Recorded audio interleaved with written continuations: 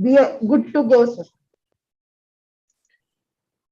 Good afternoon, everyone. Welcome, everyone. And on behalf of Ahmedabad Physician Association and Cardiodiagnostics, CardioCon 2022 is here. We actually are hybrid in quite a few methods, but actually, practically, it is more of virtual. I have with me Dr. Jayesh Trivedi, my whole organizing team. But most importantly, we have our chief guest and guest of honor. Our chief guest is Dr. Vijay Bang, and he is president of CSI, and I will be introducing him with the pleasure. Neelam, next slide, please.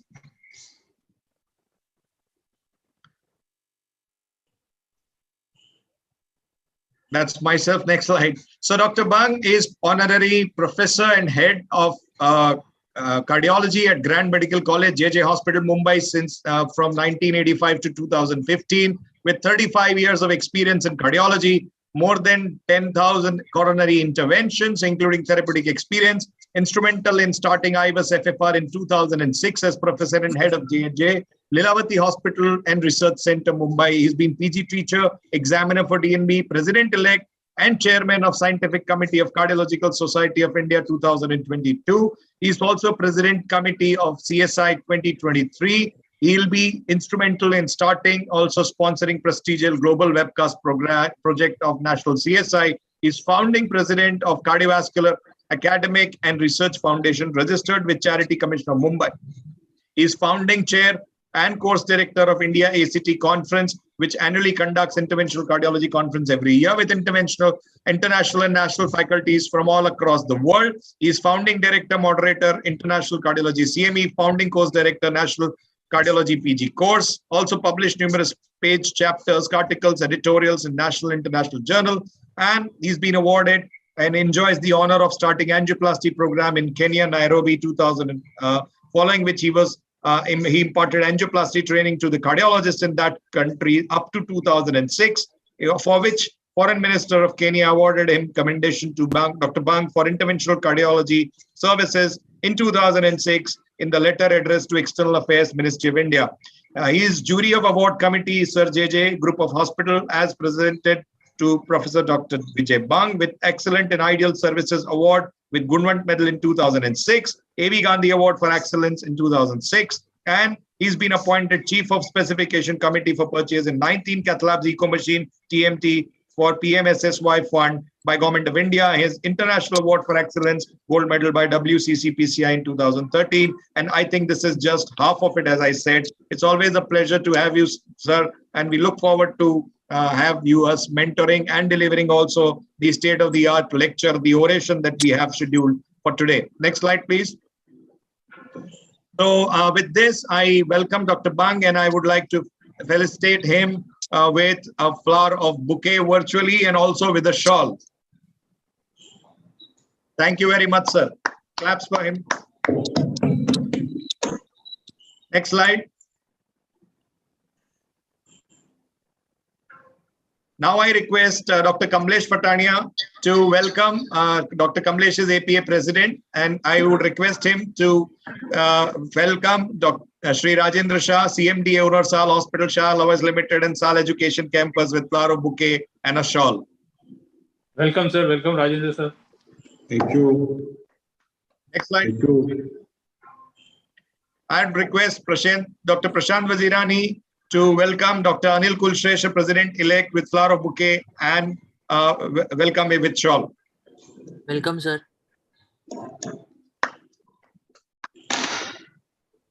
Next slide.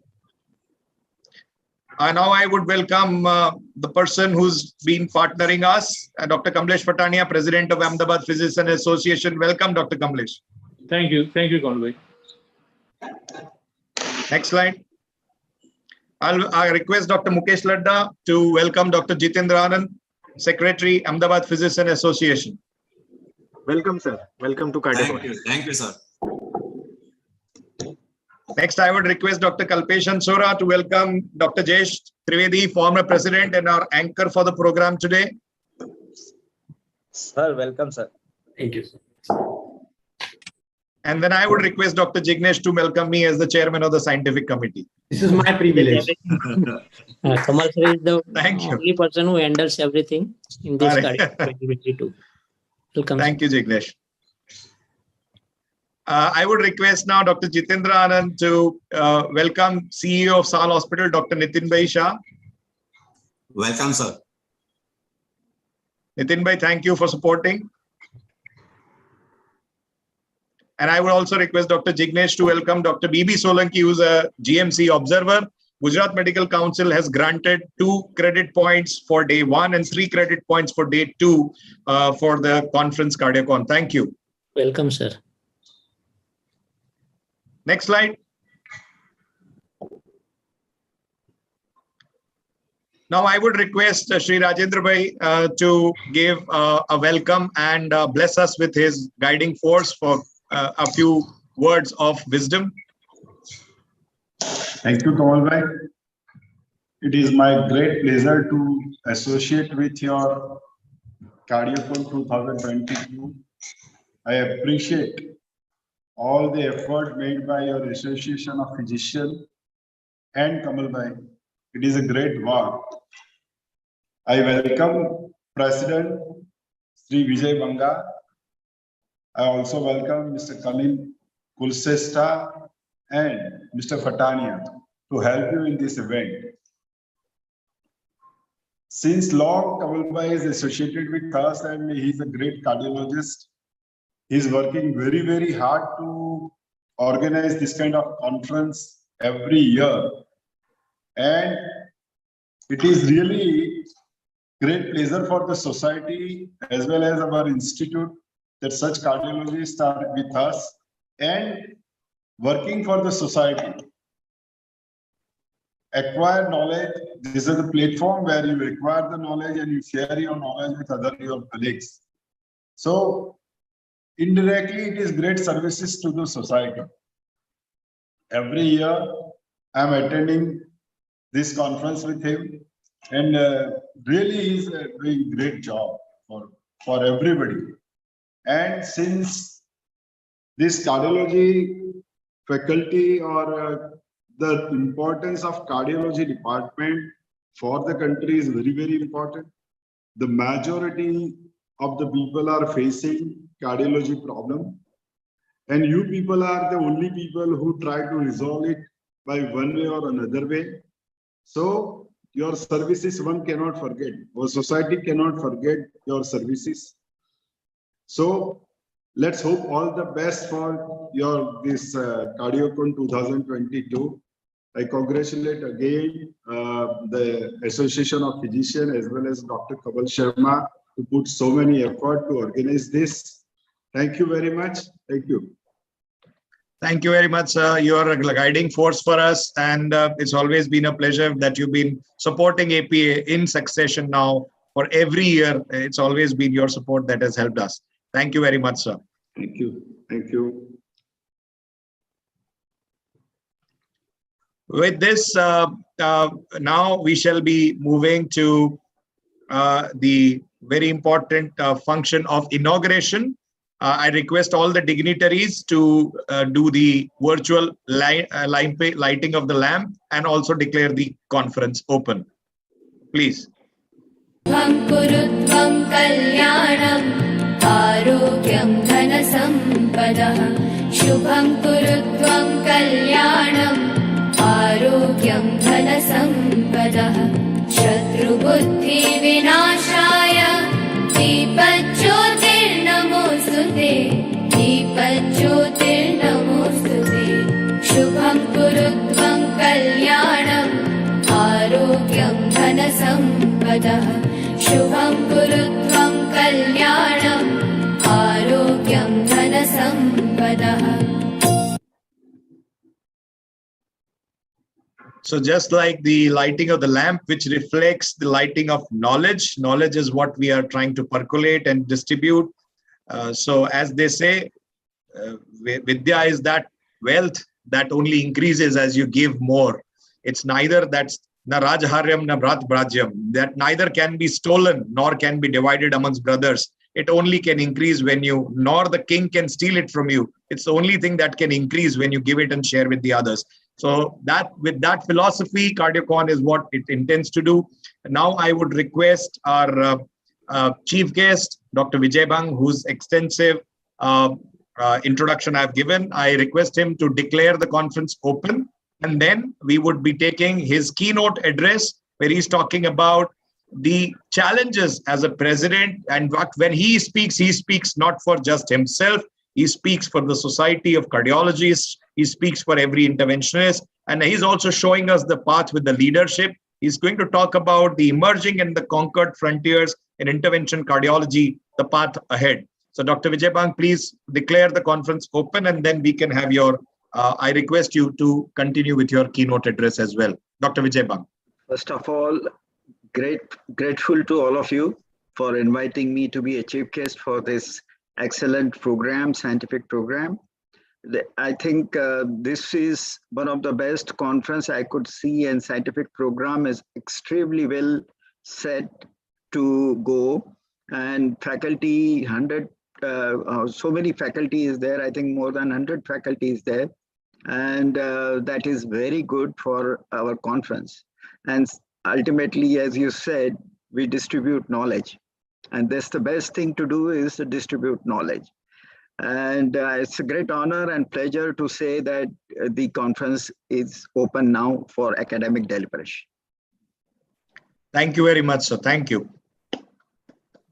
So now I invite Dr. Vijay Bang for his oration, which he's consented to be giving. And as I mentioned, the topic is about the present and the future, what we have done, where we stand, and where we are headed for.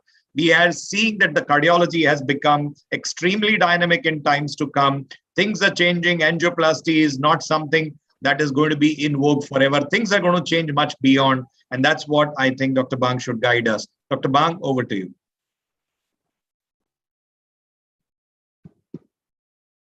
Can you see my slides? Yes, sir, we can. You can make slide share, whole screen visible, sir. Absolutely. No problem.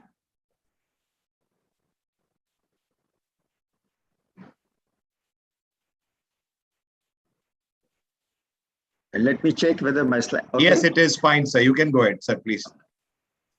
So it's a great pleasure and honor to deliver a keynote address on emerging and conquered frontiers of interventional cardiology, the path ahead. I will do my best to give this message, not only as an interventional cardiologist, but also as a CSI president-elect for this year and chairman of the scientific committee. We all know that interventional cardiology is all about devices, innovation in devices, and it creates a path-changing and game-changing frontiers.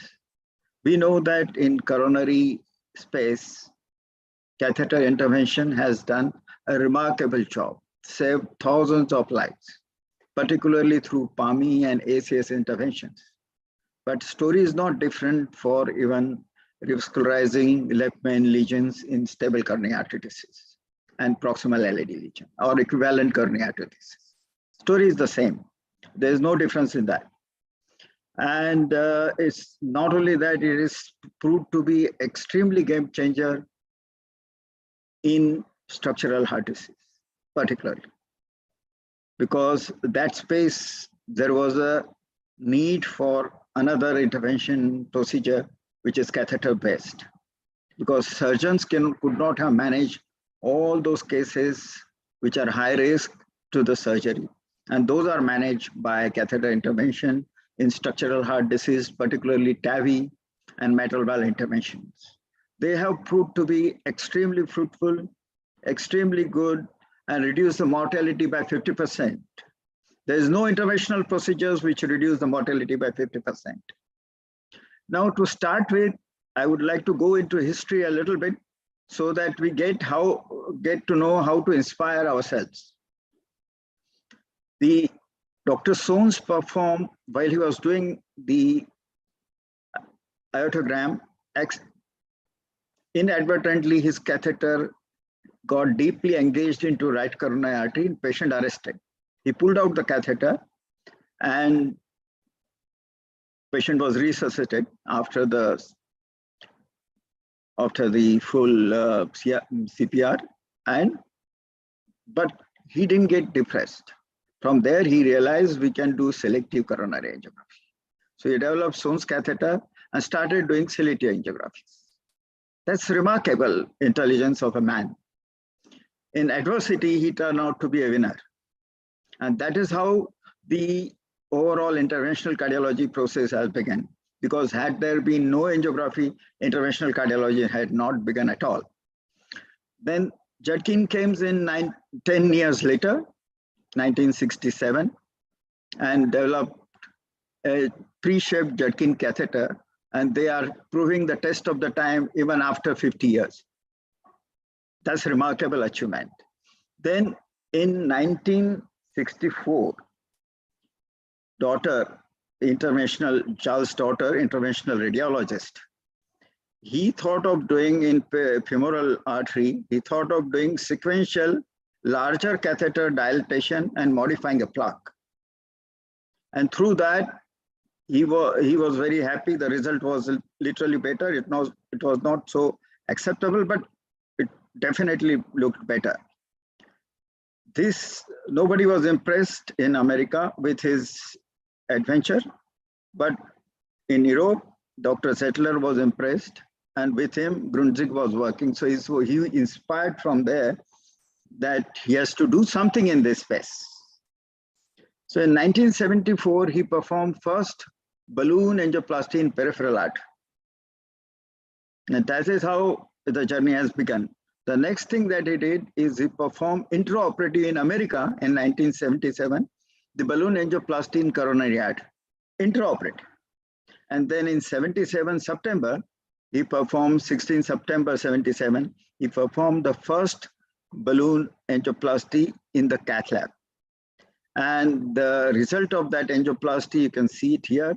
And every 10 years, the LED angioplasty, which was done in 77, is checked by angio, and it is patent. And the patient picture is here, if you all can appreciate. The patient picture is here, and this patient is still alive. So it's an amazing journey. And what he did is he developed the balloon catheter in his kitchen. You can see the glass of wine there. You can see the glass of wine there. And then this was his first LED plasty, and we showed a remarkable result. And this patient still survives, and he doesn't require any intervention in the LED at least. He has undergone other intervention of RCA, but not LED. Then that time, after this was his left main was his fourth case, without the surgeon support, no surgical backup. And he performed this balloon angioplasty with this result, and even that patient is doing well till today. So this is amazing, but now we took almost, he did it in 77 or maybe 78, and we took 2009, 2010 to start our process, 2010 to start legalize our left main angioplasty. Then Grundzig presented 4 cases in AHA, and not only he's a father of interventional cardiology, but he's also father of the live teaching courses. So what he did is, you can see the amphitheater here, and he invited the interventional cardiologists from all over the world, Europe, America, and all were sitting in the hall, and from the remote cath lab, he performed the angioplasty and taught them how to do angioplasty that time. So he has opened the gate for, revolutionized the gate for learning, revolutionized the gate for learning. And his concepts were very simple, that he thought it's like footprint in the snow. Doing angioplasty will be like a footprint in the snow. So he did this, and result was good. But 1985 was a disastrous year. All the grandfathers of angioplasty, Dr. Sohns, Dr. Grundzig, Dr. Daughter, and the doctor, all 4 of them expired in the same year. Grundig expired in a very young age with a plane crash. The interesting part is his balloon. This was the balloon he developed. And you can see there are two ports. Through one port, he will inject the dye, and through other port, he will monitor the pressure and also inject the dye. So, and then sequentially, he will do the balloon dilatation. You can see the pressure difference before the block, and this is after the block. Means there is a pressure difference in the distal to the block. And then he did a balloon angioplasty, pressure difference has reduced. Then again, he did until the pressure equalize, distal and proximal pressure equalize. In 1982, Simpson got the idea of putting a wire inside. This was without the wire. Dr. Grundig did without the wire. Whereas intracoronary wire was developed in 1982 by Simpson, and over the wire balloon was developed, and that increased the number of angioplasty remarkably. In that year, a remarkable number of angioplasty was done. That gave birth to intracoronary imaging, followed by restenosis was identified as the biggest challenge for interventional cardiologists. Then atherectomy devices were developed. Then intracoronary stents. Then restenosis was addressed by drug-eluting stents and brachytherapy. And then PAMI was developed by Hertzler. First PAMI was done by Hertzler.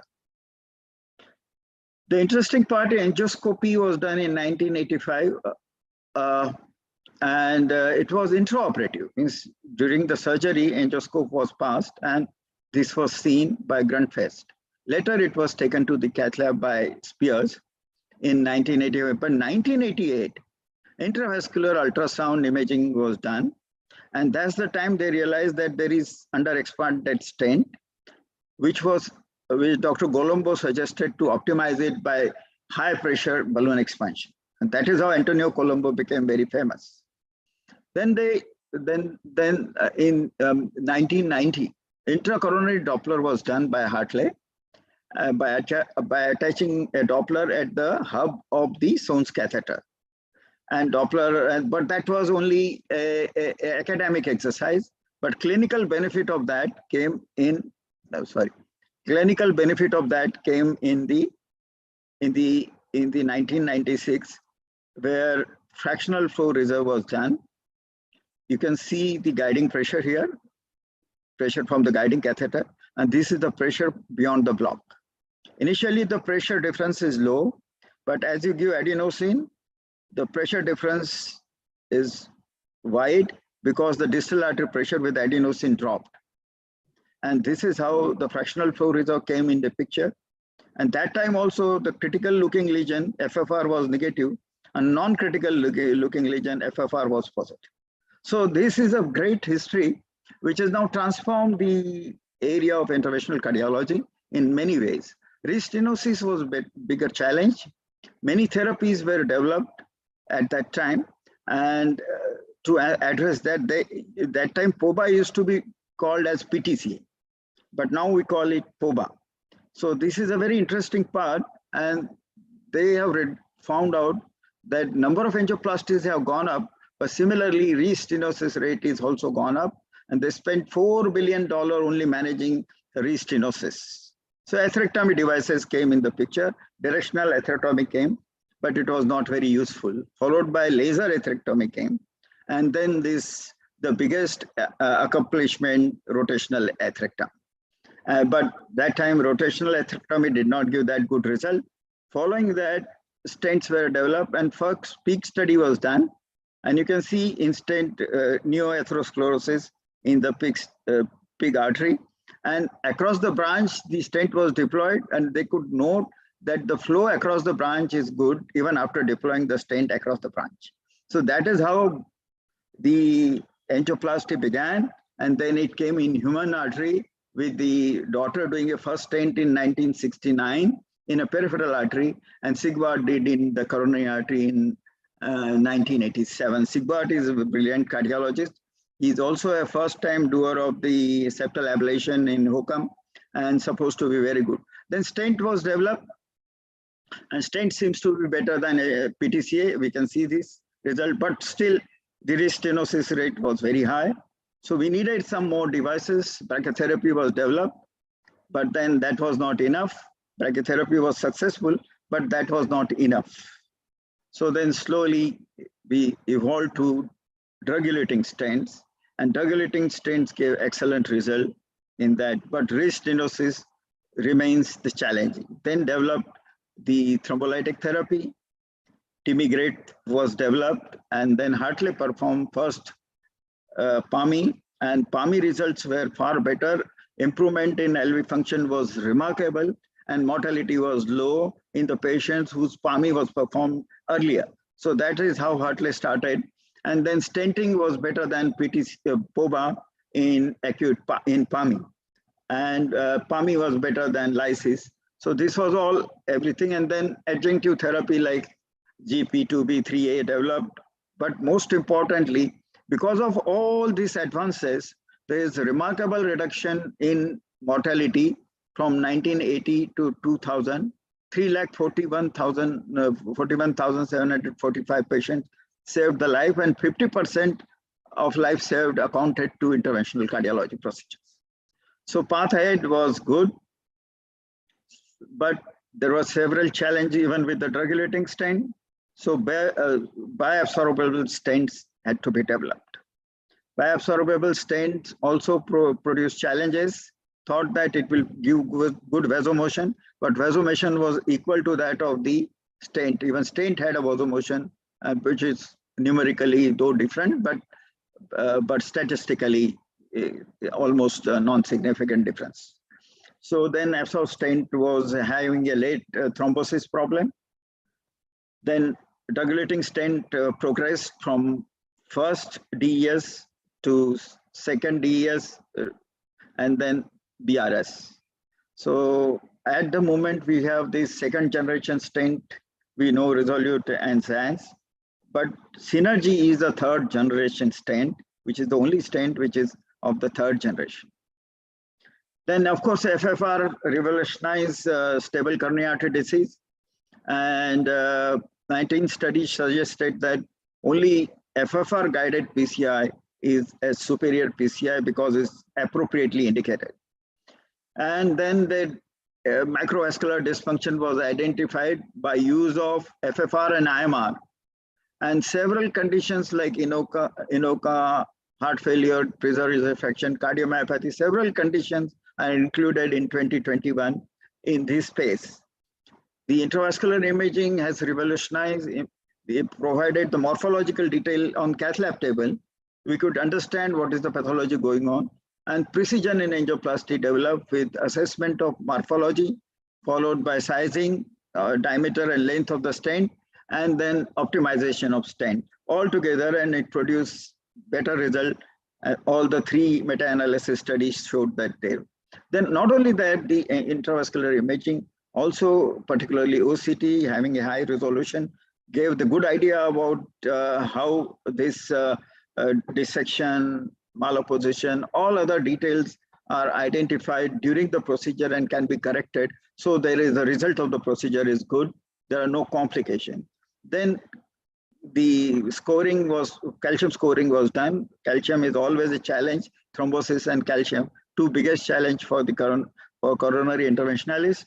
So many atherectomy devices developed. They have rapidly progressed. And today we know that IVL is also there. So there are multiple atherectomy devices, and they are all very useful, but they are adjunctive devices. So, and then because of this, the intravascular imaging and calcium devices and hemodynamic support, even complex cases which were denied surgery due to high ST score, they were also done with this, with a high syntax score more than 32. They were done by PCI. So we know that Impella hemodynamics is better. Then robotic PCI, of course, everyone knows in Gujarat, Ahmedabad, Tejas Patel has made a largest number of series in the world on robotic PCI. And that reduces the radiation tremendously. And now there is a different dimension to it, that is tele-intervention. You can do it from very great distance. Then, of course, renal denervation for resistant hypertension. And it's initially, though it was not successful, later it found to be successful. Then came the paradigm shift to structural heart, remarkable innovation and remarkable benefit to the patient. And the intervention, catheter-based intervention were developed in aortic, mitral, and tricuspid position. Not only that, even left atrial appendage and patent foramen lower were closed to benefit the patient. Now coming to the TAVI, a little detail. The TAVI, we know that once the patient of severe AS becomes symptomatic, the 50% mortality is there in 2 years. So, but surgery reduced this mortality. Surgical AVR reduced this mortality. But there were so many patients who were not fit for surgical AVR due to high ST score, and they were remaining untreated. And so there was unmet need, definitely. And that unmet need was provided by none other than Dr. Alain Créprier, who developed the first aortic valve and deployed it. In 15 minutes, patient was extubated and was smiling. And in soon 7 years, 3 generations of TAVI valves were developed. 9,000 procedures, TAVI procedures were done. And if you see the mortality, all-cause mortality is almost equal to that of the surgery. But the advantage is now today in 2021, it's a day procedure. It's a sedation-based procedure, no anesthesia, no ICU. Just do the procedure, put in the ward, and you can discharge the patient same day or maximum next day. Then there was a issue with the paravalvular leak, which was there with surgical AVR and TAVI both. And they have addressed that issue very well here, and that was reduced, paravalvular leak was reduced. Not only that, the TAVI and medical treatment, when compared, the TAVI produced 50% reduction in mortality. And same way, TAVI and surgical AVR, almost same mortality, but the stroke-wise, remarkable difference, which was statistically significant. And this, over a period of year, 4 RCTs were done and meta-analysis was done. It emphasized that even mortality is better with the TAVI and stroke rate is also better with the TAVI. So why not do it in low risk surgical AVR also? So those patients were started doing. 3 trials were done in low risk patient of TAVI, and all 3 trials were positive. So low risk trial above the age of 65, we can consider TAVI also, because valve age is same in surgical and TAVI valve, same age. Then paravalvular leak, as I said, is a big issue, and now it is addressed by different intervention, and improvement in the devices has reduced the paravalvular leak incidence remarkably. The projection is in almost 3 lakh procedure will be done per year after 25. So many devices have been developed. They are all US FDA or CE mark, and they are all very good devices.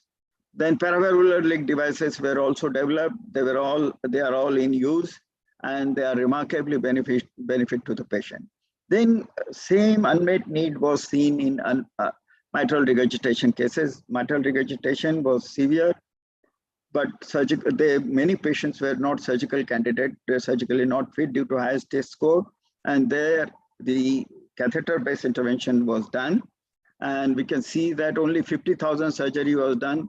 In fact, incidence is 250,000, and 2 million patients are in prevalence. So doing intervention, catheter-based intervention might help some of these patients from dying. Yeah. And MitraClip picked up that very well, though it's a very difficult valve to intervene. Delivery is difficult, fixation is difficult, sealing is difficult, even function is difficult. So, but MitraClip turned out to be the winner here. And you can see that when you compare MitraClip results with CRT, ICD, and drugs, MitraClip beats everything. Number of hospital admissions have reduced. Mortality is also reduced. But it is used both in America, it is used for degenerative mitral valve disease, and in Europe, it is used for functional mitral valve disease.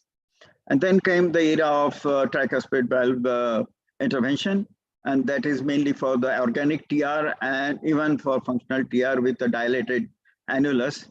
And in this also there was clip, like a mitral clip, and annuloplasty was also a direct and indirect. And two types of valves were developed. One is put on the valve itself, that is called as the orthotopic, and heterotopic, which is in IVC and SVC, what we call a trick valve. And that also produced better result. RV function improved with that, and it is supposed to be excellent innovation and intervention, catheter-based intervention in the space of tricuspid valve. Then came these patients who have this atrial fibrillation and develop stroke. Is debilitating to have a stroke.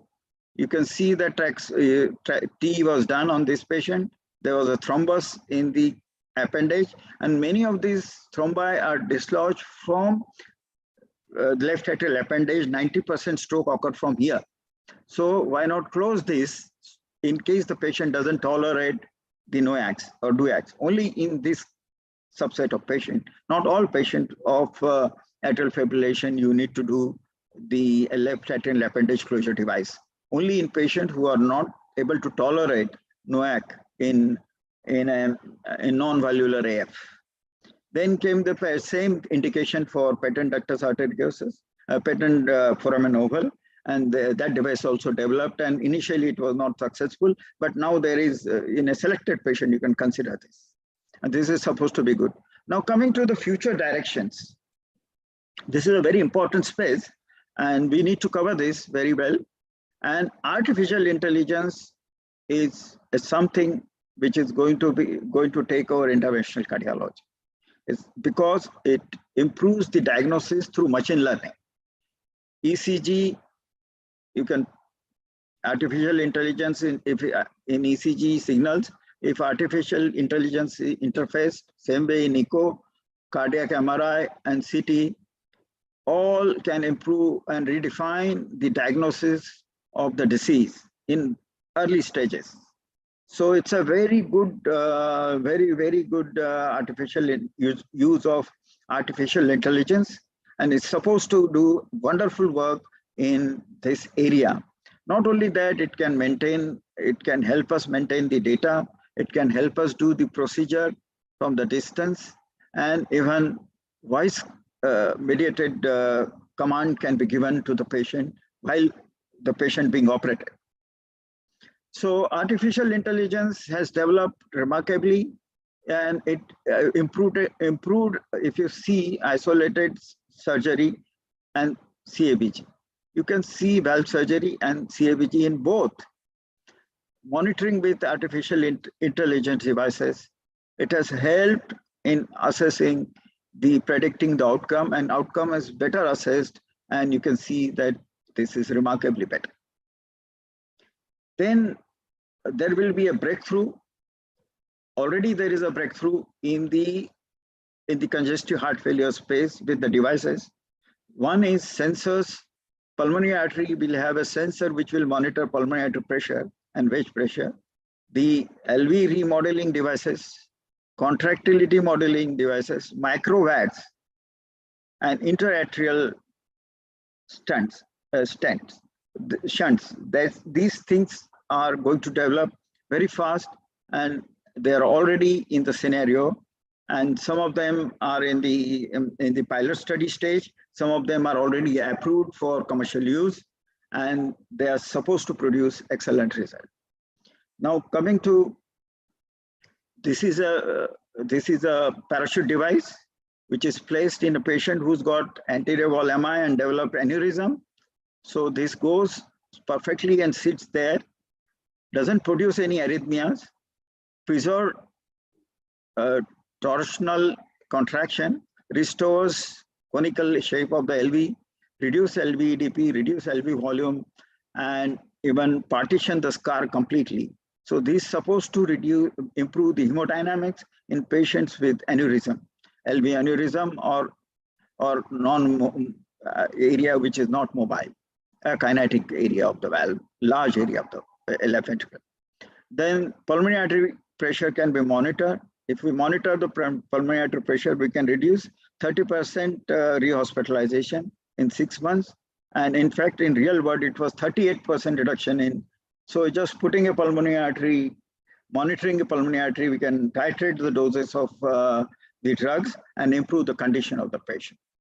The another heart failure devices is to unload the cardiovascular system with the volume, lymph, and the volume, and that is done through the through the shunts, and also through a transvalvular pump.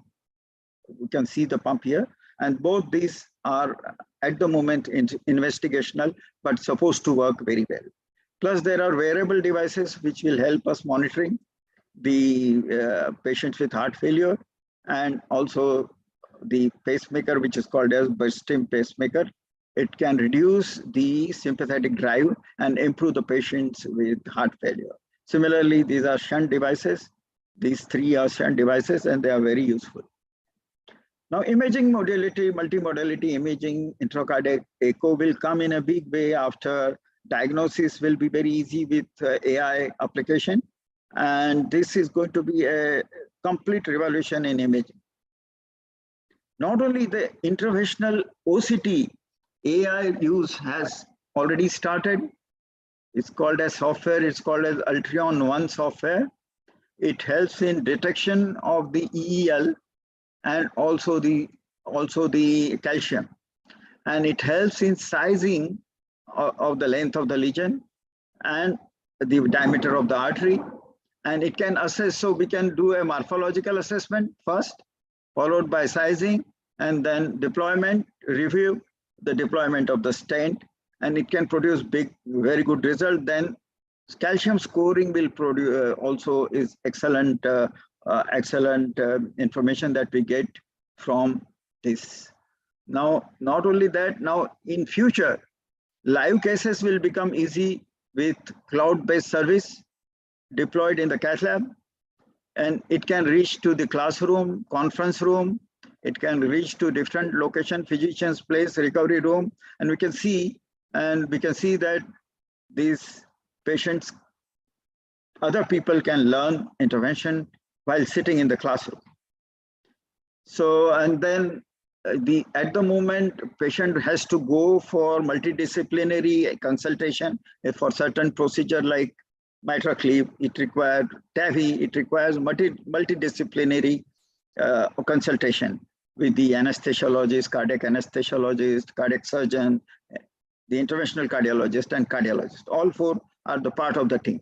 So they can virtually meet and discuss this case in presence of the patient and can give a good diagnosis. Similarly, tele-intervention, as I said, this is extension of the robotic PCI. Then this is thing which is now commercially available in America. We do angioplasty and we open the epicardial artery. But what happens to the microcirculation? Unless we improve microcirculation, we cannot stop the injury to the myocardium. And reperfusion injury, we all have heard, cause more damage than causing a reperfusion, doing a pump. And there's a device which has come, and this device is supersaturated oxygen delivery device. And this will, through the catheter, after the pump is done, this will be connected to the catheter and directly supersaturated oxygen will be delivered in the LED. It's only done for anterior wall myocardial infarction. So if you do this, you can improve, if you do this, you can improve the endothelial swelling, you can improve coronary blood flow, reduce infarct size, free radicals, and also by doing this, we can reduce infarct size and reduce hospital admission and heart failure. So this is a very important device which will come in the picture. Now there is also a progress in the stent, which is called as bioabsorbable electronic scaffold. It has been tried in Korea, and it has electronic which will read the pressure, the temperatures, and will tell whether patient has developed restenosis or patient is developing thrombus, and that will help in the management of before the patient develops the infarct. So there's some remarkable improvement, and we need to continue and progress There is no end, and more innovations in interventional cardiology are expected, and it will change the complete scenario. Another most important intervention that is expected is the percutaneous VAD, which I showed, micro VAD across the valve, and that may be improved in such a way that there is no need of cardiac transplant. Only deploy that device and it will work like a cardiac transplant. So that is the kind of projection or vision that that is expected to come from all this intervention. And I thank you very much for your kind attention. And I hope that people have understood that there is still a lot to come in interventional cardiology, and it can improve this space. So I tried my best to stick to the time so that I don't give any pressure to the organizer. And I hope it was good for all of us. And let's see. Thank you very much, sir. Thank you. It was wonderful talk, and as expected, sir. And you've done fantastic justice. You've shown us the path ahead. It started right from the first intervention case that you were sharing. And you also talked about the future, and you've covered it beautifully. I had shared, let me tell a secret to all our audience. I had shared Dr. Brunwald's video with sir, and I thought it will be of value. How on retrospect, I find that probably Dr. Brunwald should go through your presentation and he should update. Yours was more updated than what Dr. Brunwald was talking about recently in one of the settings, and when he was talking about cardiology next decade. But very well covered, sir. I think AI and distant and telemedicine is something in future that's coming up. Sir, I would also like to know from you that you were talking about the project that you are chairing actually as a part of CSI for distant healthcare in terms of cardiology. If you can just share some light on that project that CSI is intending to reach and that you're chairing that program. See, the idea is to ultimately benefit the community with our services. If the patient is not benefited with our services, we have not achieved anything. Patient should be benefited. That is, academics is fine, innovations are fine, some good procedures we are doing, those are also fine, but patient should benefit with all this. So remote education of the patient, particularly in terms of hospitalization, early hospitalization for acute MI so that PAMI can be done. At the moment, what we have is a 5% PAMI, 95% pharmacoenergy. And in America, 95% PAMI, 5% pharmacoenergy. So we should at least reach 50%. So community education through a website will achieve that goal, hopefully. But we need a person of that caliber to talk to the community, because community doesn't listen to cardiologists. Community listens to preacher leader, the government. They don't listen to people like you and me. We only can suggest and take it forward. Another space is out of hospital cardiac arrest. Out of hospital cardiac arrest. It's a very serious issue. We have no infrastructure to save that patient. We can save that patient if we give a community education for CPR and DC version, cardioversion. So all these things we need to educate people, and of course modification of all the risk factors which lead to coronary artery disease. That is smoking, obesity, hypertension, diabetes, and lipids. So all. Thank you very much. So thank you. It was wonderful, enlightening session, and I look forward to meet you in person with hope with the fourth wave going off. And it would always be a pleasure to be working with you and collaborating with you. Thank you for the honoring us of being the chief guest for the function. It's given a big boost of morale to the Ahmedabad Physician Association that the CSI president could come in and deliver this state-of-the-art oration. Thank you very much, sir. Thank you very much. Thank you. Thank you, sir. Bye-bye. Bye-bye. So with this, I invite Dr. Jayesh Trivedi, who's the anchor today for the Hall A. And Jayesh bhai, I'm giving you session 5 minutes ahead of time. And I think all the faculties are there. We can start rolling Hall A, and so that we can stick to time and we can have it. Over to Jayesh bhai. Yes, you are right. Actually, Kamal, we have a lot of international speakers who are also going to join us. So we have to be very strict about the timings. Very rightly said. Now I would like to request Dr. KK Goyal, Dr. JT Brahmbhatt, Dr. Varun Sibal as a chairperson, and Dr. Bhavesh Patel, Dr. Smitesh Das, and Dr. Pragnesh Vora as a moderator. I would like to request Dr. Bhavesh Patel to kindly introduce the subject. This is related to young acute ST elevation myocardial infarction, lytics versus PPCI. So I would like to request Dr. Bhavesh Patel. To Anybody, introduce the speaker. chairpersons, please introduce the speakers. Next slide, please. Chairperson or moderators, please introduce the speakers. Smitesh, you can also introduce, please. Good evening, everyone. Today for our first session is Dr. Aman Chaturvedi. He is practicing as he has passed out for DNB cardiology from Apollo Mains Hospital, Chennai, and now working as an interventional cardiologist at Sal and Sanjeevani Hospital. Welcome to you, sir. Our second speaker is Dr. Mukesh Ladha. He has passed his DM cardiology and is practicing as a consultant interventional cardiologist at Sal Hospital, Ahmedabad. He's having an experience of more than 8 years, has performed more than 10,000 cardiac interventions, is proficient in primary angioplasty, complex coronary interventions, peripheral interventions, and cardiac devices like pacemaker, AICD, CRT implantation. He has been an investigator in multiple clinical trials. He's a teacher and has diploma in clinical cardiology at Sal Hospital, has national and international publications to his credit, has presented various papers and interventional cases at national and international conferences, has been invited as a faculty in various national conferences, is certified as AFESC and International Associate of SCAI.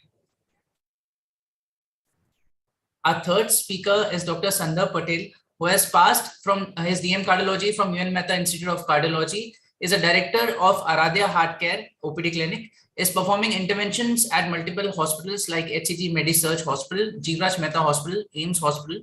He is well-versed in complex coronary interventions, structural cardiac interventions, device closures, peripheral interventions, and has publications to his name in Indian Heart Journal, Heartline Journal, and Sudan Heart Journal.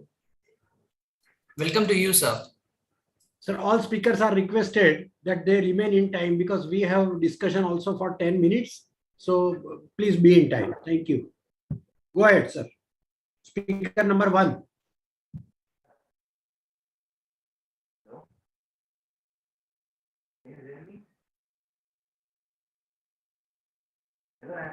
Am I audible?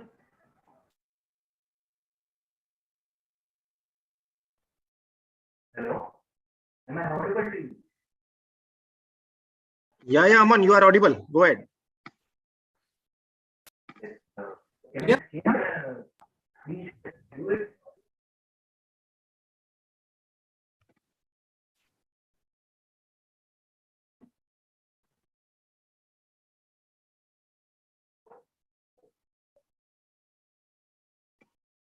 Aman, you have to share your slides. Yes, yes, you are audible now. Please go ahead.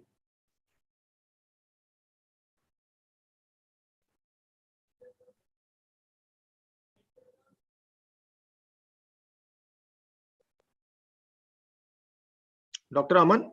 Dr. Aman? Yes, I am there. Dr. Aman? Dr. Aman is there. Yes, there.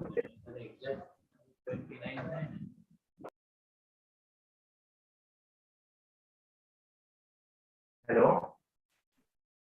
Yes, Dr. Aman. Yes, tell me how to do it. Yes, you are audible. Sir, Dr. Aman, your voice is bit low. So can you please increase your voice? Yeah, sure. Can you hear my voice now? Yes, now perfect, sir. This is perfect. Just open your presentation. Okay. I have done that. Yeah. Come again, Zoom screen. There is green icon, share screen button. Downside. Yeah.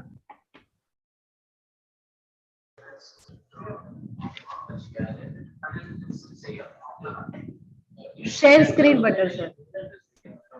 Green icon. I think if Aman is having issues, Dr. Mukesh, you can start with your presentation, please. Mukesh, share your screen. Let Aman figure it out.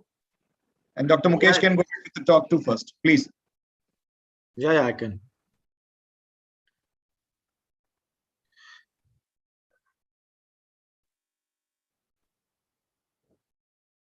My slides are visible, sir? Yes, it is visible. Yeah. So good afternoon all to CardioCon 2022. Yeah, the first topic is the primary PCI versus thrombolysis in the acute MI setting. And my topic is to speak on the primary PCI in anterior wall MI. This gentleman, 23-year-old male patient, fully vaccinated for COVID-19, presented with acute anterior wall MI within a 2.5 hours. And it in class 2 clip with an almost normal hemodynamics and ongoing rest pain. So after giving a loading dose and the statin, what should be the ideal therapy, fibrinolysis versus the primary PCI?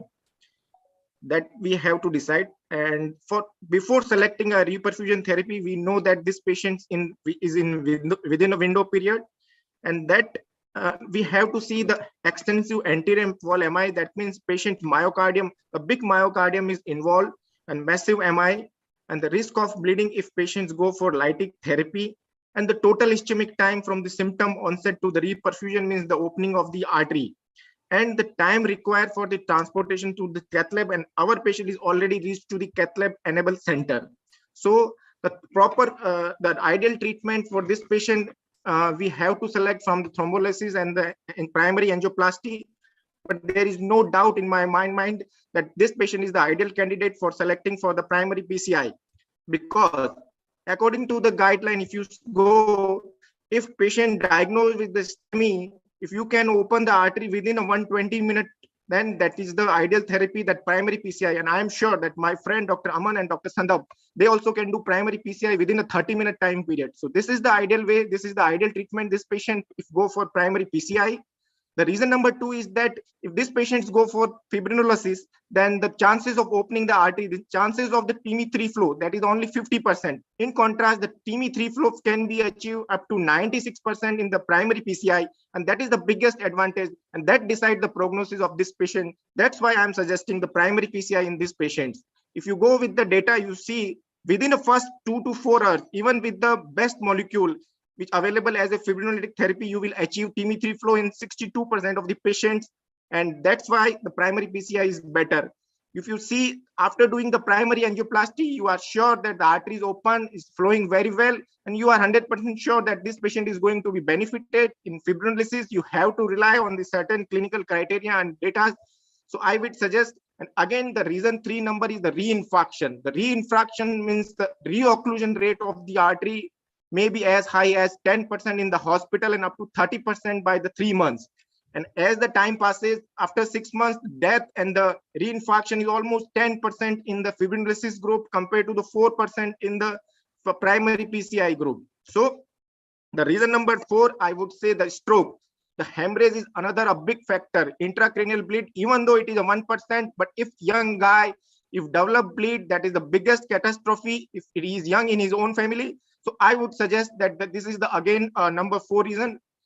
If you compare the almost negligible risk of stroke in primary PCI compared to the 3.3% in the lysis group. And if you are selecting for fibrinolysis, you have to exclude almost absolute as well as relative contraindication. And if suppose this patient belong to that category, then there is no choice rather than sending patient for the primary PCI.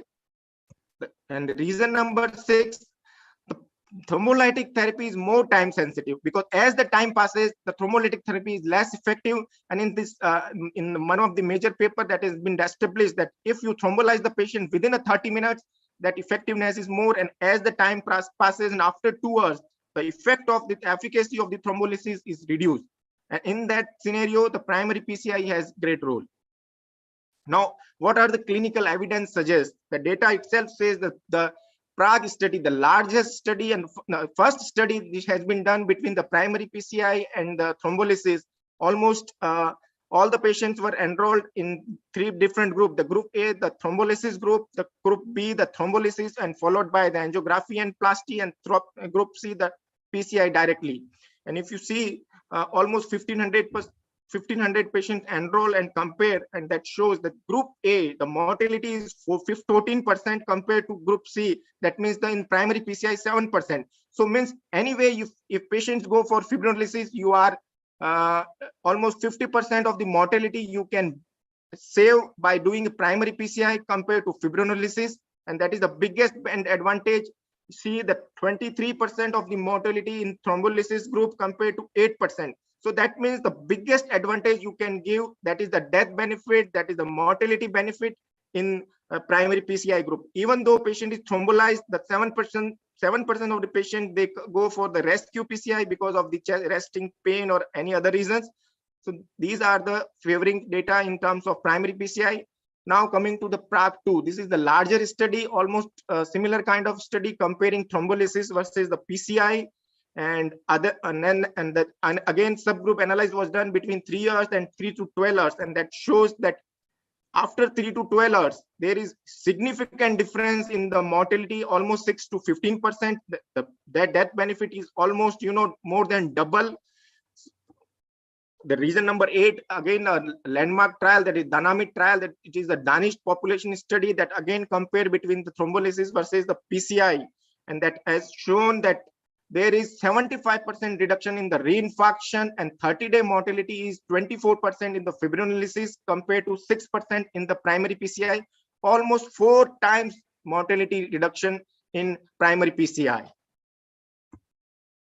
Now, this is the largest follow-up data, the Dynamic 2 trial, the 16 years follow-up of primary angioplasty versus fibrinolysis, and that shows that even patients who went for primary PCI, they do really remarkably well in terms of all-cause death, rehospitalizations, cardiac death, even after primary PCI.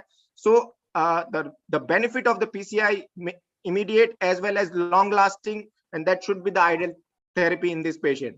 Now, this is the interesting study, that CAPTIM study, that has been compared between the pre-hospital fibrinolysis versus the PCI.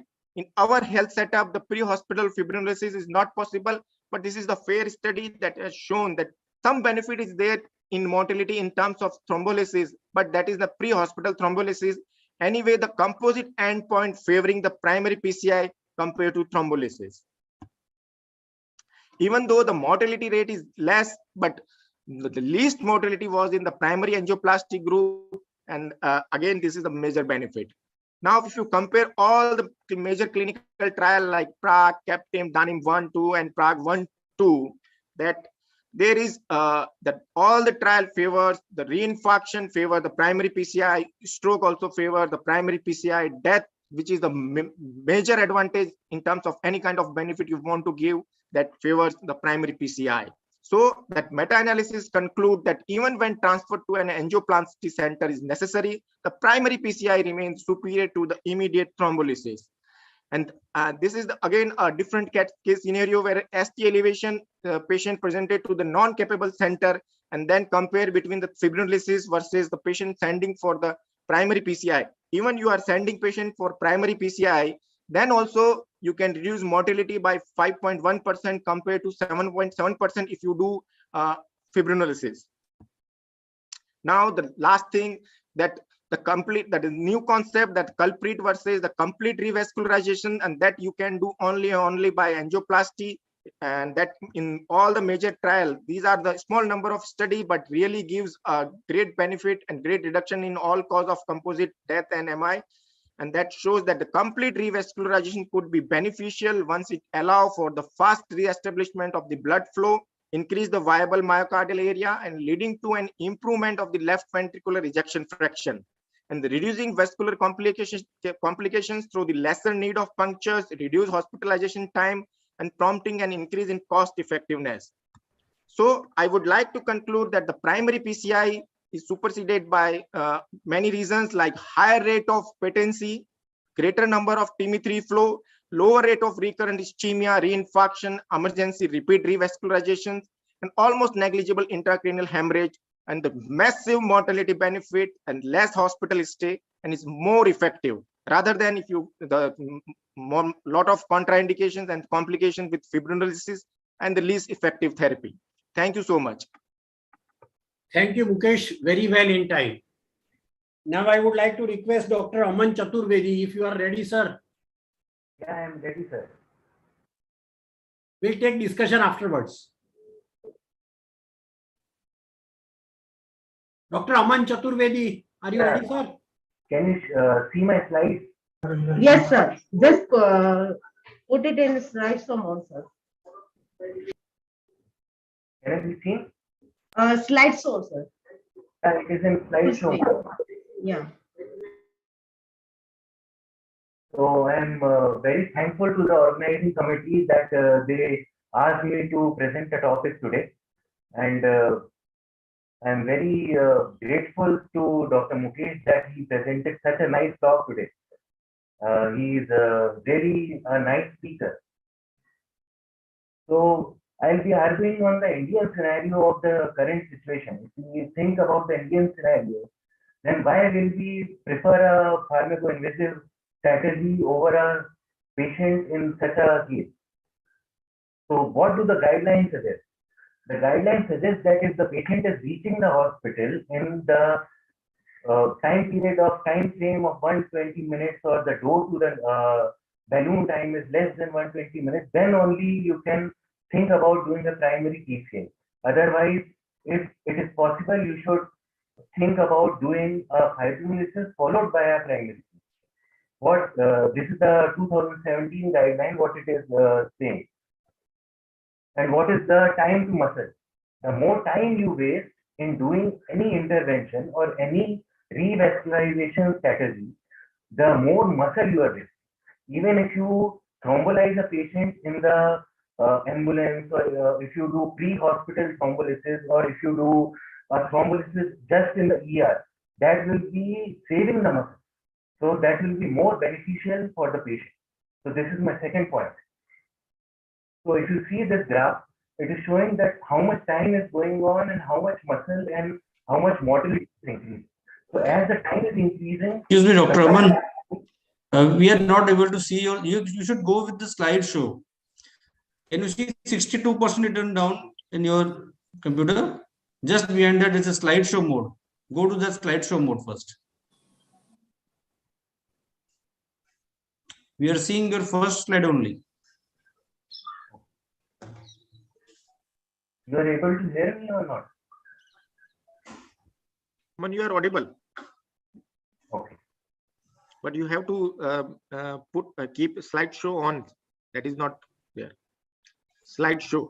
Yeah, you can, if you're not able to do Aman slideshow, you can just keep showing like this, maximize your screen. If you can do that, you can click on the right side, lower bottom, it shows slideshow. Just go to the right on the bottom side. There is a slideshow. Sure, but I don't think it is coming over there. No problem. You can maximize it and just show these slides. No problem. Just go ahead for the sake of time. Right. Yeah.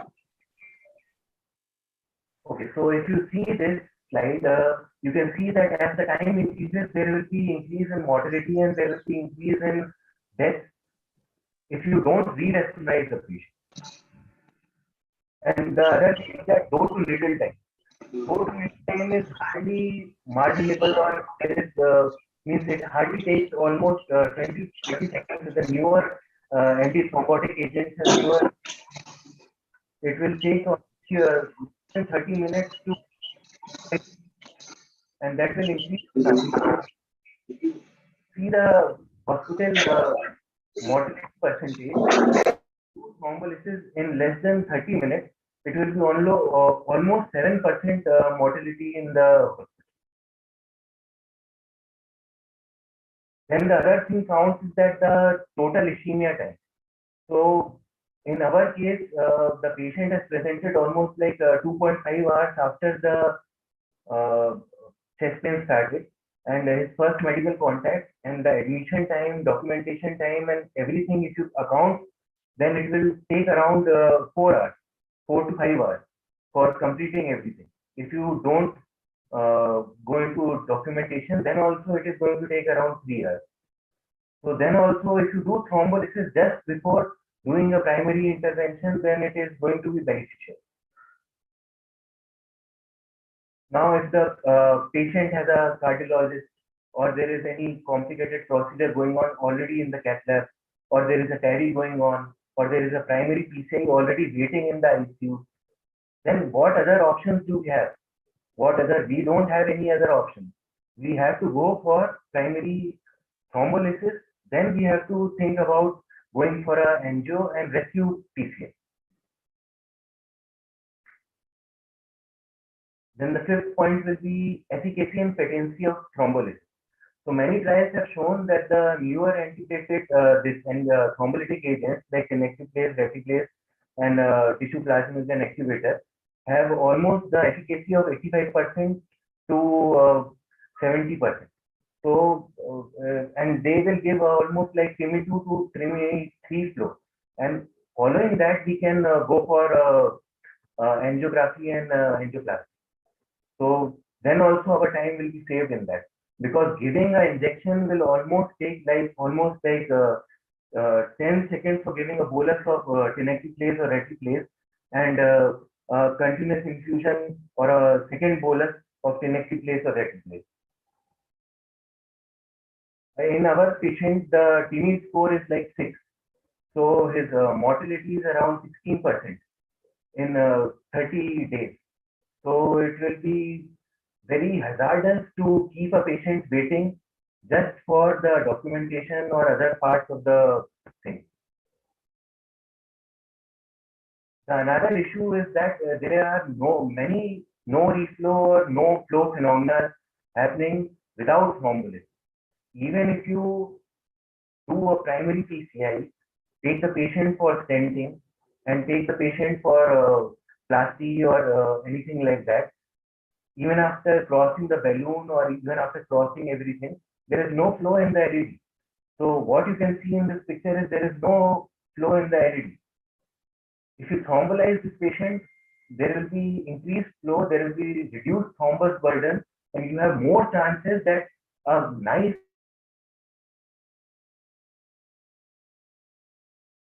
an example of a patient in whom primary PCI was done and there was no reflow, and high ischemic burden was there and there was no reflow, and almost like there is scarred anterior myocardium, and you can very well judge that there will be a poor prognosis in the coming months. Then the other thing is that pathophysiology of STEMI. In our current scenario, what we have been given, it is a 23-year-old young male. The most common etiology will be a plaque rupture.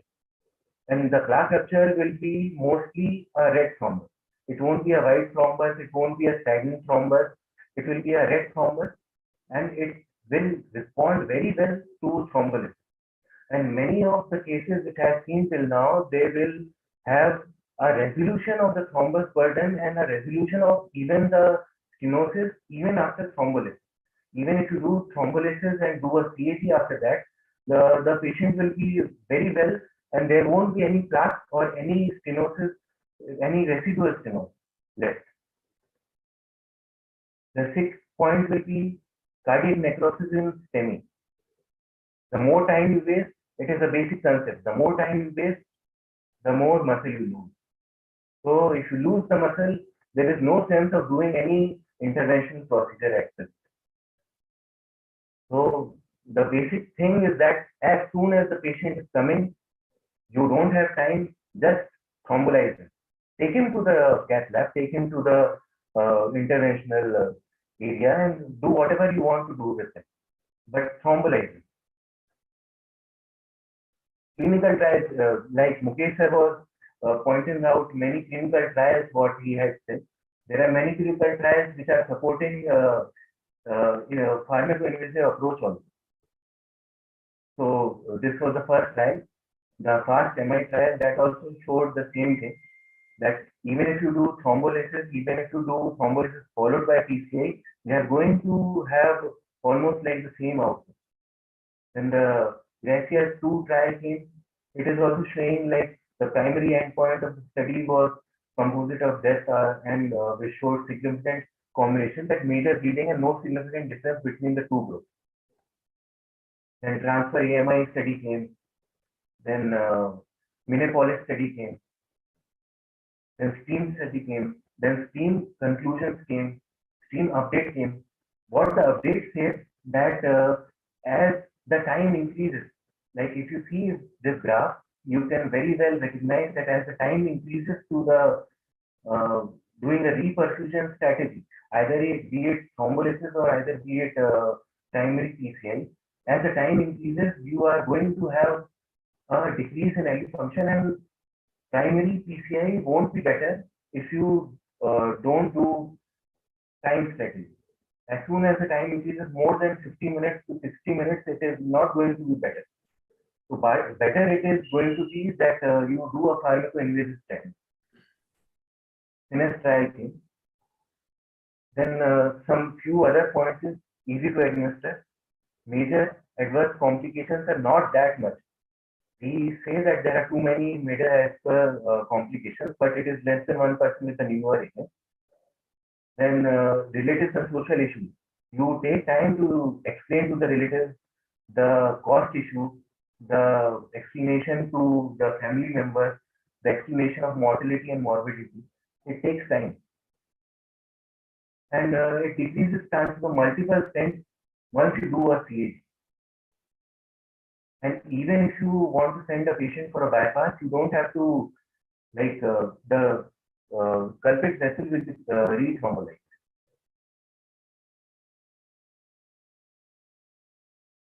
Kamal, last 15 seconds, please. Yeah, I am done, sir.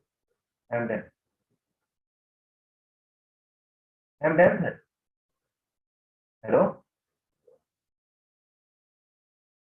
Hello, sir. Thank you so much. He has done very well within time. I would like to request Dr. Sandarbh Patel for the next lecture. Dr. Sandarbh Patel. Yes, sir. Good evening. Thank you very much, Dr. Jayesh, sir, and the organizing committee for allowing me in the initial session of this wonderful conference. Sincere regards to Dr. Kamal Sharma, sir. Excellent talk by Mukesh Bhai and Aman Bhai. And also I saw a little bit of hint of Dr. Kamal sir's style in Mukesh sir's presentation, which is, of course, saying this is an honor for Mukesh Bhai, as we have seen Kamal sir many a times. Coming to the topic, my point today would be TPA is preferred agent for lysis in COVID-19 era. So a lot of my points have been covered by Aman Bhai very nicely, that why we should go for thrombolysis. So my work is pretty easy. I may have to skip some slides also. The background of the patient we know. With TIMI score of 6, this patient doesn't fall into much high risk category. That is one important point in a STEMI when we consider whether to go for thrombolysis or PCI.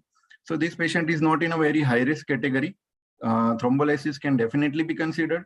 He's a young male. Most of the time we see that in young male there is high thrombus burden. Sometimes when we do angio in place like UN Meta where it is thrombolized outside, there may be thrombus burden. We give tirofiban, thrombus goes away. That part is important. It's a COVID wave scenario. In Omicron, many people are comfortable with cath, but in last year, April, May, when I was sometimes willing to do a cath lab procedure, but there was no cath lab which was taking COVID patients. So that is also important thing. Of course, as I said, there is no cardiogenic shock. The time duration part has been taken care well by Aman Bhai and Mukesh Bhai. As this patient is at 2.5 hours in hospital, perhaps by within completion of 3-hour time span, we may be able to give fibrinolysis. As we know, at every 40 seconds, someone, even young or older, may be dying with cardiovascular disease.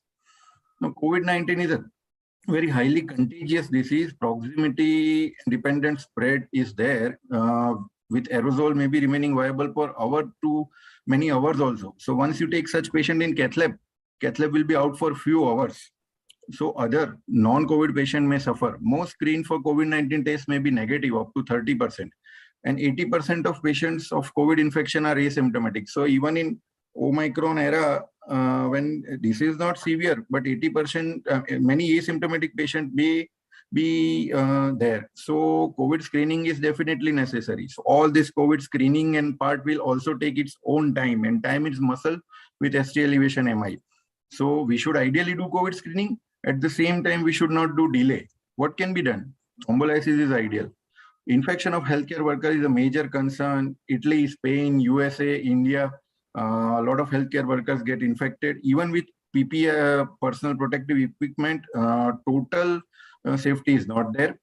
Confirmed or suspected case to cardiac cath lab will expose all the staff and also disable the laboratory, as I said.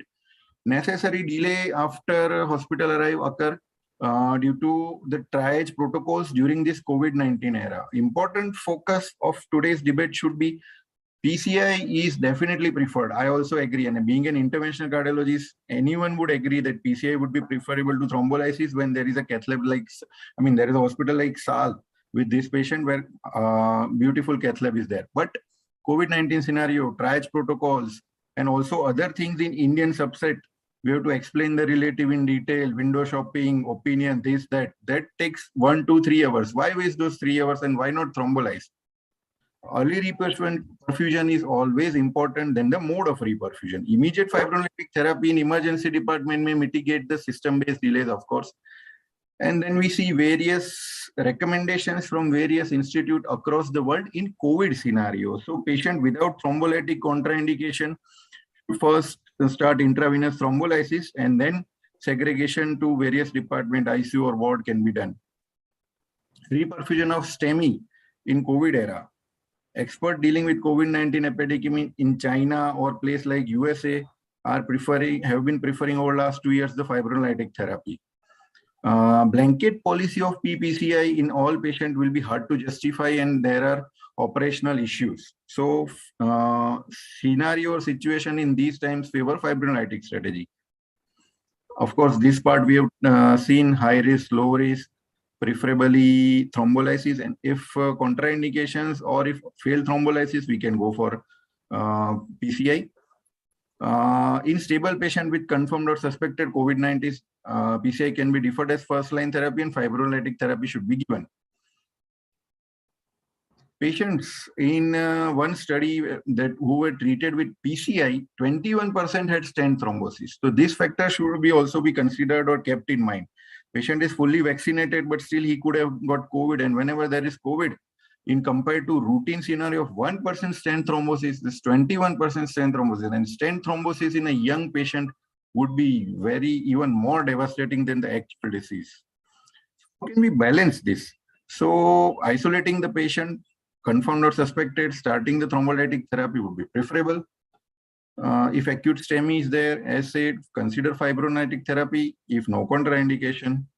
If we see the current recommendation, low risk patient considered for thrombolysis in high risk patient. If all PP is available, healthcare personnel are well versed, then only primary PCI is preferred. Now, this was about what should be the treatment, primary PCI, thrombolytic therapy, in my view. Then which agent, fibrin specific agent should be preferred. Fibrinolytic therapy more frequently aborts the myocardial infarction, less personnels are required, and up to 75% will achieve the infarct artery reperfusion. Even TIMI 2 flow or 1 flow will help salvage a lot of myocardium.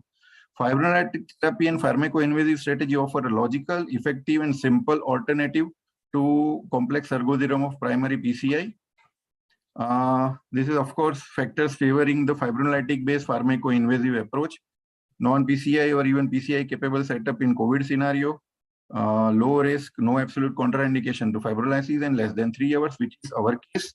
And if we see in hospital mortality rate of patient hospitalized with acute MI, before and during COVID pandemic period, then in COVID pandemic period, the mortality is higher side.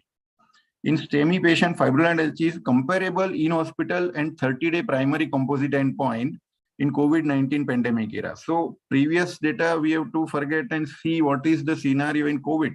So there fibrinolysis is also comparable.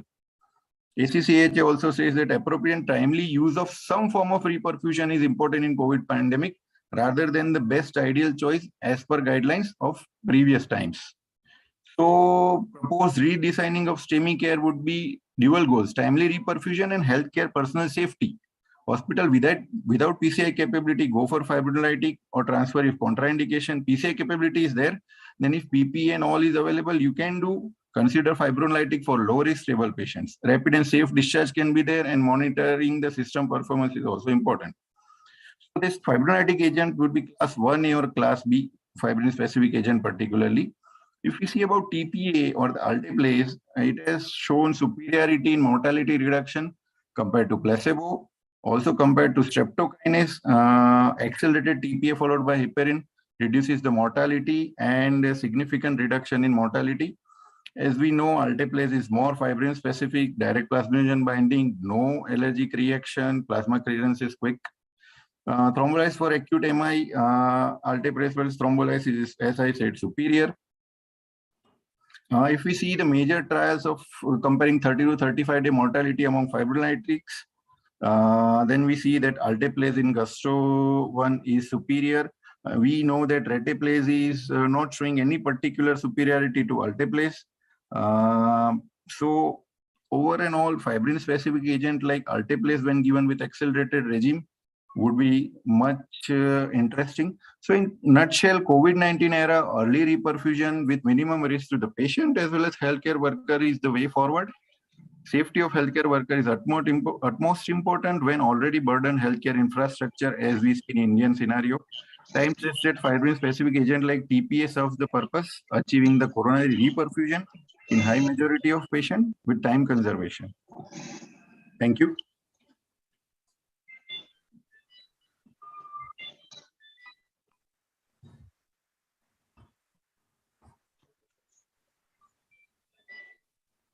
Yes, we can go ahead with the discussions.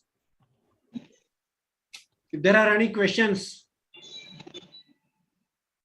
it is being said that here in this case particularly, patient has been fully vaccinated 3 months back, and now he has developed anti-valve myocardial infarction.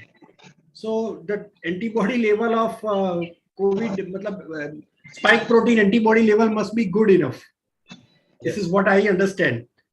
So now you can discuss out. With due respect, sir, I read one article, over more than 1 lakh patient study of AstraZeneca and some other vaccine. They had studied Delta and the previous strain. Then at 9 to 12 weeks, the antibody level after 2 doses of vaccine had gone significantly down, and they had studied the patients who had double vaccinated and hospitalized. So hospitalization course with COVID was as severe as non-vaccinated people. That's why the booster recommendation and all. So I guess 3 months is an important time period where perhaps some antibody level may have waned, and this patient is a potentially COVID infected patient. And the other point that I would like to say is that a young patient having a MI, acute interval MI, it won't be like a heavy plaque burden or something like that. It will be some plaque rupture or having a acute thrombotic event. I think it will be better in the scenario. Yeah, I know Sandarbh Bhai and Dr. Aman has put their thought in a right way. And I would like to say that this patient, young patient, massive anterior wall MI, already reached to your center with the cath lab facility, then definitely there is no doubt in, giving a major benefit. And that is the major advantage, that is the death benefit that you can give by angioplasty. Second thing, now initially when COVID started, that time everyone was quite apprehensive about how to do the procedure, and all the cath lab intervention was quite difficult. But after giving all, as COVID doses, vaccination doses and booster dose, and I know that even the medical officer are well aware of how to screen the patients and how to go ahead with COVID protocols. And this is just in minutes, not in hours. That can be done in minutes also. So I think that without any doubt, angioplasty is the better option. But I would like to be happy if this patient is far away where the cath lab facility is not there. Then definitely the pharmacoinvasive has role. And that time you can choose that therapy, fibrinolysis therapy followed by angioplasty. Sir, what about thrombolizing the patient initially and just bringing him to the cath lab? Then it would be a then it would be a facilitated PCI if you are doing in a cath lab center, and the results for that are not that great. They support pharmacoinvasive where the cath lab is not there, it's quite far away, and definitely we usually see high thrombus burden is there, and after successful lysis also, as sir has also told, that reocclusion rates are quite high, and we do need to do an angiography because thereafter we can identify the anatomy, and also we might need intravascular imaging like IVIS studies, OCT, to identify how the plaque is. Yeah, that is fine. That is fine.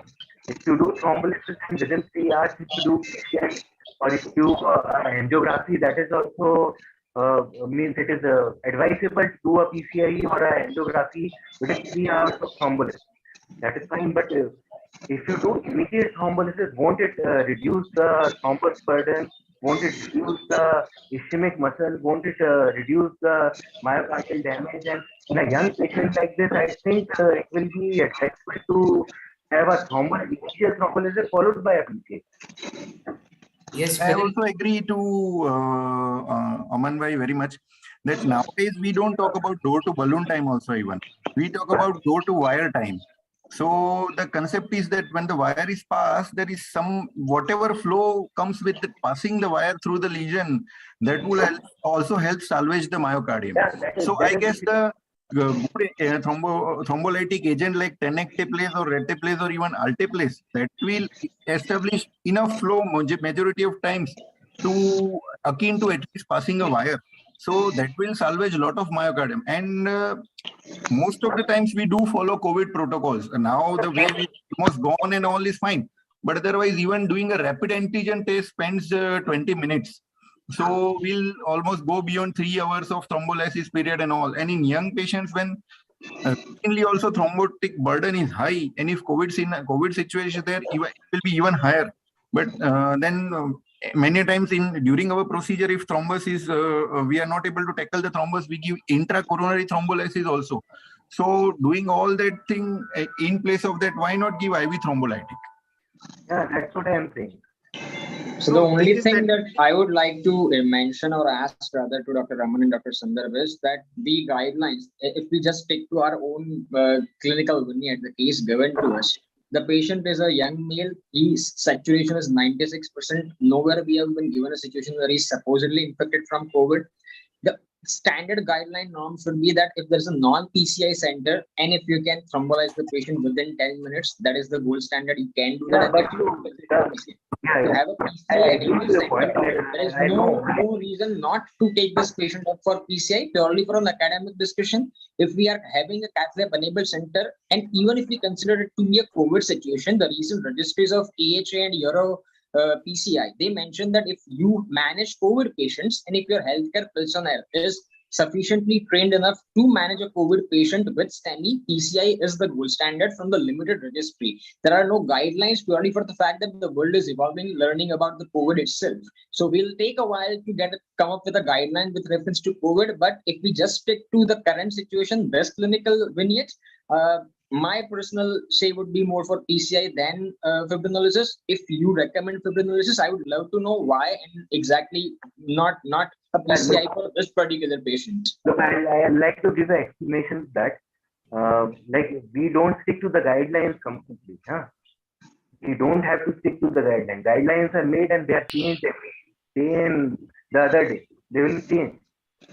So what our experience is and what the experience of other cardiologists are saying that if you repurpose the patient, it is going to save the muscle enough. It is a simple concept. Okay, my simple question to all of you is that it's a COVID thing. So do you think that D-dimer values would matter in taking that call? If this patient was, say, with a D-dimer of, say, 5,000 versus, say, 500, and he's come to you right away, and if you can do a point-of-care D-dimer, would you still consider a TPA as a better strategy because now we have data for that as compared to anylytics versus PCI, primary PCI, if the time delay is going to be huge? Open to all the chairpersons, moderators, as well as speakers. Absolutely, sir. As you pointed, if you have a evidence of probably having a concomitant hypercoagulable state or a thrombotic burden that is going to be affecting more than just cardiac tissues or coronaries, TPA would be a better strategy given the circumstances. If not, there is no reason not to take this particular patient up for PCI. PCI would be first choice from my end also. And regarding the time delay, it has been specifically mentioned in all the trials, whether it's stream registry or whether it's in Tamil Nadu registry, where in Tamil Nadu they use STK, but the time window was less than 3 hours. And most of the patients thereafter were did underwent for coronary angiography and angioplasty thereafter. So only lysis will not help. And obviously, if it's a young patient, we have to assess the coronaries. If it's an plaque burden, I have seen, we see usually patients presenting with such scenario, and then, you know, there is evolving thrombosis that it comes to LMC. Patients can go into sudden cardiac arrest. Definitely, bolus lytics are the preferred strategy, and definitely tenecteplase and alteplase much more are preferable compared to retiplase. But one thing, even in the periphery, when these agents are transferred, the risk is whether cold chain is maintained or not. Many of the times they come and they don't work. STK is not available in USA, and most of the patients, when we go on the topic of debating about the cost, well, PCI can be done at a cost of less than 1 lakh. When you go with retiplase and all, the costing of hospitalization, everything comes around 60 to 80,000 in between if the patient has to be managed, even without angiography sometimes. So cost, if you are using newer agents, won't be the issue when going for primary PCI. Even though if you thrombolize the patient and then guessing that this patient may do well, even though there is a risk of arrhythmias and all other things. So rather than guessing, you know, you are giving a definite result in primary PCI, and that is the definite treatment. And the point is definitely well taken. If it is in a periphery setting where cath lab is not available, we have to lyse the patient. In fact, in stream registry, Yes. it was documented that when you are transferring the patient, tenecteplase was used. It was a preferred agent. But Yes. again, the problem is with the cold chain. And suppose if it was an inferior wall MI with shock, you can't go with STK upfront. If RVMI is there, patient will deteriorate. You have to go only with the bolus lytics agents at those cases. So all I also wanted to mention was on the similar lines that rather than going for a facilitated PCI and then eventually converting it to a rescue PCI, it's better to go upfront with PCI in this particular situation. True. Yeah, but definitely if it's in periphery, you have to go with lytics. Don't waste time. And then transfer to a PCI capable center. And as Dr. Vijay Bang sir has clearly told in his inaugural lecture that we are doing only primary PCI in 5% of the cases, that has to change. That scenario has to change. So effectiveness of primary PCI is not yet demonstrated very effectively in India, though cath labs are coming all over. Getting a D-dimer level also will take time. I think we can't wait for the D-dimer level to come and then decide whether to thrombolize or go for primary PCI. As a interventional cardiologist, all of us, I think, in PCI enable center, primary PCI, and in non-lytic hospital lysis. True. And I just want to share. I think Aman and Sundar be like Bazigar. Haar ke aage bhi jeet hai. You are interventional cardiologist. You have to do primary PCI. I would just like to ask all the interventional cardiologists, what is the use of thrombosuction devices? Because it has been 3 years, I've done more than 1,000 angioplasties. Around 1/3 of the cases are primaries. Till now, I didn't have no reflow when I have done the patient with proper, if you are using GP2B inhibitors and with newer drugs like ticagrelor or prasugrel is there.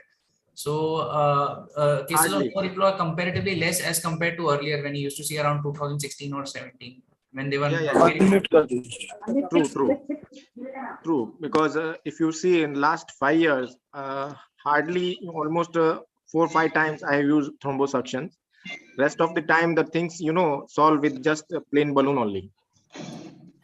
So you are right, the use of thrombosuction is drastically reduced. Even with newer drug like cangrelor, that is also a wonderful drug we can use in the primary PCI, and that is also a new age.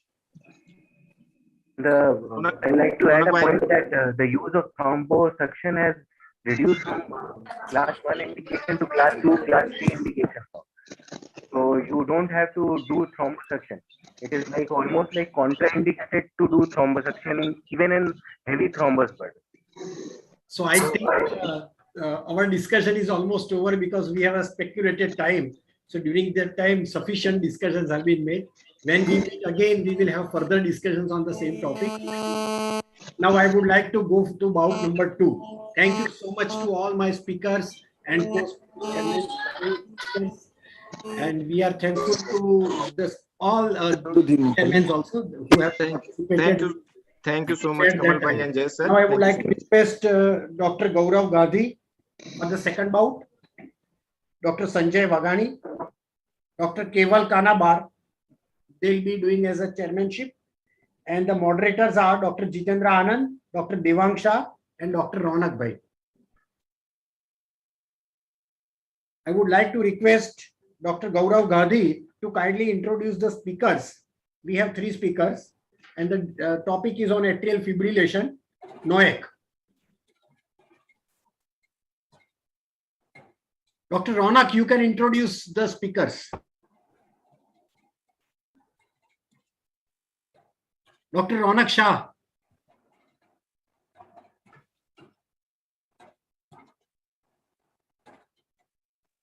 Dr. Ronak Shah.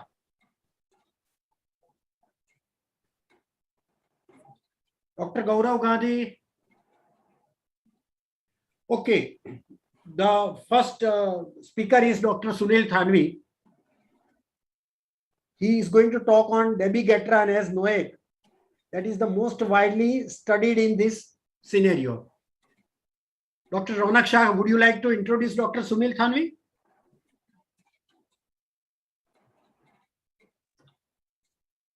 You have to unmute, Dr. Ronak.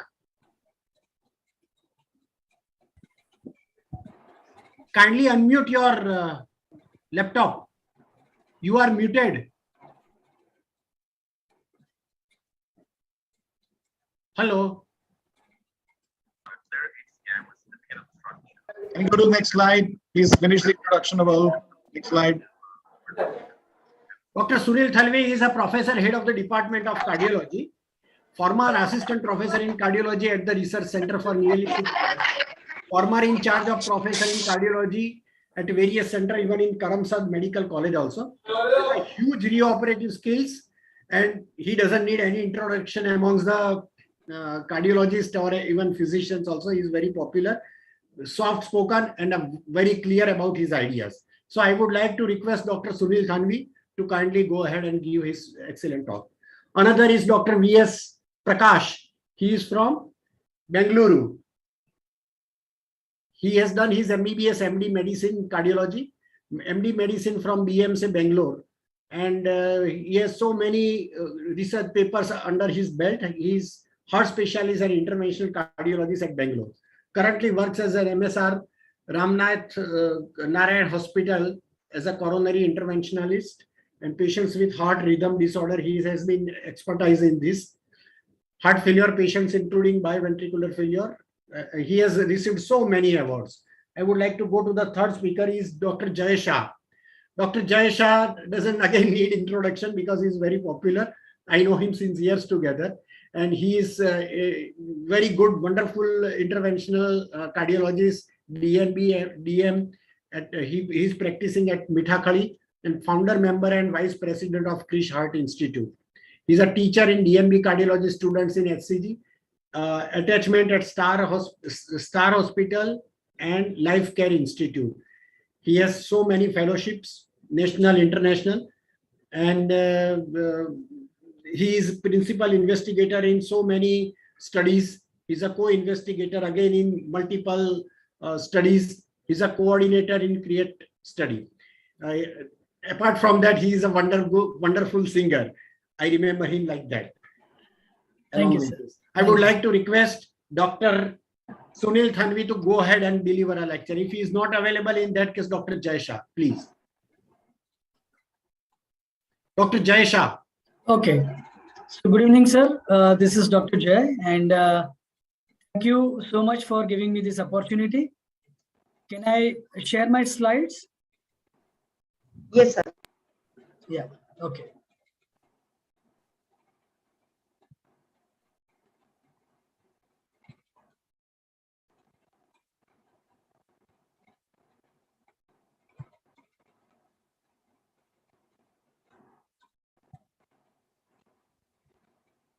Are you able to see the screen now? Yes, sir. Yeah, okay, fine. So thank you very much, all the dignitaries, Dr. Jayesh Trivedi sir. And first of all, I would like to congratulate Dr. Kamal Sharma for a unique platform of having a debate on a particular clinical scenario. And the role which has been given to me is a 77-year-old male, 60 kg of weight with a history of paroxysmal atrial fibrillation, without having a past history of any embolic phenomenon, but having a Chadwick score of 4, Hesbled score of 2, had underwent angioplasty of right coronary artery for acute inferior MI with 95% proximal lesion almost 2 years back, that is, to be very precise, 22 months back. Apart from the standard care of therapy, the optimum anticoagulation strategy would include. And in this case scenario, I would like to stress upon the scoring system. To be very frank, when we are talking about a very elderly population, like more than 75 years of age, we need to be a little more vigilant regarding the overall scoring system, because the whole area or the whole treatment strategy would depend on that particular thing. So here, if you look at the Chadwick score, which has been given 4, but if you look at the overall scoring system, the history which has been given to us, you can make out that the score would have been 3. So either the patient is having diabetes or hypertension along with the underlying history. And if the patient is having hypertension, then definitely the Hesbled score cannot be 2. It will directly going into the Hesbled score of 3. So this is possible only if you have a coexisting hypertension, whereby Hesbled automatically becomes 3, which is suggestive of high bleeding risk in an advanced age population with a stable coronary artery disease, where angioplasty was being already been done around 22 months back, and patient is having an episode of atrial fibrillation, even though it is a paroxysmal in nature, because we all know that elderly population, the overall prevalence and the incidence of development of atrial fibrillation as the age progresses from 2.8% in more than 65 years of age to 6% in more than 75 years of age to almost 10% in more than 80 years of age. So here I would like to give a due importance in this particular case scenario to 1, advanced stage; 2, the possibility of development of futuristic incipient incidences of atrial fibrillation with special emphasis on the Hesbled score of 3. And that would be, I would be more concerned regarding the prevention of stroke in an elderly population because of the risk of development of atrial fibrillation or in recurrence of atrial fibrillation. Because we all know that angioplasty has already been done. It has already been past 1 year of an ACS event. So the patient is now in a stable condition. And the trade-off between bleeding and the ischemic events is such that there is a temporal component to the balance of bleeding and the ischemic risk. So how can we titrate the patient to have a high ischemic risk and low bleeding risk, or high bleeding risk and low ischemic risk? In our patient case scenario, I would say that after doing an angioplasty, after 22 months on eventful, the procedure, and the patient is elderly, I would say that this patient is at low ischemic risk, but as high bleeding risk, because even though the Hesbled score is 4, where the chances of stroke development may be high, but at the same time, Hesbled is 3, where the bleeding risk, which is a cumulative one, and it is higher with the long term, and a patient who is receiving a potent antiplatelet therapy, definitely the chances of bleeding would be there, and you need to be very, very vigilant in preventing any sort of bleeding from the for that particular patient. Now, I'm going to give you certain important points why I'm saying so, and why I'm choosing Apixaban, which is available in 5 mg and 2.5 mg twice daily doses in elderly population. Now, which are the risk factors here? High stroke risk because of the Chadwick 4, high bleeding risk because of the Hesbled 3, presence of CAD with a past history of PCI. So patient is in a stable CAD, or you can say that after a COMPASS trial for rivaroxaban, patient is in a CCS condition. But elderly population, you need to just be very sure about the overall risk and the benefit ratio as compared to the ischemic and the bleeding risk ratio. Whenever we are talking about an elderly population, and here we are talking about advanced age, that means the age more than 75. multimorbidity, the history of, or rather the possibility of development of risk of fall, risk of GI bleed, polypharmacy, vascular dementia, frailty, all these things are taken into consideration when we prescribe any sort of oral anticoagulation therapy in an elderly population. And one thing is very clear, whether it is Aristotle or any other trial like RELY or Rocket AF, all this trial of all these NOACs, they have proven one thing, that factor Xa inhibitor, they are definitely superior than warfarin. So vitamin K antagonist is definitely out of question when we are talking about non-valvular AF, whether it is safety or whether it is efficacy. So in that case, when we are talking about summary of major efficacy and the safety outcome, even though we know that there is no possibility of head-to-head comparison, it does not exist between rivaroxaban and apixaban, even though there are fewer recent articles which are being published between rivaroxaban and apixaban, which we are going to see in subsequent slides. Apixaban is, as of now, probably the most safest molecule available as far as the oral anticoagulant drugs are concerned, whether it is stroke and systemic illness where efficacy is concerned, or there is a presence of major bleed or ICH, or for that matter, even an all-cause mortality, which is better as compared to warfarin and which has been proven with apixaban. And if you look at the Aristotle trial, you can see that the net clinical events rates are low with apixaban as compared to placebo, where the standard care of therapy is concerned.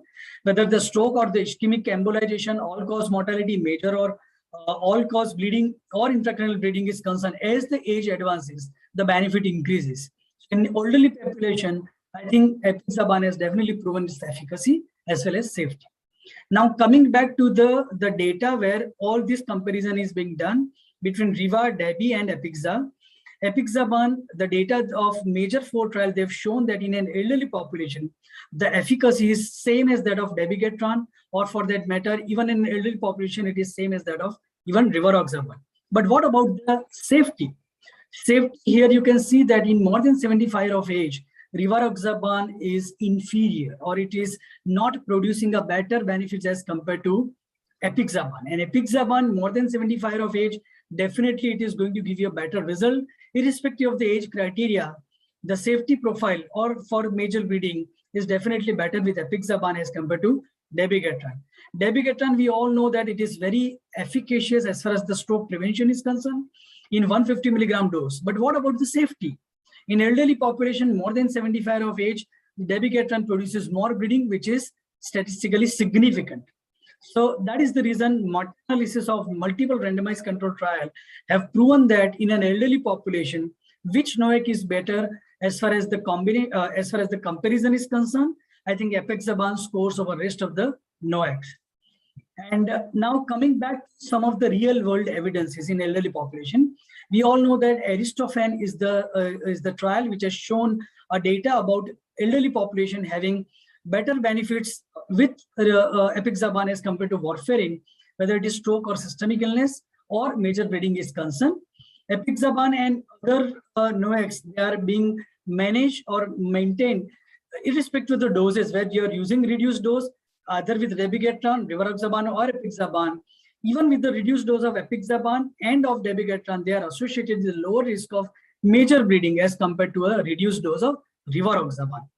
And with that, if you look at the meta-analysis in a patient with all this category with more than 75 of age and having an episode of atrial fibrillation, apixaban offers to be a better combination as far as the efficacy and the safety data are concerned. There's a very important or a statement which has been given as an international consensus validation of FOTA label. FOTA means fit for the aged classification, where this class was being given an A class, which is an indispensable, and that has been given to apixaban. And that is the reason more than 75 of age, all the experts, they are saying that apixaban 5 mg twice daily should be the first choice, followed by second choice of rivaroxaban 20 mg or dabigatran 110 mg twice daily. Here we all know that the patient is at high risk of stroke because the Chadwick score of 4, but at the same time, patient is having a Hasbard score of 3, which makes him at a higher risk of bleeding as well. So irrespective of a Chadwick's score or a Hasbard score, there's a data which is shown by Dr. Lopez that apixaban had less net clinical events with lower chances of development of stroke, systemic embolization, or major bleeding. Irrespective of this scoring system, apixaban has reduction in the major bleeding and in the intracranial bleeding as well. Now, when we are comparing rivaroxaban versus apixaban with underlying major ischemic or hemorrhagic event in patient with atrial fibrillation, you can see that even with a reduced dose of apixaban, it is going to give you the best benefit possibility as compared to rivaroxaban, whether it is ischemic or hemorrhagic complication. And whenever we are using standard dose, then also apixaban scores over rivaroxaban in this particular study design. Another important point which was being studied very recently in December 2021, which was being published in JAMA, and that was being done by Todd Mean, and it has shown that the data for apixaban as far as the safety is concerned, they are superseding, or rather they are having a much better benefits as compared to rest of the molecule, and especially rivaroxaban. Effect of apixaban versus warfarin as far as the safety is concerned, I think in CAD cases, definitely apixaban scores over rest of the vitamin K antagonist or molecule. And in nutshell, if I wanted to say that apixaban had 55% and 60% low risk of association of GI bleed, which is more common with dabigatran and with rivaroxaban. Yes, sir. Yes, sir. It will take hardly 1 minute now. In the very elderly population, and that is the reason I think apixaban scores over rest of the molecule. And as we know that elderly population, they are developing, or they are at more risk of development of altered EGFR, where even there is no dose adjustment is required as per the underlying EGFR. And that is, these are some of the benefits which we are seeing with apixaban. So with that, I would like to end my talk, and I would say that one thing is very clear, that how can you titrate the therapy? How can we stratify the risk for the underlying patient? Here we are talking about a patient who is 77 years of age, elderly population with Hesblet score of 3 and an increased chances of development of atrial fibrillation. The dose which is not requiring a multiple titration and the dose which has already been proven is apixaban as compared to rivaroxaban. Whenever we are using rivaroxaban in such type of scenario, then rivaroxaban in which dose to be used, that is also an area of debate, which I am going to give after the talk of rivaroxaban and dabigatran respectively. Thank you so much. Dr. Jai, we would like to request Dr. V.S. Prakash sir to please go ahead with his presentation. We'll take discussion afterwards. Yeah. Thank you. Thank you. Thanks for this kind invite. I thank Dr. Kamal Sharma for having me on this wonderful conference. And I think I would share my slides. Yeah, just a second.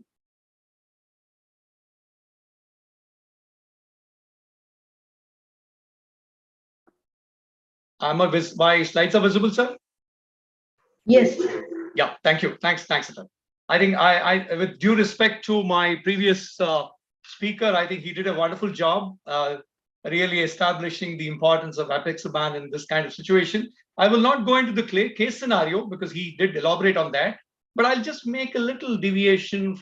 His emphasis was on the elderly and the risk of bleeding. Let us see whether we have any other way of looking at this patient. I would kind of mention that what is more important here, one second, let me just move my slides.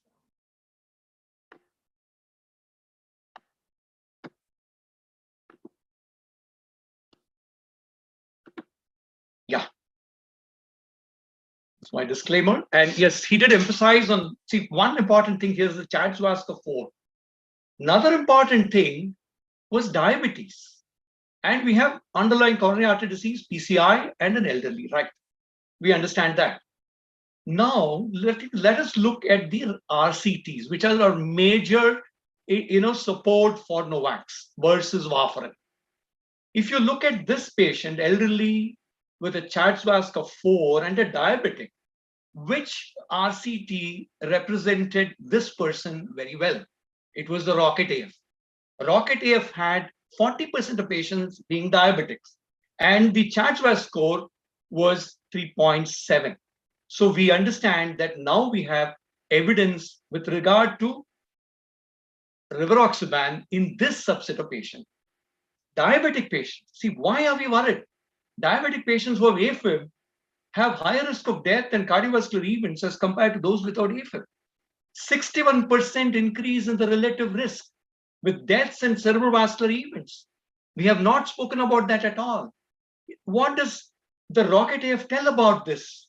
Very clearly, if you understand, rivaroxaban significantly reduced cardiovascular death by 20% in this subset of patients, diabetic patients. What about apixaban? See, the problem, apixaban versus diabetic versus non-diabetics, the risk of bleeding was more with apixaban, 3% per year versus 1.9%. So very clearly, ESC gave a warning. ESC 2020 said bleeding risk with NOACs is similar in diabetics and non-diabetics, except for apixaban. So they put a marker, red herring there. Now, why are we talking so much about diabetes? See, we know diabetes has injurious effects. Macrovascular complications, coronary artery disease, peripheral vascular disease, stroke. Not only that, microvascular complications, nephropathy, neuropathy, retinopathy. What is that got to do with our particular molecule, rivaroxaban? We have a large real-world data, the RIVA-DM. More than 1 lakh patients were evaluated in this real-world data, where they not only looked at the safety, efficacy, as also the risk of bleeding. They also looked at renal outcomes, limb outcomes, ophthalmic outcomes. That is the evidence we have with rivaroxaban. Here, very clearly versus warfarin, it scored in all these aspects. Not only efficacy and safety, also in reduction or worsening of renal function, of major adverse limb events, and diabetic retinopathy. Hazard ratio, if you see, has always been on the lower side compared to warfarin. So we understand emerging data suggests that rivaroxaban may help not only to reduce stroke, but also diabetic complications in patients with AFib throughout the body, all the micro and macrovascular complications. Let's look at now underlying coronary artery disease. What do we have here? We know this patient has undergone PCI 22 months back, so he is a stable coronary artery disease. And what does that mean according to the ESC 2020 guidelines? All that you need to do is use a single agent and NOAC. You don't need dual antiplatelets or even a combination therapy. Do we have evidence for that? Yes, in the form of the AFFIRE trial, which was conducted in Japan. And here again, these patients had undergone PCI or CABG more than a year prior to the trial. And here very clearly, rivaroxaban standalone versus a combination therapy clearly stood out with regard to reduction in the major bleeding, and also efficacy-wise, it stood up with a hazard ratio of 0.72, again establishing we have real-world evidence working for rivaroxaban. Age is a very important factor. My respected opponent did mention what evidence do we have with regard to age. Again, ROCKET-AF had the maximum number of patients beyond 75 years of age, 44%, versus apixaban was only 31%. And so what does this show? If you look at the elderly people more than 75 years of age, if you're looking at all-cause mortality, if you're looking at non-hemorrhagic strokes and life risk of bleeding, all this again, patients in the elderly more than 75, rivaroxaban did better compared to the younger, clearly showing that rivaroxaban is safe in the elderly and probably performing better compared to the young. So back to our case, in such a scenario, rivaroxaban is the most evidence-based NOAC because we have enough data. And not only that, also widely used and having consistent results. So my backing would be for rivaroxaban in this particular scenario, patient being diabetic, having multiple complications, undergone PCI, we have maximum evidence with rivaroxaban. Thank you. So can I make one point, sir? We will take it afterwards. Okay, fine. Thank you so much, sir. Be with us because we will have a discussion afterwards. Sure. I would like to request Dr. Sunil Thanvi to please present his case.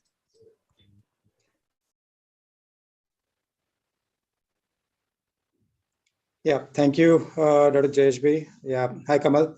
Congrats for a very nice conference. I think it's a very nice concept, this bout thing. I'm here for the first time, but I'm really impressed by the way things are going. And I think it's a very apt topic to discuss about because we have so many NOACs now. This particular scenario that has been given to us is a very day-to-day sort of a situation wherein we face such patients and we need to take a call as to what would be the best option in these patients.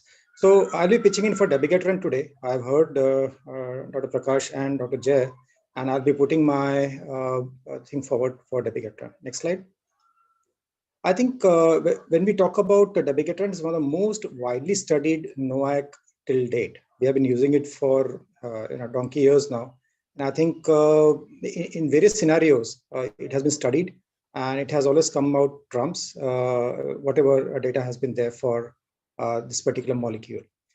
Next, I'll not go into the case details because I think they've been discussed very well. But the point is, he's an elderly male, has undergone an angioplasty about a couple of years back, and he is at high risk of stroke with a moderate risk of bleeding. Now, if you look at the read-all PCI that was there, you can see most of the patients, maybe nearly 77% of patients which were less than 70 years of age in Japan, but less than 80 years of age in USA and rest of the world, were on dabigatran 110. And while dabigatran 150, 99% of patients were there. If you look at diabetic status, again, they were in the range of 37, 38 to 40%. So it was quite a decent number of patients in diabetes too. And of course, the CADRA score mean was roughly around 3.7 to 3.8, which again goes with this particular case. And the modified Hesselberg score was around less than 3. So I think this is an apt indication what we're talking about. Nasal indicator PCI was there in about 52% of patients, and DES was placed in about 84%, which is a normal practice that we do in today's world. Next. So 3 points next. So there are 3 points I need to highlight as far as this case is concerned. Next. Now, when you look at the various pointers that are there, we are looking at age now.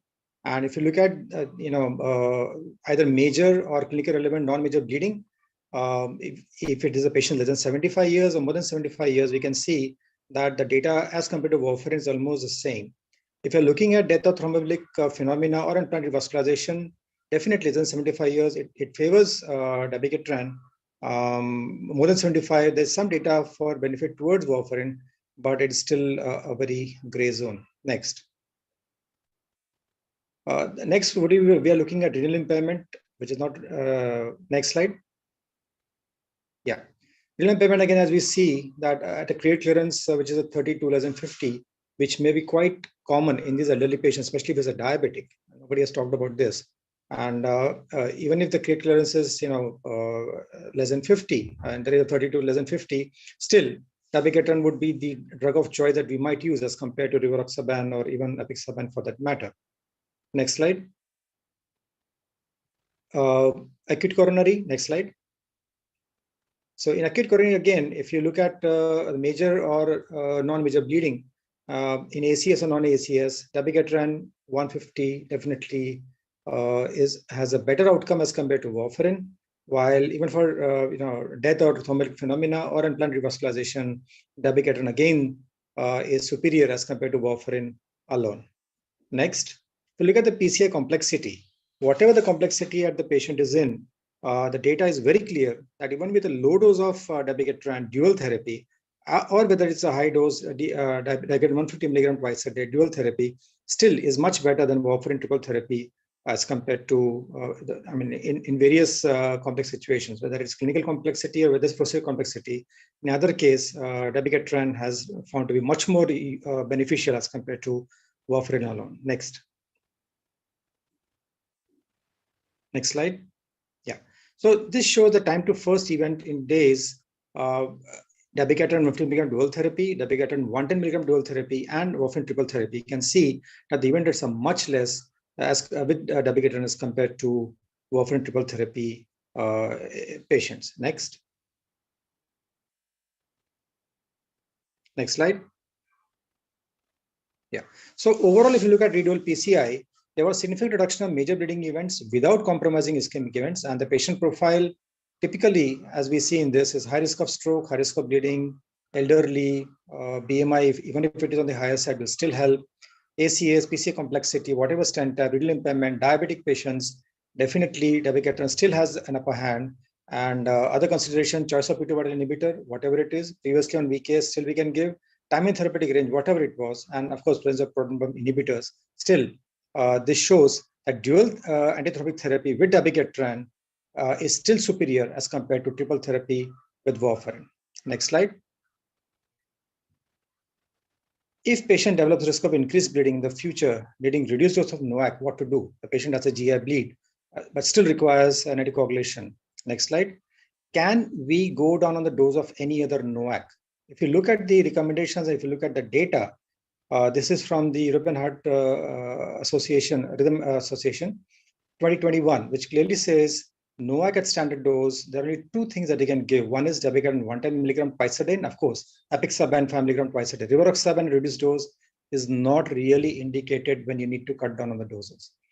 Consider dabigatran 110 milligram twice a day. Other dose reductions are off-label and not studied in unselected patients. Reassess alternative strategy for stroke prevention. Maybe we can think about a left appendage occlusion, but we cannot really consider going down on dose of other NOACs. So this is again where dabigatran helps you, where you feel that the dose needs to be reduced for clinical event rates. Probably this is one molecule where we may not hesitate from going down to from 150 to 110 and still give the benefit that the patient should be getting. Next slide. So this is a slide which says that even at 110 milligram, as compared to warfarin, the event rates are much less, and therefore the patients will still benefit if the patient has a lower dose. But with other NOACs, this is not the case. So I think this is again one area where dabigatran definitely helps us in continuing the molecule, but at a reduced dose and still giving the benefits. Next. Danish history of comparison of low dose of NOACs very clearly showed us that apixaban 2.5 milligram twice a day demonstrated a trend towards higher rates of ischemic stroke or systemic embolism versus warfarin. Next. Reduced dose of apixaban and rivaroxaban showed increased mortality versus warfarin. Next. When talking about any bleeding, in fact, dabigatran 110 twice a day was the only molecule which showed significantly less bleeding events versus warfarin. Next. So I think the data is very clear out there that in patients like these who are on antiplatelets, who are frail, who are diabetic, elderly, who might be having underlying renal issues, probably giving even a low dose of dabigatran would still be beneficial as compared to other molecules. Garfield AF, a very classic study which looked at various factor inhibitors versus dabigatran versus VKS and no NOAC. So it was almost a similar subgroup we have chosen for this, and the data very clearly said. Next slide. That as compared to VKA, NOACs overall showed significantly lower rate of major bleeding and all-cause mortality, while for non-hemorrhagic stroke or systemic embolism, the rates were almost similar. But if you look at dabigatran, major bleeding was less, non-major stroke or systemic embolism was almost at par, and all-cause mortality was definitely the least as compared to other molecules. Factor Xa included all the other three molecules. So vis-a-vis other molecules, any NOAC, no NOAC, VKA, factor inhibitors, Garfield AF clearly showed that dabigatran was much superior as compared to other molecules. Next. So are all NOACs the same? We are coming to the end of this debate, and this is a slide which very clearly tells us dabigatran 150, dabigatran 110, rivaroxaban 20 or 15, and apixaban 5 or 2.5. If you look at the dosing frequency, of course, RCT's major bleeding versus warfarin, you can see reduction was 20% with dabigatran, apixaban is 29%. ICH was warfarin, again, huge reductions seen with dabigatran, while not so great with other rivaroxaban or apixaban. Stroke systemic embolism versus warfarin, again, it is huge with dabigatran 150 milligram, but not so with other molecules. And ischemic stroke versus warfarin, again, dabigatran 150 milligram definitely shows much more superiority as compared to any other molecule. Next. So in a nutshell, superiority of molecule is not at all a concern. I think, dabigatran is one of the best molecules that has been studied in this particular, patient subgroup, and it has given us the best possible safety and efficacy data. Now comes the crunch point. We have talked about reducing the doses. What if the patient bleeds? What if we need a reversal? Is there any reversal agent available for any of these agents? No, it is only dabigatran for which we have a reversal agent widely available. And within 1 hour, even in Ahmedabad, you can get the molecule and reverse the bleeding and get the patient operated, or for whatever reasons you need to reverse it within an immediate span of time. Next. Sunil, last 1 minute. Yeah, sure, sir. Just a couple of slides more. An FDA or analysis of more than, 5 lakh patients, standard dose of NOAC and warfarin very clearly showed that dabigatran 150 milligram ICH, thromboembolic stroke, death, definitely very significant. Next. Versus rivaroxaban, again, you can see it is quite significant. Next. Versus apixaban, again, it shows significant reduction for ICH, similar for stroke and death. So I think this, and for increase for apixaban as compared to dabigatran alone. So next slide. So these are real world evidence now. And of course, the reversal molecule, adagrasib, that is available widely. And whenever it is required to be reversed, we can definitely do that. It's specific targets dabigatran, helps the patient, saves lives. Next.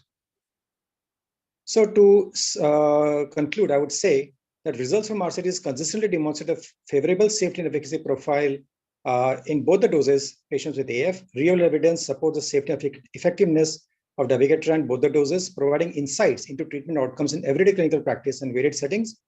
Evidence from studies like Garfield AF adds to the evidence of significant benefit and safety with dabigatran in the real world. So I would not hesitate in keeping this patient on a dual antithrombotic therapy with dabigatran, either standard dose or lower dose, depending on the clinical scenario, and give the patient benefit of both PCI as well as the patient being on for stroke prevention. Thank you very much for a patient listening. Thank you again. Thank you, Sunil. The forum is open for discussion. We'll have a discussion for 10 minutes time. Please go ahead. Yes, Jay, you wanted to tell something. Yeah, I just wanted to tell one thing, that the history which has been given to us as a part of BOUT, it has not mentioned diabetic status. Number one. Number two, so as you have assumed that patient might be having diabetes, because we all know that once the patient is having diabetes, the whole scenario would be changing. Then the chances of more high thrombotic risk will be there. But as Kamal Bhai has specifically mentioned, that patient is 77 years of age, then past history of angioplasty, 22 months back, with Chadwick score of 4. But with Chadwick score of 4, you cannot have a Hesberg score of 2. It has to be 3. And there, the choice which has been left as per the scoring system is just the hypertension. Now, whenever you have a hypertension, you are more concerned about the development of future stroke because of the underlying atrial fibrillation in a stable coronary artery disease patient, where already angioplasty is being done for a single vessel disease 22 months back. And that is my area of debate, that in that scenario, would you like to choose the most safest molecule available, which does not require any dose titration, which does not affect with any dose, drug interaction or food interaction? Likewise, you see it with dabigatran. And as far as the advanced age is concerned, because age itself is an independent risk predictor for high bleeding in such type of scenario. So I think I always keep this loophole in the scoring, and Jay always picks it up and harps upon it. So I always keep one of the risk factors missing. Sorry to intrude. I think Dr. Jay, you're missed. He's a diabetic. No, it's not been mentioned. Please read. No, he's diabetic. He's diabetic. So my question. Same thing. If we are talking about the same patient, he's a diabetic. You very clearly mentions a 77-year-old diabetic patient. But the history which has been given to me in then we may be I think that diabetic, non-diabetics does make a big impact. We understand, and what Dr. Jay is talking about, he's right, because the first debate when it was framed did not mention diabetic, and Dr. Prakash, we added diabetic. We also acknowledge that. So there might be an overlook, but understanding the science that we are all winners.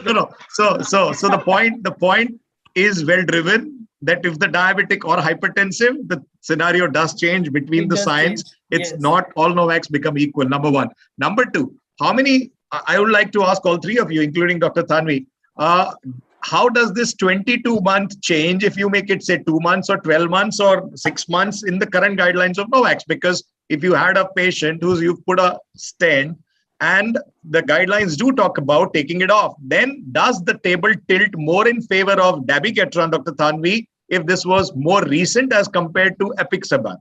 Just for the sake of igniting further discussion. Yeah, see, I am totally sold up on the idea of the fact that for a dual antihistaminic therapy, I think dabigatran has the best possible data available to date. And I think that is where it scores. Coming to Jay's point, I think I'm sure he missed that the first sentence mentions his diabetic male. Nevertheless, but still, elderly patient, diabetic patients, post-ACS, if you look at whatever indications are there, dabigatran has been studied very extensively, both in randomized trials as well as real-world scenarios. And it has been very clearly shown that at 150 milligram, it is the best molecule to prevent systemic stroke or embolism as compared to any other NOAC available. So if you're talking purely about, cutting down on stroke and systemic embolism, I think dabigatran is a drug of choice that should be used. Right now, coming to the age, 77, actually 80 is the cutoff, right? More than 75, 80 is actually the cutoff. This is a 77-year-old male. Again, it's a gray zone where, I would still err in favor of giving a dual antihistaminic therapy with dabigatran, given the fact that even if he bleeds, you might cut down on the dose, you might have a reversal agent on hand, which might help. Of course, we assume that, it may not be needed, but you never know. The patient might need to go again for a repeat procedure, may require, surgery, may land up with an ICH because it's hypertensive. So see, there are certain considerations that are there in my mind. So as far as I'm concerned, I'm still sold on the idea of giving dabigatran. I definitely agree apixaban has good data in elderly patients, but I think the balance is there for both. And I wouldn't hesitate in adding dabigatran as far as I go. So ultimately, it will be left to the physician's discretion. I agree. It's a totally individual approach. It's an individual approach, and see, honestly, there is no head-to-head comparison. Yeah, it will never happen, sir. It will never happen. Yeah. See, the thing is, all comparison with warfarin and which you are trying to. We do understand that each molecule has its own kind of niche indication. We have more data with diabetes with regard to rivaroxaban, and more data with regard to elderly with regard to apixaban. And GI bleeds, definitely, I think dabigatran and apixaban score over rivaroxaban in that issue. But, I think it's a kind of individualistic decision that, as you say, finally, it's patient specific. And then you need to take a call as to which molecule would be the best here. Yeah. But one thing is very sure that all these AF patients, we as a fraternity as well as physician, they have to use this scoring system just to make sure that, this is why we are choosing this molecule. So the scoring system is really going to be very helpful for deciding the strategy. So I'll add a caveat to that, Jay, saying that all of us have to use NOACs first. Yes, correct. Unquestioned. There's absolutely no. That is no beyond doubt. No debate on that. Yeah, there's no debate on it. There's still so much of hesitancy regarding using an oral anticoagulant in AF patients. Most of them would be either be on aspirin or clopidogrel for whatever reasons, and ultimately we are not giving the benefit of anticoagulant to this patient. So on this forum, I want to make it very clear: aspirin, clopid doesn't work. It has to be anticoagulation. The molecule will depend on the clinical scenario, patient-specific characteristics, and individual preference. I would add to that because we are all comfortable with a particular group of molecule. So I think the most important aspect, I agree with you, is the risk of stroke is more worrisome to a patient rather than the risk of bleeding. So obviously, you definitely want to use a drug which is more efficacious with regard to, but at the same time, and we also understand the risk of bleeding is much lower with NOACs versus warfarin in all the three NOACs. So I don't think point is well taken that NOACs are going to be the main cornerstone of therapy. So warfarin we need to forget. As Sunil B has told, aspirin and clopidogrel, we need to forget the role. And after 1 year, I think it's better that we need to go ahead with the monotherapy of NOAC. Perfect. So I think there is a consensus about the anticoagulant therapy, NOAC. Thank you so much, sir, all speakers and chairman and co-chairman. Now we will go ahead with the next topic. Thank you, everyone. Number 3. Fantastic debate. Thank you. Thank you so much. You would like to add something? I think Devang Bhai is saying he is more confused at the end of the talk. So can somebody summarize, chairperson? Devang said that I think when you have a lot of debaters who end up with putting their points, so Devang Bhai is saying he is more confused. So chairpersons, Gaurav, Sanjay, Keval, you want to summarize? They left long back. So I think what the conclusion I am trying to draw is that if you're dealing with an acute C event where you need to be choosing DAPT in the acute setting, probably dabigatran is weighing heavily. Diabetics, you have more data for rivaroxaban. Renal failure, you have more data for rivaroxaban. Apixaban is definitely safest, no doubt about it. If you're looking at somebody who's got high Hesbled and you have to position it, probably that. This case scenario has mixture of all three, and that's why we actually created this debate. Dr. Devang Bhai, I hope I'm clear. Yeah, so now he says that he is very clear. Thank you very much. Thank you. We move to next session. Bye-bye. Thank you. Devang has clarified himself. He is clear now. Thank you, Devang. Now we will go to the next topic. Thank you so much to all my speakers and chairman. Thank you. We'll go ahead with the bout number 3. For that, I would like to invite Dr. Alap Patel, Dr. Dinesh Raj, and Dr. Amit Chaudhary as chairpersons. And the moderator will be Gyanendra Singh, Dr. Mustafa Rangwala, and Dr. Anand Patel. And Dr. Sankit Saraiya as the chairperson. And Dr. Sankit Saraiya. Okay. Yeah, over to Dr. Alap, Dr. Sankit, and Dr. Amit to introduce our speakers. Next slide, please. I would like to request Dr. Gyanendra Singh, I think he is already there, to introduce the speaker. Please, Gyanendra. Or Dr. Anand Patel. Anand, you are also there. Dr. Alap? Yeah. Kindly introduce the speaker, please. Yeah. Dr. Abhishek Tripathi is working as an interventional cardiologist at Zydus Hospital Zydus Hospital Ahmedabad.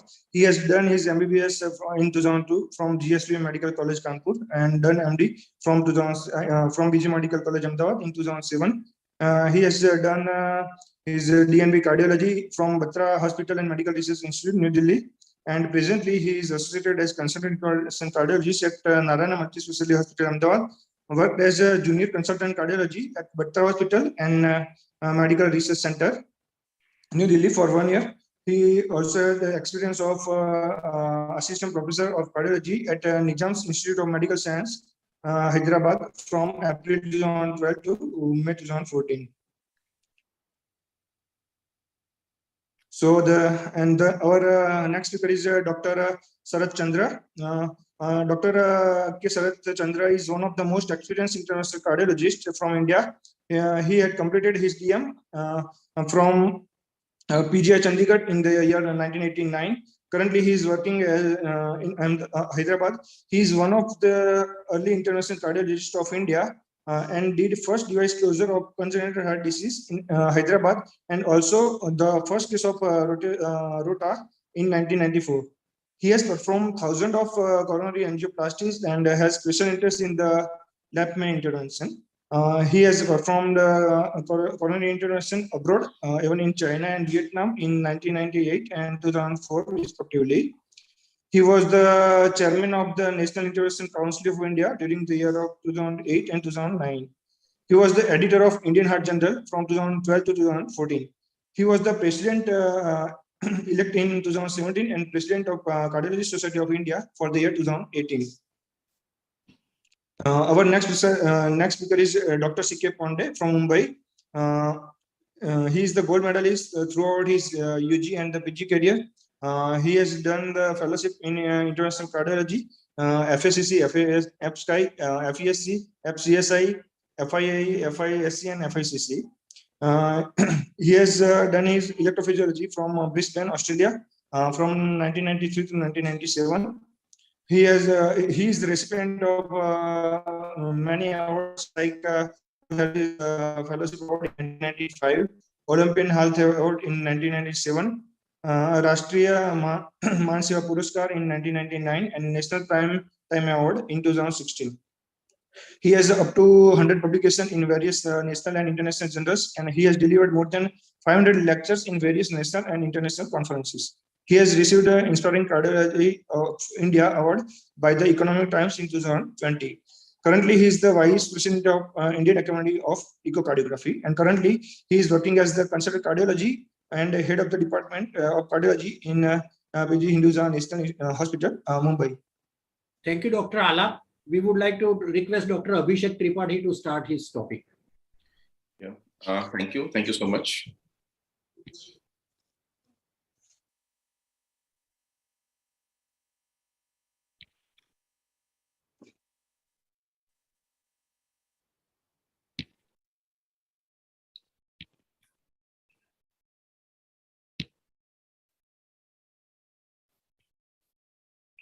So I need you to allow me to share my screen. Am I audible? Yes, sir. Yeah, I'm not allowed to share my screen probably. Sir, now you can share your screen, sir. No, it's not showing. It's just showing whiteboard. So it is. You've already started sharing, Abhishek. We can see your screen. Okay. You started. Now it's again disappeared. Fair enough. Is it visible? No. Now it's not. It was and then it disappeared. Can you try sharing again? Okay, let me try it again.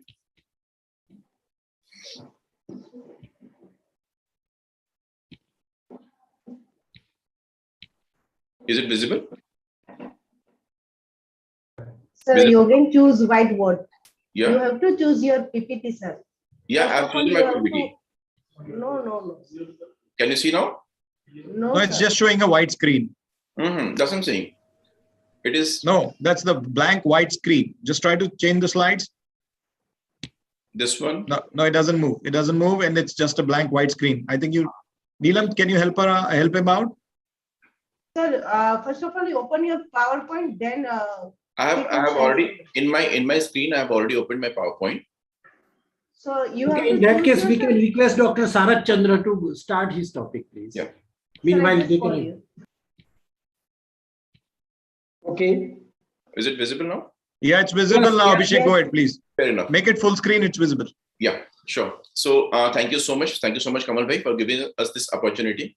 And the most difficult thing, you have put me against Dr. Sarath Chandra, under whom I was under training in Nizam.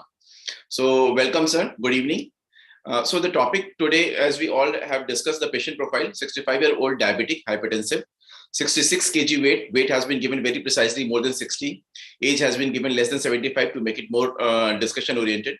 There is history of coronary angioplasty to LAD with deaths 7 months back on clopidogrel aspirin with recurrent mild hematuria, maintained hemoglobin, workup revealed BPH. GFR remains around 60. So the now question is, patient who is already stable with some history of hematuria, bleeding, hemodynamically stable, no significant anemia. Patient on clopidogrel and aspirin within 1 year of angioplasty, should we change antiplatelets or what? Should we continue with aspirin clopidogrel or should we change? So my choose would be that why this patient came to follow up. Was it a regular follow-up? Was there any ischemia, some worsening condition? Anemia was already mentioned, it was not there. So other consideration should be taken into picture. My take would be I would switch from aspirin and ticagrelor combination. I will touch the reason one by one. As we all know, the nascent platelets, reticulated platelets, they are higher in granules and they have very high reactivity than older platelets, and they are mostly associated with cardiovascular disease and events. If you see in healthy subjects, the number of activated platelets are not, and number of granular platelets are not that high. If the patient becomes unstable, like anstemy, and when progressing towards STEMI, the number of immature platelet fraction, it grows significantly high. Why it is important? Because we have to see which are the molecule available, which works more precisely on immature platelets, granulated platelets. If you see the mechanism of action of ticagrelor versus the thienopyridines, they are irreversible. They bind to ADP P2 white receptor, whereas ticagrelor reversibly binds. So it is free to bind again and again to different ATP P2 white receptors. Not only that, ticagrelor binds to P2 white receptor as well as it inhibits ENT1 transporter. So what does it do? It inhibits the uptake of adenosine and makes it more and more available, which helps in cardioprotection, vasodilatation, further inhibition of platelet aggregation, modulation of inflammation. It also causes dyspnea and improve endothelial function. So we can see ticagrelor doesn't only act to P2 White receptor inhibition, also it causes more and more availability of adenosine. So now if you see, I'll skip. So ticagrelor is the only molecule out of the prasugrel and clopidogrel which is not a prodrug. It doesn't need liver for activation. So it is not dependent on cytochrome P2 C19 system for its activation. And this is why it is important, because in Asian community, we have pleomorphism of the cytochrome P2 C19 enzyme. So because of the pleomorphism, some people are there rapid metabolizer, some are late metabolizer, and some are intermediate metabolizer. And depending on that, the availability of this thienopyridine varies from person to person in Asian community. Whereas ticagrelor largely remains uninhibited because of this cytochrome system. Here you can see, like if you see this thienopyridine versus the BD dose of ticagrelor. Initial binding, like when you have given the dose within 30 minutes, this binding is there in both the groups, thienopyridine as well as in ticagrelor group. In 12 hours time, what happens? That because of this repeat binding and reversible binding, ticagrelor keeps binding to nascent and new nascent platelets. However, by 12 hours time, the nascent binding of platelets decreases in thienopyridines. And when this is the time when ticagrelor is given again. After 24 hours, once the peak effect of the dose is waning off, you can see again the binding of nascent platelets. Once those are uninhibited, that is besides the point. In acute ACS, once the nascent platelets are being generated again and again, the binding remains more complete with ticagrelor compared to thienopyridines. So ticagrelor is superior to prasugrel, as have been seen in pharmacokinetic data, that compared to prasugrel, if you see the non-reticulocyte platelets, both are equally effective. But if you see nascent platelets, granulated platelets, ticagrelor is far more effective than prasugrel. However, these are the pharmacokinetic data. Now, once daily dose is insufficient in patients with high platelet activity. Here you see the prasugrel is being given daily dose at the late part of the prasugrel dose. The activity of platelet activity again goes high, whereas ticagrelor, even during late stage also, the effect of platelet activation is low. So this is to summarize, like the reversible binding is there with ticagrelor, not with thienopyridines, and it is active without metabolism, and the mean half-life remains around 7 hours for the active drug because there is no prodrug. So what is the confident factor like ticagrelor? When we are using ticagrelor, we are all using it without too much consideration. When we are using prasugrel, we always keep counting age less than 70, weight more than 60. There is no history of any stroke, trauma, or ICH anywhere in the past, even any kind of ischemic stroke also. While using ticagrelor, we don't see much. Even if the patient is thrombolized just 4 hours back, we are using. Even if patient has been loaded with clopidogrel, we are using. So there is not much consideration, not much fear factor around ticagrelor as much as it is around prasugrel. So ticagrelor is a broad applicable antiplatelet, which can be used in ACS patient across the range, whether the patient is being managed medically or intervention, angiography, diagnosis, angiography has been done or not, his line of management has been decided or not. We can use ticagrelor invariably. In patients with moderate to high risk ACS patients, where the risk of ischemia is high, again, it can be used irrespective of the line of management. However, prasugrel is recommended only when the PCI has been decided, and the PCI only in the PCI setting, not in the medical management line. Now, again, ticagrelor shows decreased CV mortality versus clopidogrel in plateau. However, prasugrel has not demonstrated decreased CV mortality. The MI risk was low in Triton TB38 and Trialgy ACS, but the CV mortality was not significantly lower. Again, another benefit, ticagrelor can be used beyond 12 months, like in Pegasus TB54, it has been seen. It can be used in 60 mg BID up to 36-month time also. Prasugrel has to be used for 1 year. The data is for 1 year only. And ticagrelor shows less stent thrombosis compared to clopidogrel in RCT as well as real-world evidence also. So, as we have mentioned, ticagrelor can be used in wide range of ACS patients, irrespective of their line of management.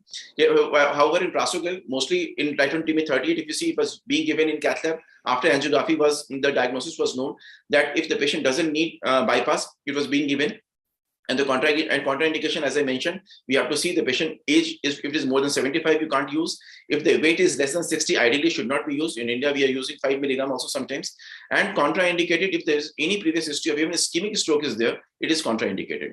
So we have to see all these things, but in ticagrelor, you need not to go for these. So this is just to summarize, like if patient is having ACS, there's no contraindication for ticagrelor, please use it.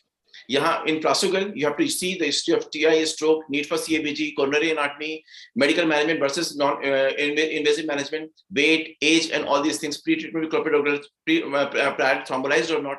So all these things you have to take into consideration before loading the patient with Prasugal.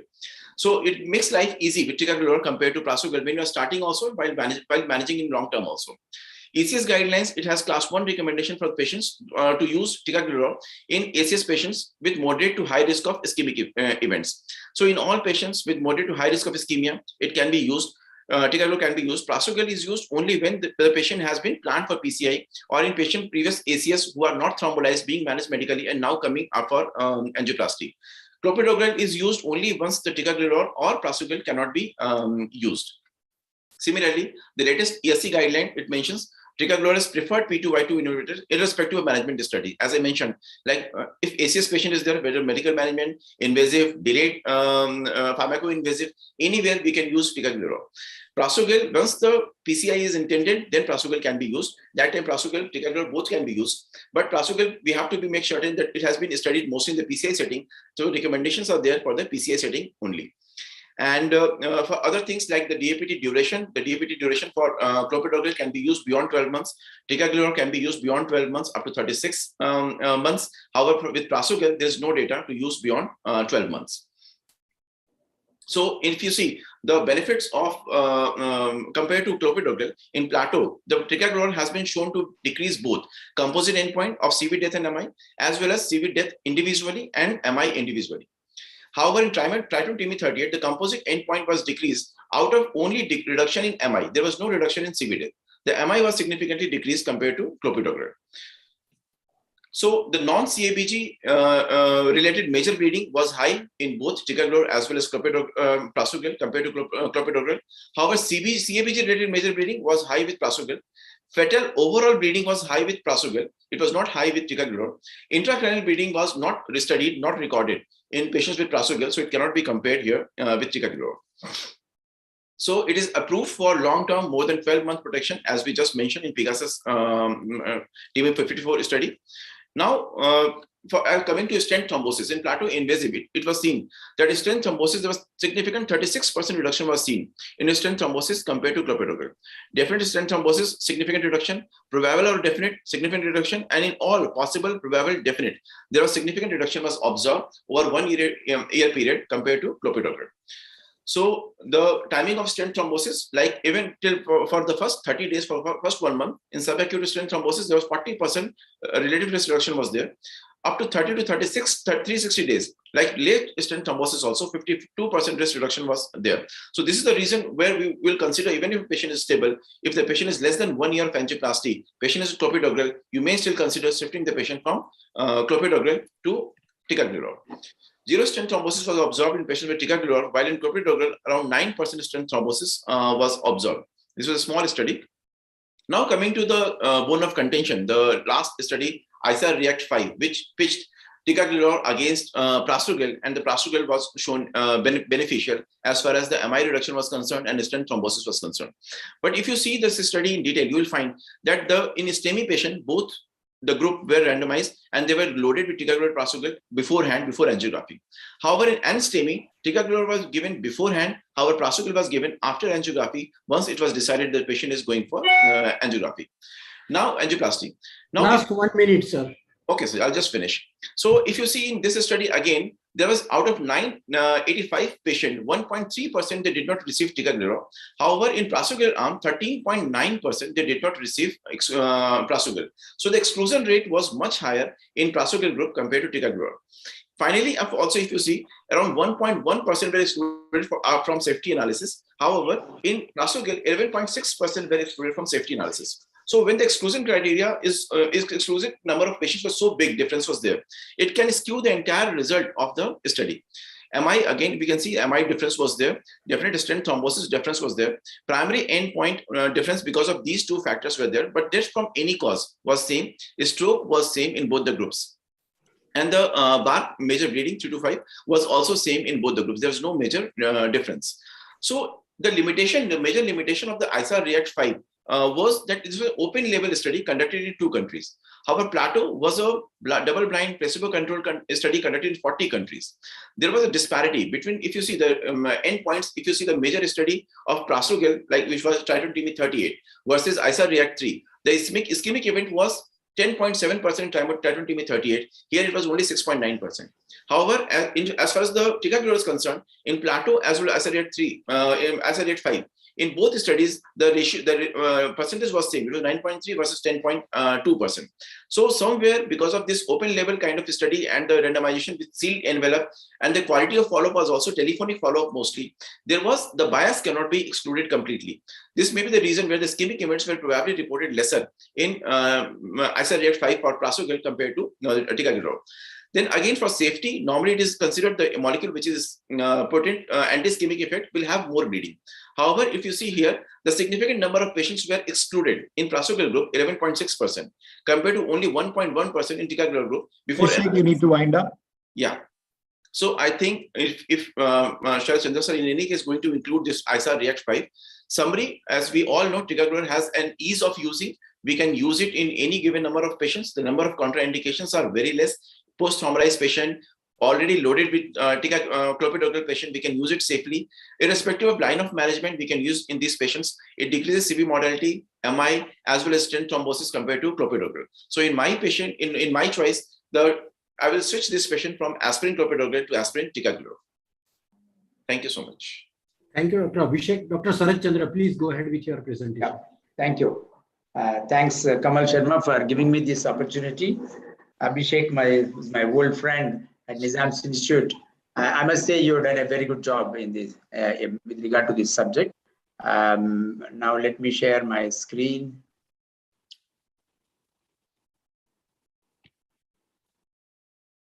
Okay, you're able to see my slide? Yes, sir.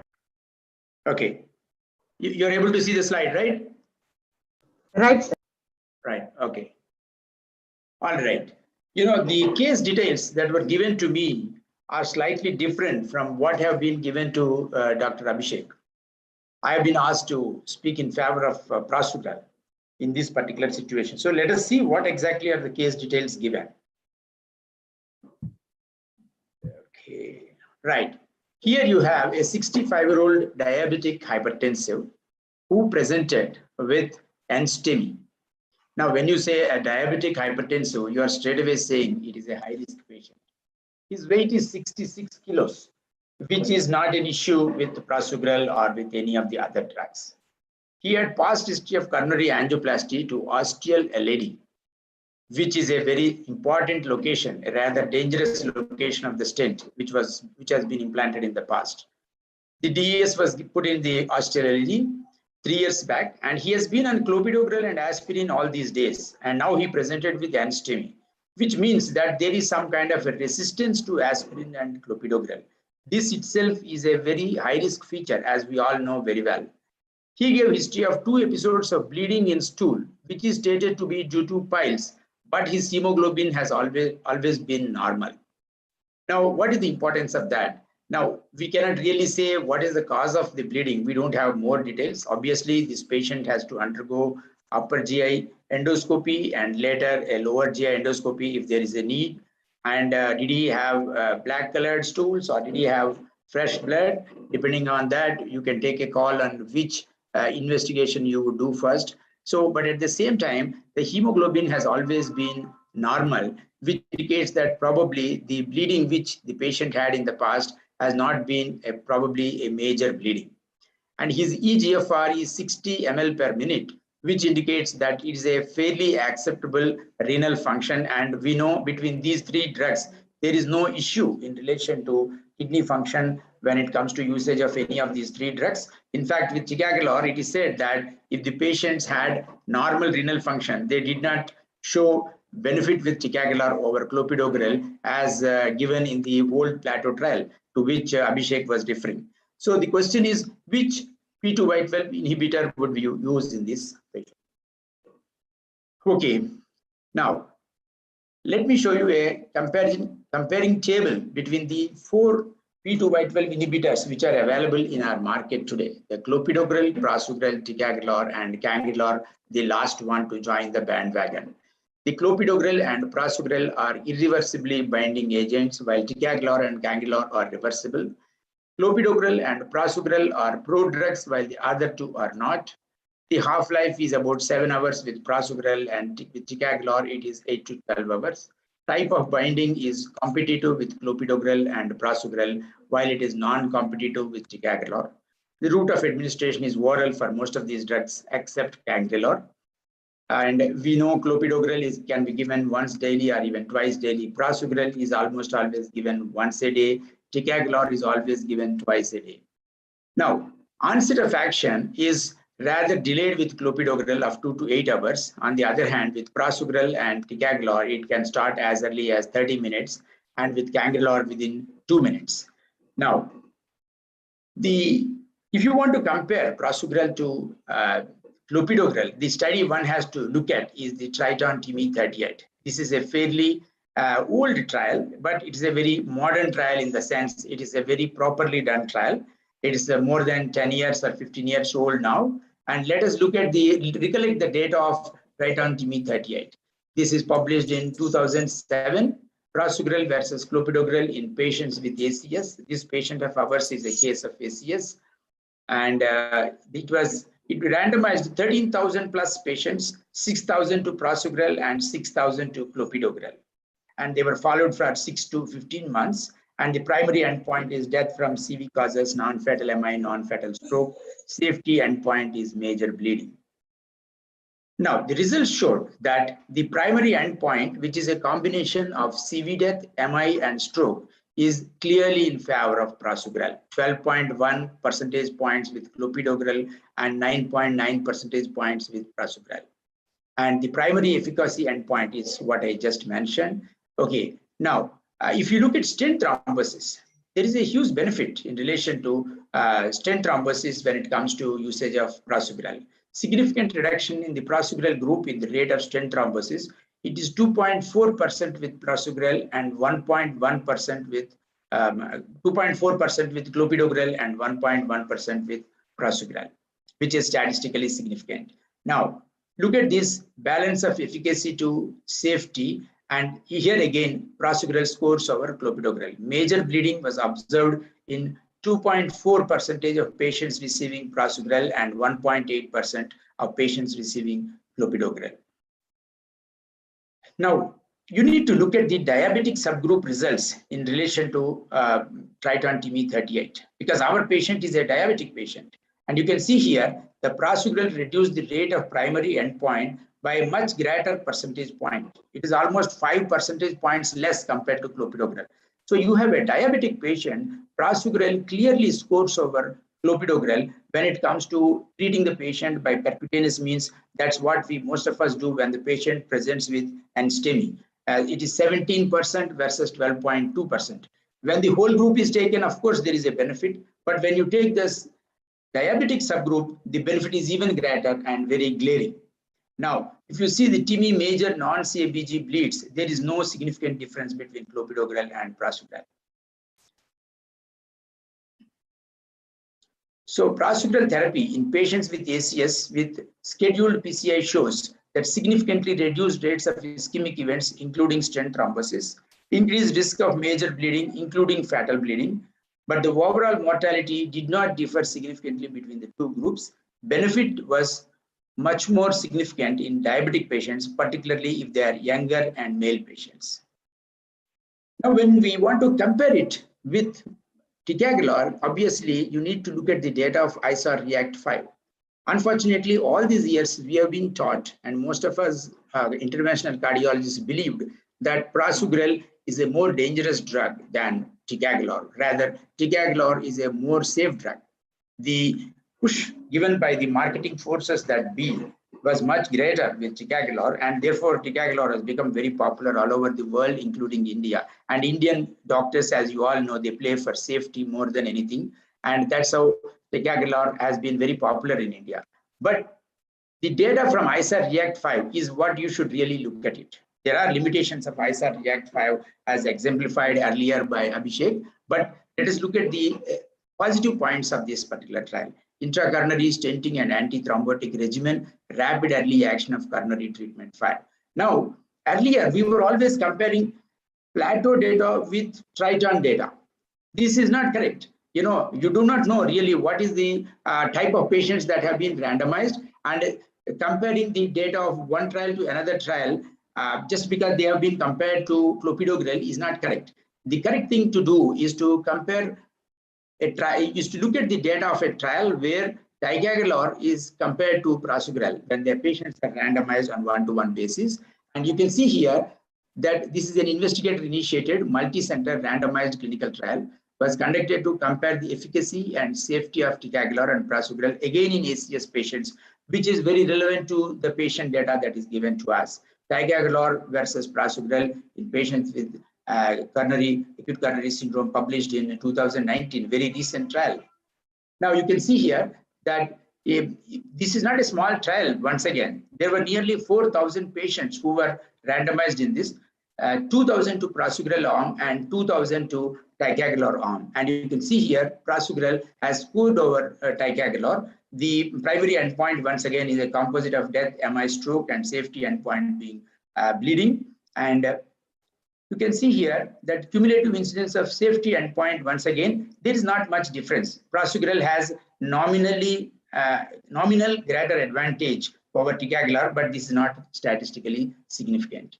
The incidence of primary endpoint was significantly lower among those who received prasugrel than among those who received ticagrelor. Incidence of major bleeding was not significantly different between the two groups.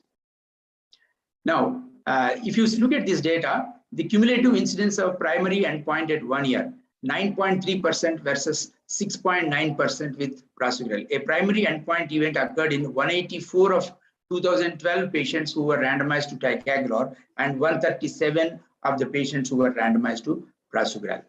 And the cumulative incidence of safety endpoint at 1 year, 5.4% versus 4.8%. Now, to further look at the data of ISAR REACT 5, the primary endpoint, as I said, is 9.3 with ticagrelor, 6.9 with prasugrel. Last 1 minute, please, sir. I've taken much lesser time. Just give me a couple of minutes, but I'm almost close to completion.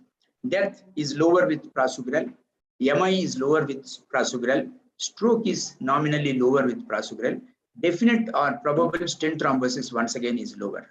And the combined endpoint is clearly in favor of prasugrel. Bleeding, contrary to what many of us believed that it will be more likely to be with prasugrel, was not the case. When you really looked at it, the bleeding events were less with prasugrel compared to ticagrelor. Definite stent thrombosis also was nearly 50% less compared to ticagrelor. Now, among patients who presented with acute coronary syndromes with or without ST elevation, prasugrel was superior to ticagrelor with respect to composite endpoint of death, myocardial infarction, or stroke. Fewer myocardial infarctions in the prasugrel group than in the ticagrelor group. This is not just the data of ISAR REACT. You can see the data from some more slides, which I'm going to show you. This is the regular trend that the chances of myocardial infarction are less in the prasugrel group than in the ticagrelor group. This is a sub-study of STEMI patients in the ISAR REACT. ISAR REACT included a wide variety of patients of ACS, but when you look at the STEMI subset of ISAR REACT, ticagrelor was associated with higher incidence of myocardial infarction.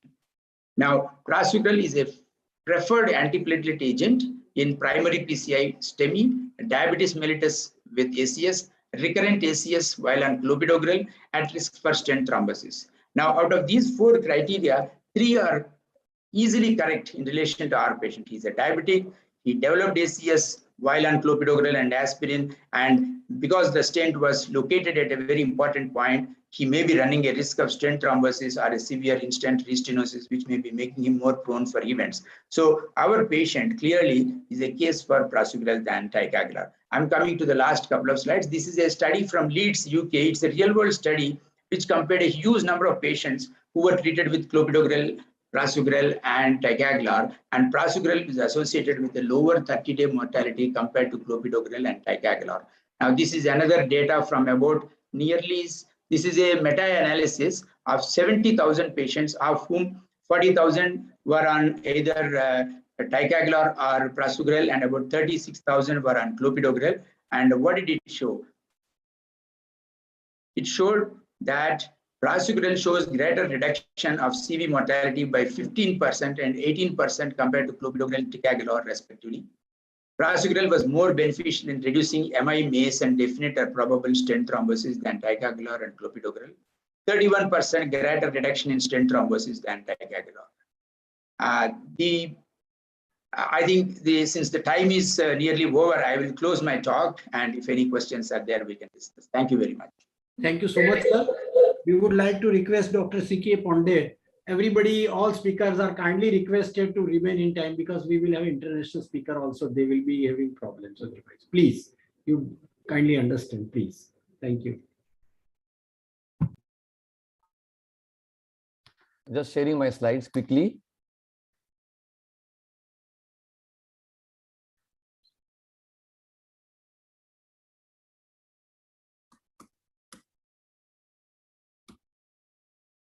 Are you able to see the slides?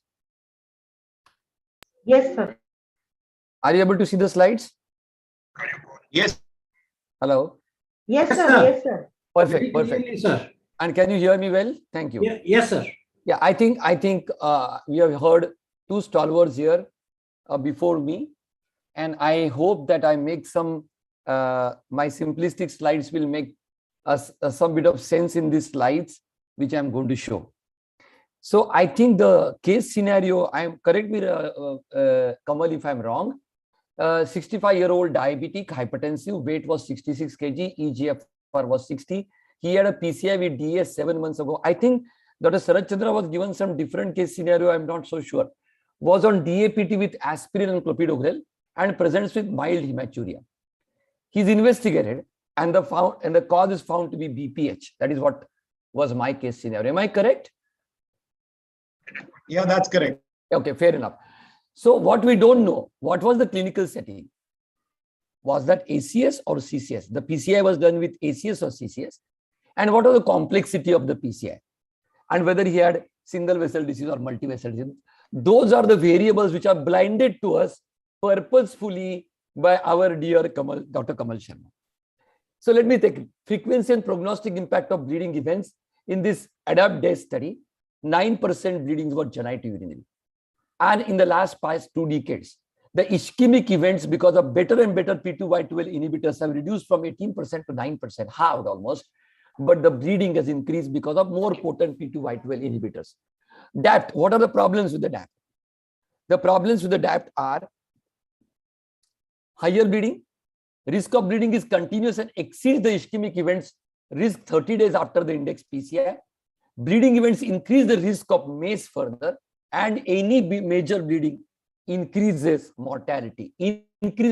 So the case in question is not really about aspirin, clopidogrel or ticagrelor, is about balancing the risk of bleeding versus the risk of ischemic events. And that is the bottom line. So why bleeding increases mortality? Because major bleeding leads to transfusion. There is prolonged storage of transfusion leads to activation of inflammatory cascade. And of course, because of bleeding, you may land up in seizing or stopping the DAPT for a short duration, exposing the patient to the risk of stent thrombosis.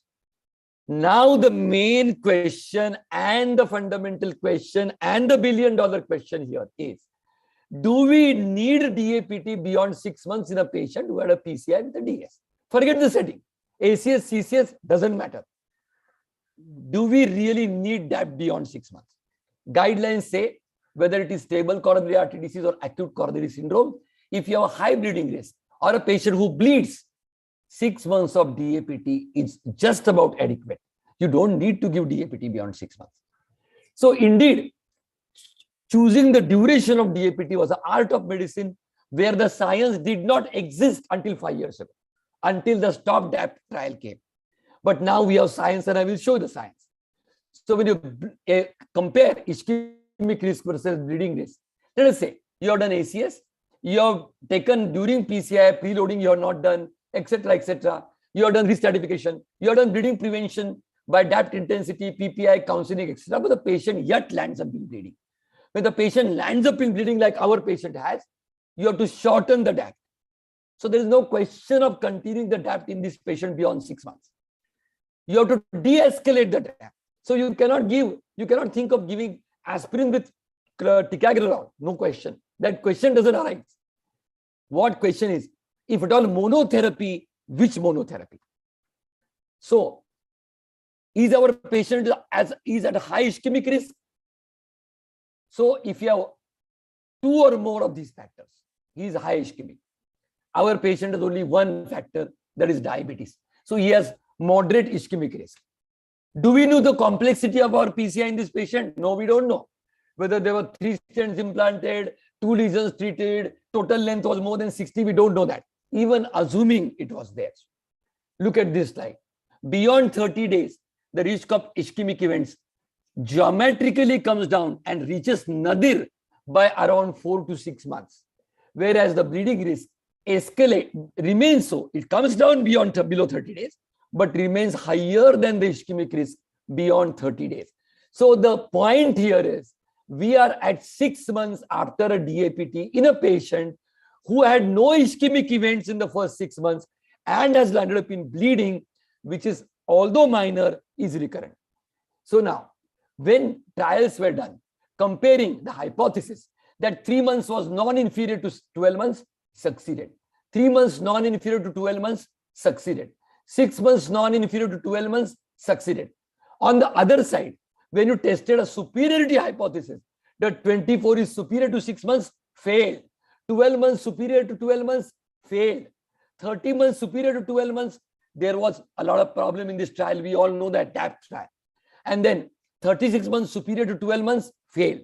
So in this, the TOPIC trial, replacing P2Y12 inhibitor with clopidogrel 1 month after PCI in an unselected group of patients, unselected, mind you, ladies and gentlemen, without considering the complexity of the index PCI, without knowing what kind of ACS, TROP positive, TROP negative, after 1 month, when the patient is 1 month event free, shifting the patient to clopidogrel from a more potent P2Y12 inhibitor reduces bleeding without any additional ischemic event risk. This trial opened the Pandora's box, and then trial after trial. Look at this. Telos AMI released in 2021 ACC, ticagrelor versus clopidogrel in stabilized patients with AMI. So patients remain stable for 30 days, shifted to aspirin clopidogrel. What happened? The bleeding risk came down. The cumulative incidence of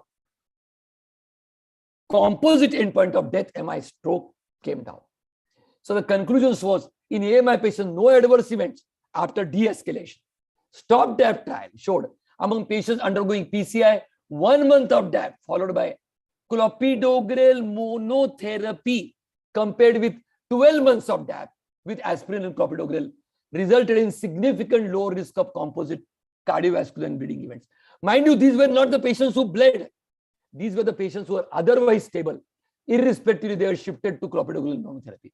And here, there is a patient in my plate who is bleeding, recurrent, although minor bleeding, hemoglobin is maintained, and the cause is BPH, not a sinister cause. Host exam trial, aspirin versus clopidogrel for chronic maintenance therapies. What happened here? The aspirin had higher event rates, bleeding-wise, and higher event rates, ischemic-wise. Now, Dr. Tripathi might come and say, why not ticagrelor monotherapy? Let me compare. Let me compare Twilight. Look at the Twilight bleeding risk. 7.1% tica versus aspirin and 4% tica alone. Whereas clopidogrel alone, the bleeding risk was 3.7%. I agree that these were high-risk patients, much higher risk patients than the Telos AMI trial.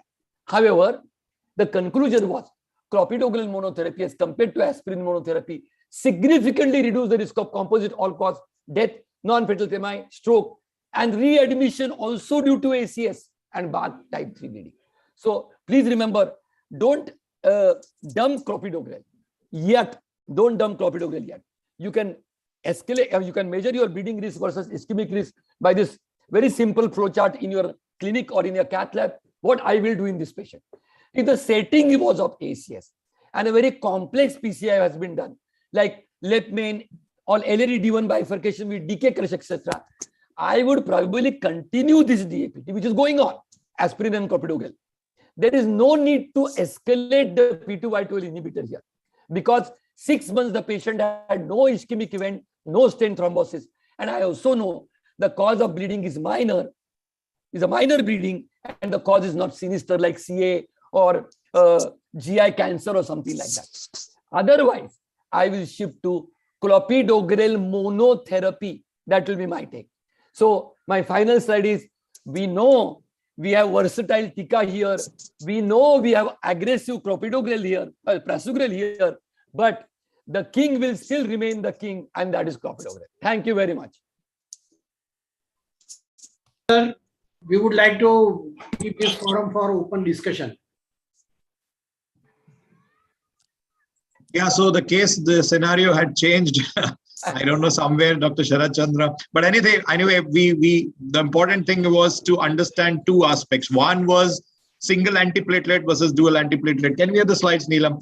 So beyond what time we can stick to one? And then if we are sticking to one, which one of the three?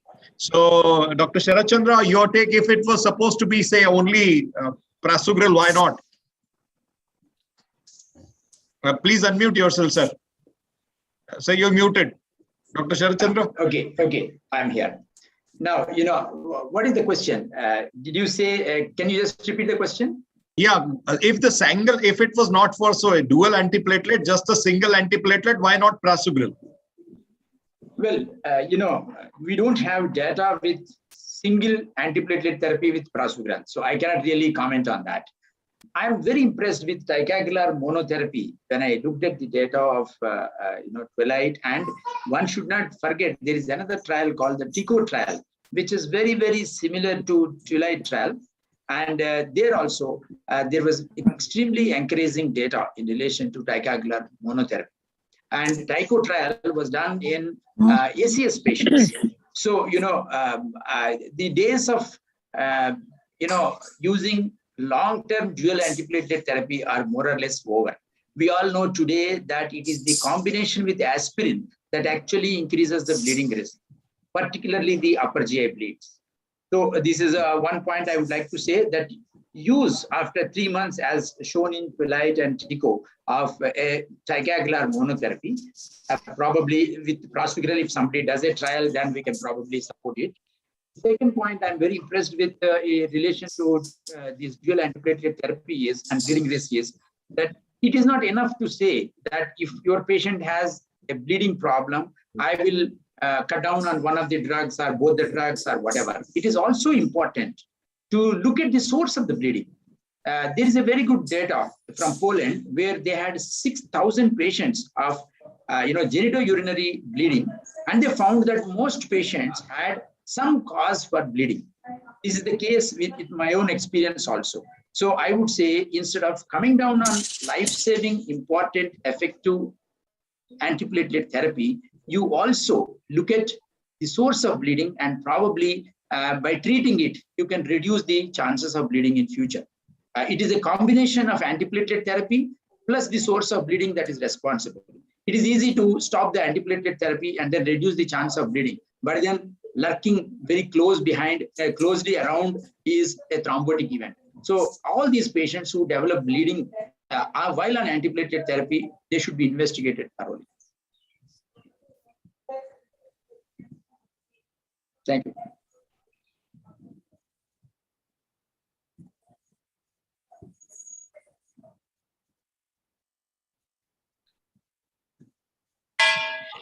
I will also completely agree with Sharat Chandra sir, that if at any point monotherapy comes, probably ticagrelor will stand better than all the available monotherapy. And bleeding points, bleeding source definitely should be evaluated. Like we most commonly see the gum bleeding and all, and it is not because of the antiplatelet, it is because of the poor gum hygiene and then lower oral hygiene. That is mostly the source. One question to Pense sir, like he said, he will prefer to go with clopidogrel monotherapy rather than aspirin and anything else. So we know regarding the resistance of clopidogrel in Indian community, and it's a good amount. This the percentage, if you see, varies from almost 40 to 20% across India. So are you still content with starting clopidogrel monotherapy after 6 months versus aspirin monotherapy after 6 months versus ticagrelor monotherapy after 6 months? Yeah, that's a good question, Dr. Tripathi. I agree with you. I was given to support clopidogrel. Definitely, I presented some data. But in Telos AMI and the Hathway trial, both these trials have shown unselected group of patients being de-escalated to clopidogrel alone after 6 months. See, most important factor here is after 6 months. So 6 months patient didn't have any ischemic event, and by 6 months, majority of the newer generation DES, they get endothelized, and ischemic events are very, very minimal after 6 months of therapy. So that is one point. And second point is the in vitro resistance. Our own paper in 2009 first and 2016 in quite two respected journals showed that there is very poor correlation between the laboratory resistance versus the clinical resistance to clopidogrel. That is my biggest problem so far. So many patients show laboratory, they are not responding to clopidogrel, clinically they respond, and the other way around. So it is very difficult to choose a drug that way. I think we should go by randomized control trial data here. And I would be very happy for a ticagrelor monotherapy, but I will not be happy to add another P2Y12 inhibitor to aspirin beyond 6 months in this patient at any cost. And if the patient's clopidogrel aspirin has worked for 6 months, why not clopidogrel alone will work after 6 months? That will be my take. So the two quick points, sir. Two quick points, like we mentioned that after 6 months, all the new generation DES open to both Ponce sir and Sharat Chandra sir.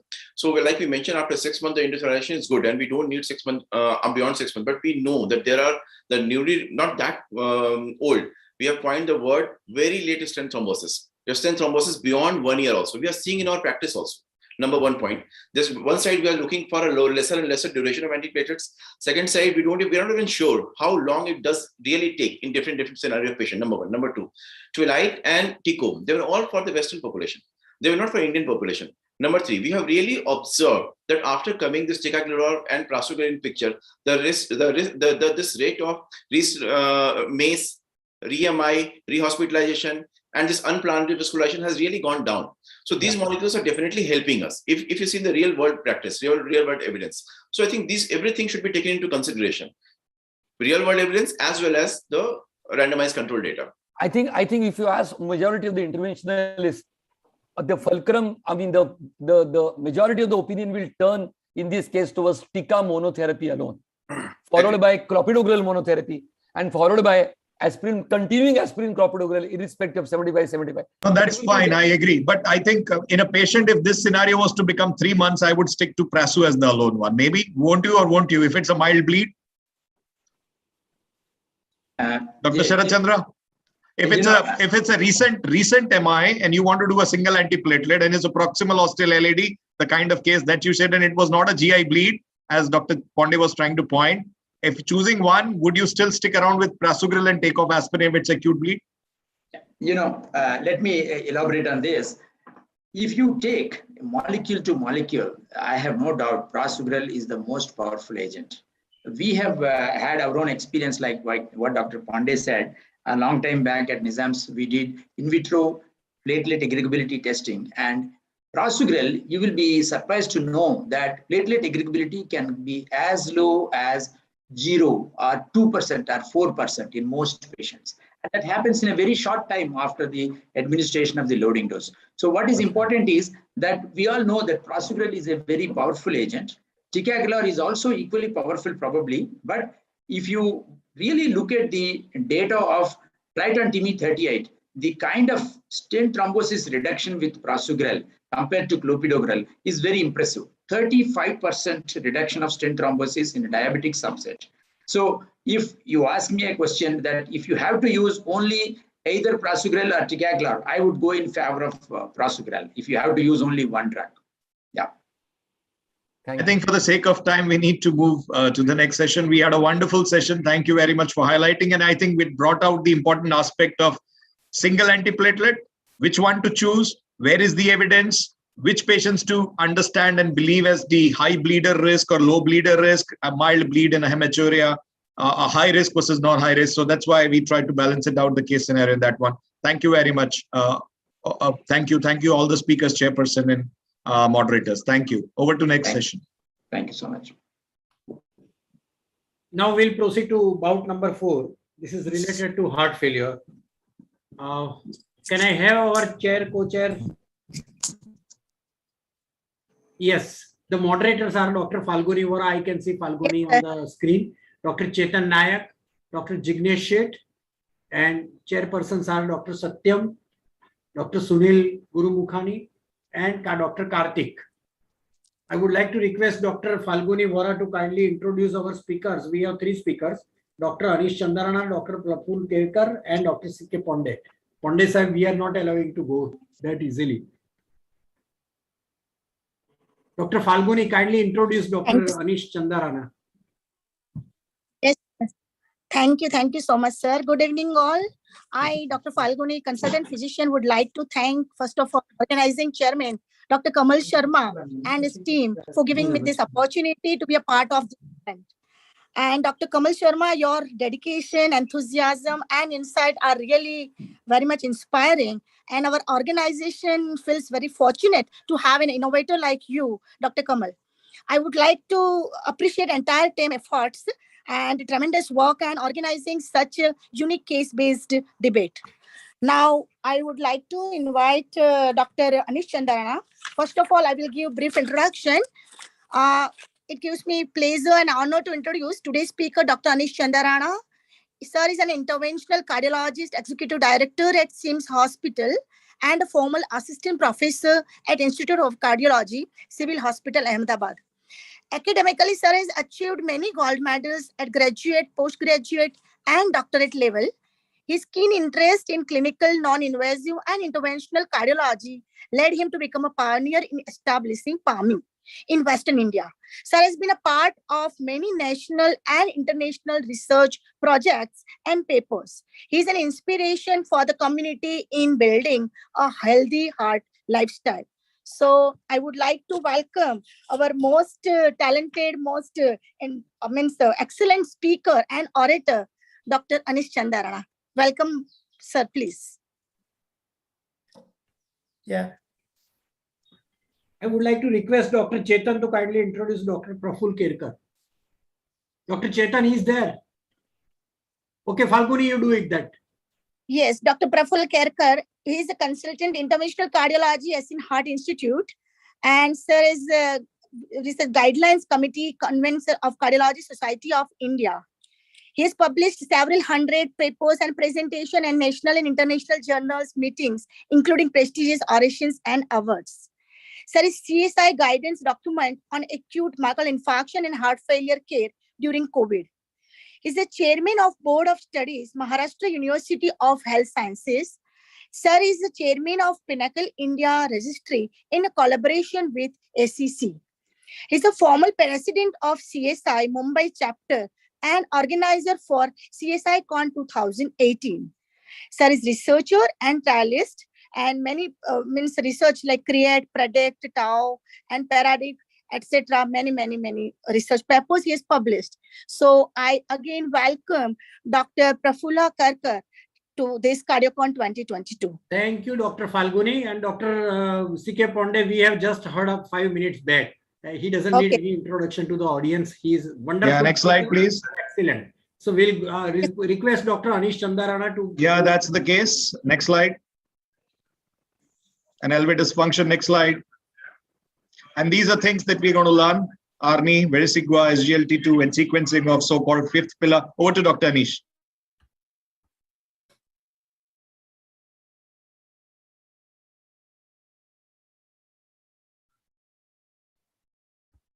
Yes, Dr. Anish Bhai, please go ahead.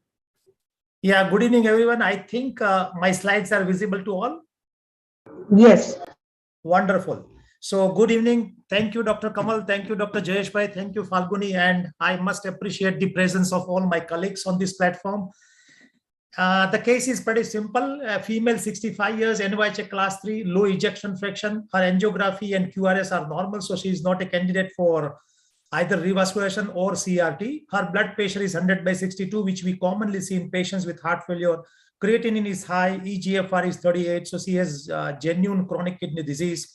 She had history of heart failure admission before 3 months, and she has been a drug defaulter. So we know that this patient is very, very high risk patient. She has got multiple risks. She has a risk of worsening of heart failure and needing multiple therapies. She has a risk of getting admitted to hospital again in ICU. She has a risk of worsening renal function. And we all know that the highest and topmost risk is she can die anytime because of not only heart failure death, but because of also sudden cardiac death. So in such a patient, I would like to use at number one step, the two best possible molecule which can reduce the risk of admission as well as death. And they are beta blocker and ARNI. So I would prefer ARNI ahead of any other agents in these patients to be used. Now, we all know that there are four pillars which has been discussed, ARNI, beta blocker, MRA, and SGLT2 inhibitors. And at the moment, in most of the patients, my personal choice is to start all these four molecules at one go. And by next 7 to 30 days to make as best dose as possible for all these molecules. So even in all the patients where I do get borderline EGFR, where I get borderline blood pressure, my temptation to start all these four molecules is very clear because of 2-3 reasons. Number one, when you start all these molecules, even if they are going at a low dose, they do reduce the risk of heart failure admission and mortality. And then if you put all these molecules on by completion of 30 days, you are going to reduce 75% risk of a patient who is so sick. Obviously, we know that we have to have certain concerns of clinical parameters like blood pressure, heart rate, kidney function, and potassium in selecting and pushing the dose of this drug. As I talk to you, my choice would go to ARNI out of all this is because of many reasons. Number one, if you talk about the pathophysiology of heart failure, we all know that the theory that overactivation and upregulation of RAS leads to heart failure has been extremely well established and well tested in variety of models. Not only that, we have also seen that if you can preserve the vasodilatory system, that is natriuretic peptide system, by addition of neprilysin inhibition, it potentiates the safety and efficacy of RAS blockade. There is huge amount of evidences that when you give a combination of valsartan, that is ARB, and a neprilysin inhibition, that is sacubitril, not only it improves NT-proBNP, LV ejection fraction, systolic and end-diastolic volumes, risk of non-sustained and sustained ventricular tachycardia, but it also leads to renal preservation and reduction in cardiovascular death and mortality.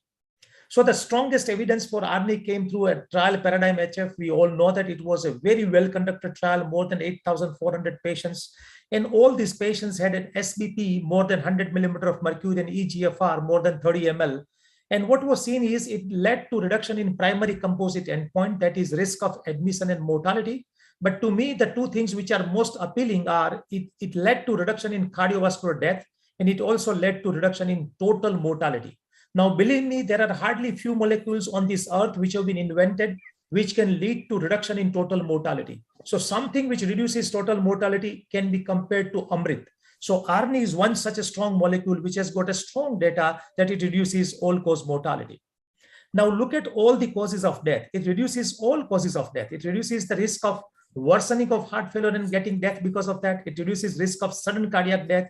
It reduces all-cause mortality. And over and above, it leads to so many other soft endpoint benefits, like there is less ER visit, less need of intensification of treatment, less need of ICU care, vasopressors, less need of device therapy, and even less need of heart transplantation. And that's why what I understand, for the first time, perhaps in the history of guidelines, many countries and many guidelines formatting authorities came out with a conclusion that those patients who are having HFrEF, if they are receiving any kind of ACE inhibitors, replace ACE inhibitors, which has been such a well-time tested molecule by ARNI. So such a compelling indication was generated because of such a robust evidences by ARNI. Now we all know that Paradigm HF was a trial which compared ARNI against ACE inhibitors. So it was an active molecule which was well established, against which ARNI was compared, and it found it was better in reduction of cardiovascular mortality and hospital admission. What if ARNI is compared against placebo? So a wonderful article came in European Heart Journal, a putative placebo analysis of the effects of sacubitril-valsartan combination in heart failure, did say that if you compare the sacubitril-valsartan combination, that is ARNI against placebo, the estimated benefits of ARNI would be 35% reduction in CV death and 50% reduction in admission for heart failure. So such a robust benefit has not been seen with any other molecules. We all know that. We discussed a lot about the adverse effect of ARNI, but let me tell you, all the adverse effects of ARNI are well known, acceptable, and are reversible with changes in dose. When we add neprilysin inhibition to existing angiotensin receptor blockers, not only it enhances the therapeutic effects in terms of CV death and heart failure admission, but it also reduces the risk of renal dysfunction and hyperkalemia. So neprilysin inhibition has capacity to reduce worsening of renal function, the rate of worsening of renal function and hyperkalemia. That's why this is something which is so appealing. Many times we do discuss about hypotension and ARNI. I think we as clinicians and physicians need to understand this concept in a better way. Now, a patient who has been well treated with all the molecules with heart failure, he or she would maintain a blood pressure of 95/100 systolic without any symptoms. So any patient who has got a low BP of 95 with symptoms like asthenia, cold peripheries, or pre-syncope or dizziness or lightheadedness, these are the patients where you have to consider about the dosing of ARNI. While all the patients who have BP of 95 systolic without any other such symptoms should not be considered that they are hypotensive and you did not change the dose of ARNI, which is so important. So that's why even in such patients where you get low blood pressure with symptoms, you need to first look at what are the other BP lowering medications. Many a times a patient of heart failure is on variety of antihypertensive and other medications which do not have strong data to reduce mortality in heart failure patients, but they are there for some other reasons. So we need to get rid of those molecules. We need to adjust the dose of diuretics. And then even if patient, in spite of the lowest possible dose of ARNI, is getting variety of symptoms and hypotension, yes, there is a chance we have to reduce the dose. What about renal function? If you compare the enalapril versus ACE inhibitors, versus ARNI in Paradigm HF, the rate of reduction of eGFR was much slower in patients who received ARNI. So when you add neprilysin inhibition to valsartan, it leads to more preservation of the kidney. On the other side, if you look at the patients of CKD, now patients of CKD had a benefit, equal relative risk reduction by ARNI as compared to ACE inhibitors and enalapril. In fact, if you look to the absolute number of reduction, it was better because patients of CKD have got higher risk. So a patient who has got higher risk is going to have more absolute benefit by ARNI. And that's why even if a patient has got CKD, ARNI remains a better choice. This slide is quite busy, but it gives certain rational base to compare these three drugs. We know that there are no head-to-head comparison. It will never come, but there are so many things which can be compared across the trials and can be thought in perspective. So number one, can we adapt ARNI in this patient who has been presented to us? The answer is yes. The cutoff eGFR and cutoff blood pressure is matching. Is ARNI effective in this patient? ARNI is perhaps the most effective agent as far as reduction in mortality, quality of life improvement, and risk of hospital admission is concerned. Is ARNI safe? ARNI is reasonably safe. Yes, there will be few patients who might need dose changes, but ARNI can play a wonderful role. So ladies and gentlemen, coming to sort of a conclusive slide, we all know that this patient is very, very high risk, and we need to act fast. And when you want to act fast and reduce the mortality of such a high-risk patients, you need to put aside a lot of if and buts. You need to implement the treatment without thinking too much of other if and buts, because there are huge proven benefits of ARNI. It reduces total mortality. It reduces CV mortality of heart failure and sudden cardiac death. It improves quality of life and reduces less admissions. It leads to reverse remodeling of left ventricle, reduces MR, LVED and ejection. It improves ejection fraction. It preserves kidney function. And on the top of the list, it reduces the need of renal transplant and heart transplant. Yes, there are certain small issues with ARNI and they can be taken care of very easily. Please. When patient has got some increase in creatinine, when you add this drug, you have to sit tight. Don't worry. Generally, nothing is going to happen. Few patients might develop symptomatic hypotension. Be watchful. Make a space for this particular molecule and keep watching. So my conclusion is, in this patient, I would recommend strongly to add ARNI in addition to beta blocker. Keep a BP record. Repeat renal function test after 15 days. More than 90% patients will have no major issues. They will tolerate the best possible molecule, that is ARNI. In fact, most of them will start feeling better. Their BP will improve, and there is a chance that you can upscale ARNI in all these patients. Thank you very much for your patient listening. Thank you so much, Anish bhai. You are absolutely in time as usual. I had a little apprehension, but thank you. Thank you. You are always like this. I would like to request Dr. Praful Kirkar. Well, thank you, Dr. Anish has said what is happening now. 1 second. Share screen. Why isn't it showing my? What saying, sir? 1 second. Huh? So you can share it. And I'm trying to share screen and it shows some whiteboard out here. I don't know. This is Sir, first of all, please open your PowerPoint, then choose self-payment. Okay, I'll do that. 1 second.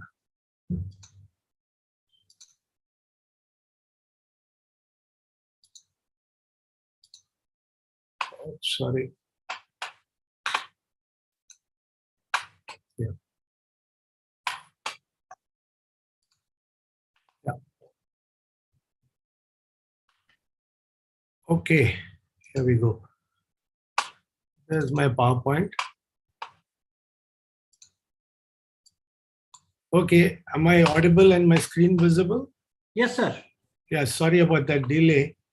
Well, I'm trying to talk about safety first, right? So I'm talking about SGLT2 inhibitor with beta blocker, and then looking at a safer strategy afterwards. Right at the outset, a disclaimer here that vericiguat is currently not approved in India for the treatment of heart failure. Well, one must understand the contemporary approach to the treatment of heart failure, which should be clinically oriented, acknowledge importance of evidence-based therapies, all the ARNI evidence that Dr. Anish has already given. We need to look into that, all right, emphasize on early initiation of the fantastic, fabulous, whatever you want to call these 4 pillars, including ARNI and SGLT2. That is what it is. But we need to be practical, and we need to individualize treatment based on the patient characteristics, as also on their tolerances and intolerances. Mind you, there is a patient here, which is so relevant here, is a drug defaulter, and the access to meds, of course. And having seen that, let's now move to the real world. Welcome to the real world, as I would say, moving away from the trial data.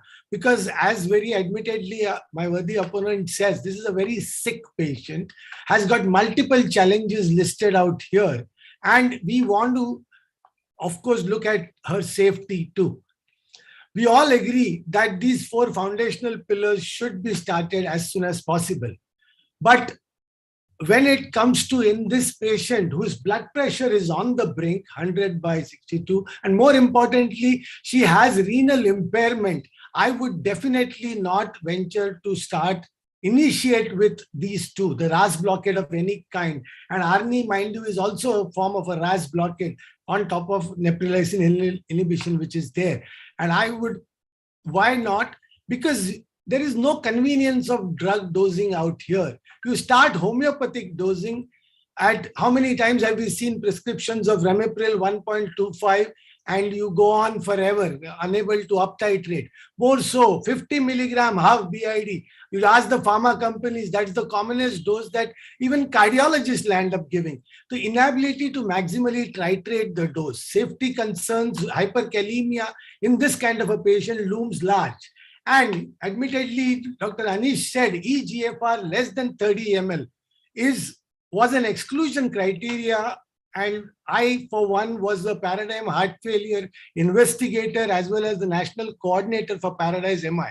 And in Paradise MI too, both symptomatic hypertension as well as worsening eGFR was obviously seen.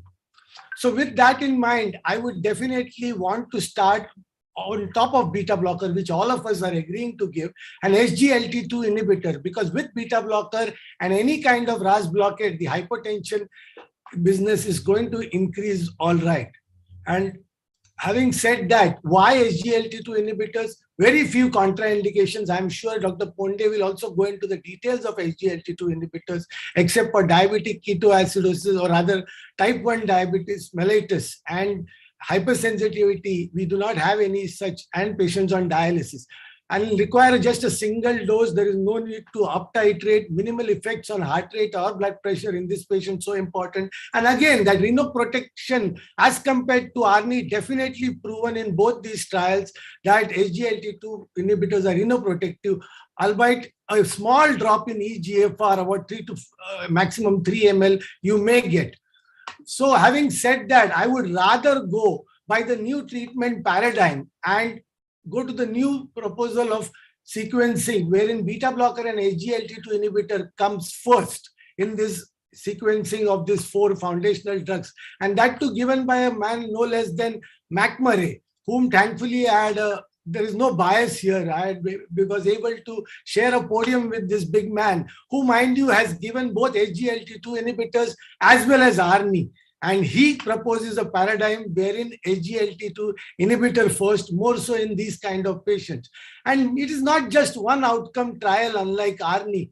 There is not one but a second molecule here, emperor-reduced empagliflozin, which is also showing identical hazard ratios, 0.74, 0.75, and replicated in this next trial also, that the primary endpoint of composite CV, death, heart failure, hospitalization, and urgent heart failure visit is reduced by about 25% relative risk reduction. So also in the meta-analysis, all-cause death, also you find a clear benefit. So also symptoms and quality of life improvement.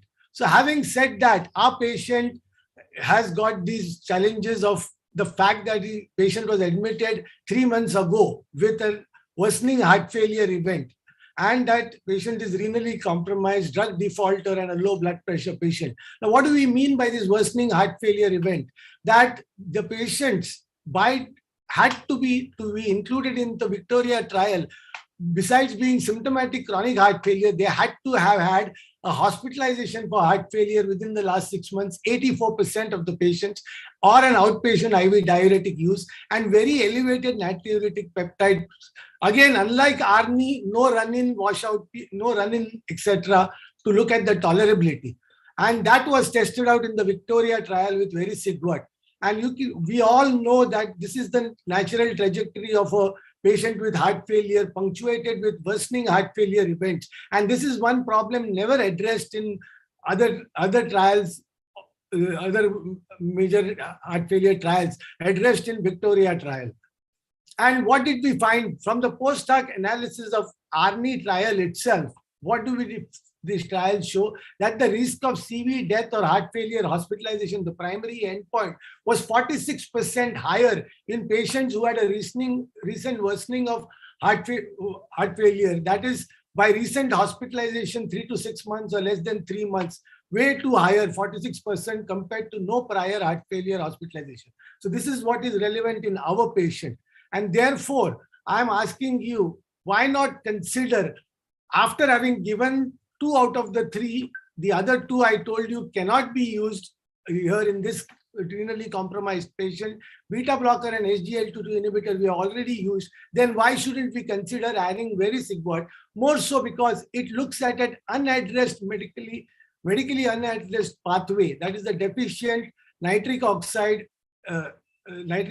soluble guanylate cyclase GMP pathway. So let's give another mechanism of action, which in a simplified way, independent of nitric oxide and in synergy with nitric oxide, vericiguat stimulates soluble guanylate cyclase and thereby goes on to increase the cyclic GMP with all its beneficial effects. Now, since he talked so much about natriuretic peptides also do stimulate the guanylate cyclase, but that is a particulate one on the cell membrane. So a similar mechanism in the end, and this is how you get the beneficial effects of vericiguat at the heart level, the vascular level, as well as the kidney level. And cross-trial comparisons are not permissible. But if you see both the SGLT2 inhibitor trials as well as the ARNI trial are stable chronic heart failure. It's a misnomer, all right, but with hardly any focus on heart failure hospitalization. In fact, heart failure hospitalization within 6 months was there only in 31% patients here, 16% here, whereas 100% focus on worsening heart failure patients in Victoria, 84%. Sicker patients, the primary endpoint event rate in the comparator arm, you can see here 37.8, more than 2-fold that was seen in the ARNI trial here. NT-proBNP levels massively elevated. Now we're talking about our patient being class 3, class 4, going on class 3, going to class 4. 41% patients here. Compare this with ARNI trial. And mind you, ARNI life trial, which went into advanced heart failure, was negative, just published last year, or rather presented last year.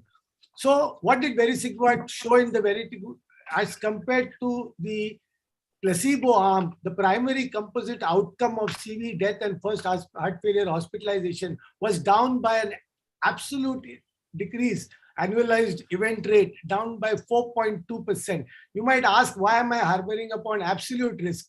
This is important when the risk increases and the primary event rate is very high. Though the relative risk compared to other trials may be only 10%, the primary endpoint I'm talking about. And if you look at the directionality, even there was a trend towards mortality benefit, which did not reach statistical significance. Compare this with DAPA-HF, compare this with Paradigm-HF, and look at the NNTs. Very, very, very acceptable. Small wonder then guidelines. These are the Canadian guidelines.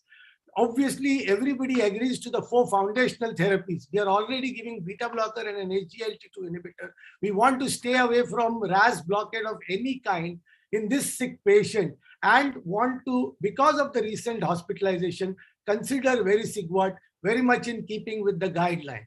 Then what about renal impairment? Is this patient not renally impaired? Very much. With a creatinine of 1.89, the recommended way of calculating it is using the CKD EPI formula or the MDRD formula. And that works out to 28 ml, as you can see. So also with the Cockcroft-Gault formula, you see for a 60 kg weight, it is same again 20.1. Our patient has to be really obese to have that kind of a creatinine clearance that in his googly Kamal Sharma talks about. So definitely there is renal impairment, and definitely this patient would have definitely not made it to the ARMY trial. So that's what real world scenario.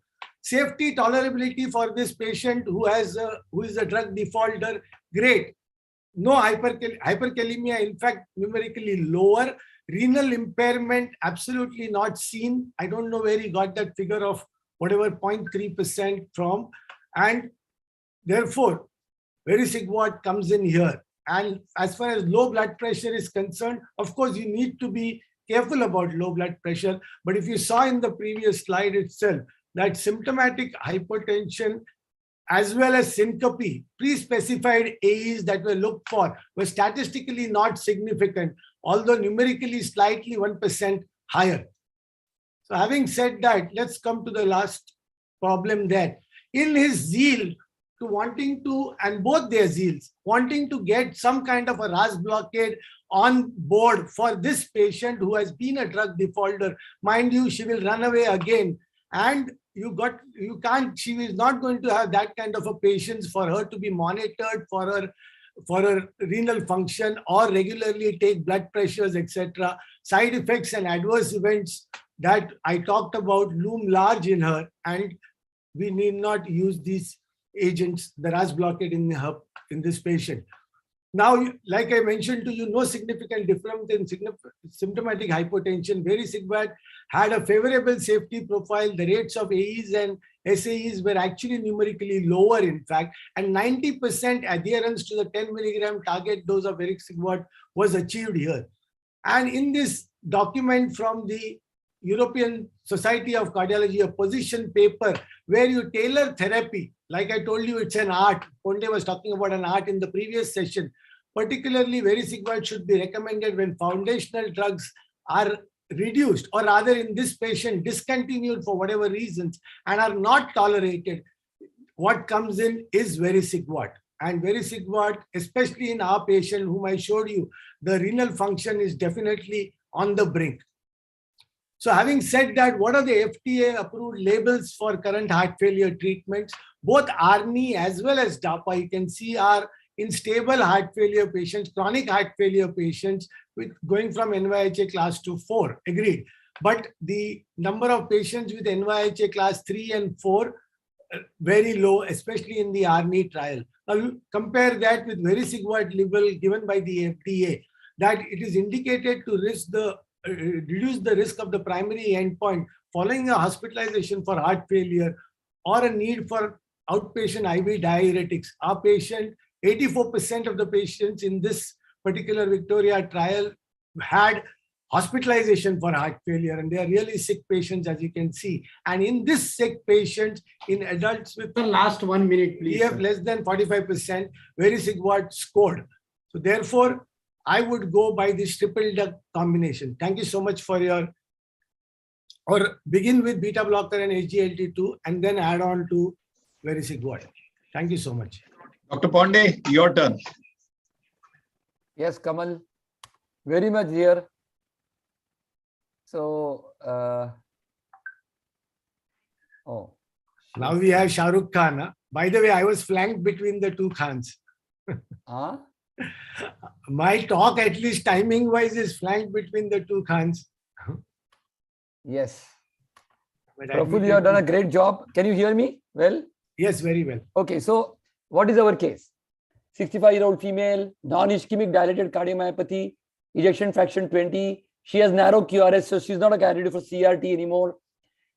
Borderline blood pressure, EGFR by MDRD6 comes around 31, and by the CKD EPI comes less than 30, and by the MDRD4 comes around 34, 36. Fair enough. And recent hospitalization. But most important is the last one. She's a defaulter. As you know, every hospitalization, after first hospitalization, the mean survival is 2.6. After second, 1.8. After third, 1.5. After fourth, 1.3. So here actually, because here a recent hospitalization, we don't have much time at our hands.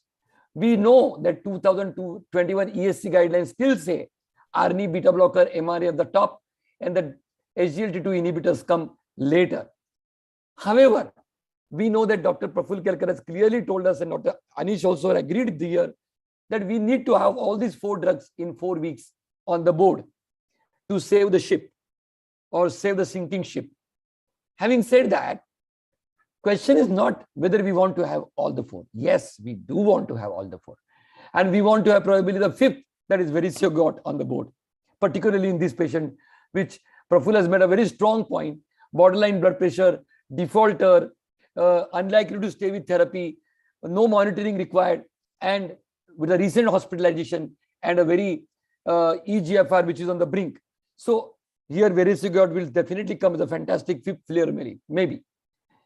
But in practical approach to this patient, as Dr. Praful said, start beta blocker and SGLT2 inhibitors. After 1 to 2 weeks, if everything is good, hunky-dory, add ARNI. And then after 1 to 2 weeks, probably add an MRA. Why this should be the best approach? Borderline BP, borderline GFR, knowing that she's a drug defaulter, starting drugs that are easy to use, once a day schedule, and will have practically no side effect, is likely to inspire confidence in this patient, and probably she will adhere to therapy. That is the way I will think. And so my choice will be bisoprolol 2.5 once a day and DAPA 10 milligram once a day. Why SGLT2? Again, no rocket science here, easy to use, very few absolute contraindications, overall safe and well tolerated, minimal or nil effects on blood pressure and heart rate, significant benefits in CV outcome, including heart failure, hospitalizations, and cardiovascular death, renoprotective over long term. And this concordant beneficial effects in heart failure outcomes, cardiovascular death, and renal survival. That is one which makes SGLT2 inhibitors such an attractive option in this patient, and minimal hypoglycemia even in non-diabetics. So DAPA showed 26% relative risk reduction in primary composite endpoint, number needed to treat 21, very close to that of vericiguat. And if you separate them, worsening heart failure reduced by 30%, cardiovascular death by 18%. Mind you, my friends, all-cause mortality, the hardest clinical endpoint to be satisfied in any given clinical trial, DAPA reduced by 17% in DAPA-HF. And on the top of all that, the fact remains, whether you had diabetes or without diabetes, the risk reduction was the same. And what is more important, those who had heart failure hospitalization within the previous 12 months, the risk reduction was even more pronounced, even more robust, even more impressive than those who had no hospitalization or a remote hospitalization more than 12 months ago. So that is another point in favor of SGLT2. So this DAPA-HF was conducted in patients who were optimally treated with beta blocker RAS blockers, and MRA. And the height of hurdles was formidable. And yet, DAPA showed impressive risk reduction in patients who were optimally treated with beta blocker, RAS blockers, and MRA. Dapagliflozin also improved quality of life. And dapagliflozin reduced acute kidney injury. DAPA and EMPEROR both showed that there is a sustained reduction in the progressive decline in eGFR beyond around 6 months or so in both these agents. So they are actually renoprotective agents. In the initial phase, there is a bit of dip in the eGFR, but beyond 3 to 6 months, the eGFR is much better preserved as compared to the placebo, which is a standard of care therapy. So when you have all these 4 pillars on the board, at 55 years, you add 6.3 years to their life. At 65, you add around 4.5 years to their life. So all 4 must be given one after another. In this patient, I doubt whether with a borderline BP, you may be able to give more than probably 50 milligram BID of ARNI. But even if you are able to give that, I'm with it. I'm not against it at all. I'm with it. After beta blockers and SGLT2, ARNI must be tried with careful monitoring of GFR and potassium, as Dr. Anish Chandarana, my good friend, says. So this has caused paradigm shift in the sequencing conventional versus the newer. And in this patient, I have no doubt I will start with beta blocker and SGLT2 inhibitor first. I raise my case there. Thank you. I hope I was in time. The forum is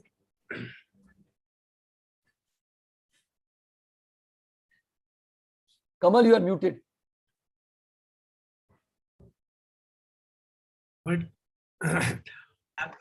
Chairpersons. Kamal, you are not sending us anything to eat here. Sorry? He's not sending us anything to eat here. He's eating all alone. Specifically, as you कमल जोमेटो से कुछ आने वाला है या नहीं आने वाला है? Virtual. So, chairpersons, I think we'll take comments from them first and then initiate a discussion. Yes. Dr. Satyam? Yes, yeah. yes. Sir, very wonderful argument talks by all the senior sir, Anish Chandarana sir, Kerkar sir, and Ponde sir. And one thing must learn from them, these talks, is how sincere in their talk. Even Praful Kerkar sir is calculating the eGFR in this patient by different formula. So as a young cardiologist, we can learn the sincerity in every aspect of our life. So apart from academic, this is very important. And for just a discussion, whether ARNI is more effective in ischemic or non-ischemic cardiomyopathy, my question to Anish Chandarana sir. And second question, if this patient having diabetes, sir, your choice of SGLT2 over ARNI, or you are still prefer ARNI? So, I mean, good point. A patient who has got systolic heart failure with ejection fraction less than 40%, irrespective of the fact whether patient is ischemic or non-ischemic. The things apart, a patient with ischemic heart disease would need correction of ischemia if that is going to be helpful, but then ARNI is there on board. Whether patient has diabetes or no diabetes, again, ARNI should be there on board. And maybe 2-3 points which were raised by rightly so Dr. Kerkar and Dr. Ponde. Number one is drug defaulter. See, there are various reasons we all know in clinical practice because of which patient becomes a drug defaulter. One very important is failure of a clinician to explain how effective this drug is. I always take ARNI in my hand and talk to the patient that this is the drug, if you stick for your life, is going to improve longevity and improve quality of life. The choice is in your hand. When you talk so emphatically with so convincing attitude, I'm pretty sure drug defaulter chance goes less, number one. Number two, again, the drug defaulter chance becomes maximum when patient has no symptomatic apparent benefit by a medicine. Believe me, I can ask you all those who are attending this conference, if you have used ARNI in your patient with heart failure, that is perhaps the first ever best drug which patient comes after 10 days and will be extremely gratified and happy that, doctor, my life has changed. There is no other drug in the heart failure armamentarium which can produce such a superb benefit. And believe me, patient doesn't understand EGFR, potassium, etc., etc. Again, we are doctors and we have to work on that. But patient understands only symptomatic improvement, and that's where ARNI scores superbly better. So I'm pretty sure rarely my patients whom I put on ARNI with all the explanations of drug and the cost, they ever stop. Cost is same for all these molecules generally. So I think cost becomes a separate point to be discussed. The third point, which generally people perceive RAS blockade and ARNI as kidney deteriorating drugs. They are kidney improving drugs. Why we are not able to put it to our mind, that is quite unfortunate in most of the patients of this EGFR. When I put ARNI, the first person to hold ARNI is nephrologist. And I keep on fighting with most of the nephrologists on phone calls. When I meet personally, they all are friends.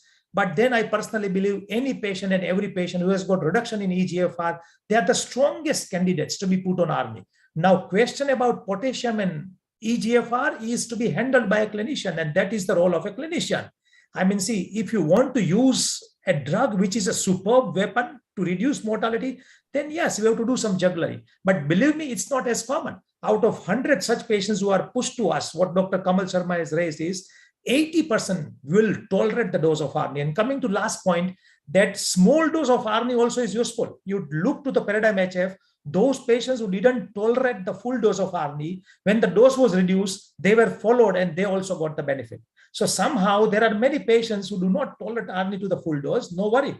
Give them 25 BD, give them 25, 1.5 BD, give them 50 BD, but it's going to work. I personally believe that ARNI is the strongest molecule to be considered with beta blocker in any patient of heart failure. Taking care of all those issues, maybe out of 100, 10, 12, 15, you will have to stop that. That's okay. But for rest 85, you cannot keep them devoid of ARNI. I'm pretty sure on that. So my question to all of you, when do you call a defaulter, a long default as good as a drug naive? 2 days, 7 days, 2 weeks, 1 month? When would you consider him as a drug naive? I'm sure there are no data to it, but then if somebody has dropped the drug, how long? Yeah, Dr. Pandey, you're saying something? For the running period of these trials, if you think and go by that, I think 4 weeks defaulter is considered as drug naive. Anybody who defaults from all drugs, 4 weeks is drug naive patient, period. Yeah, it's a question of whatever drugs are still on board or otherwise. That drug defaulter, nowadays, they don't use that terminology anymore, what they used to in the good old days, isn't it? So it's a question of how you're defining that defaulting business. Standard way, ARNI, having said ARNI, I'm a big believer in ARNI. It's a debate, it's a different matter. But herein where you have a patient who is not patient with you to understand the creatinine going up and down, it's of course an art, heart failure therapy to give to the sick patients.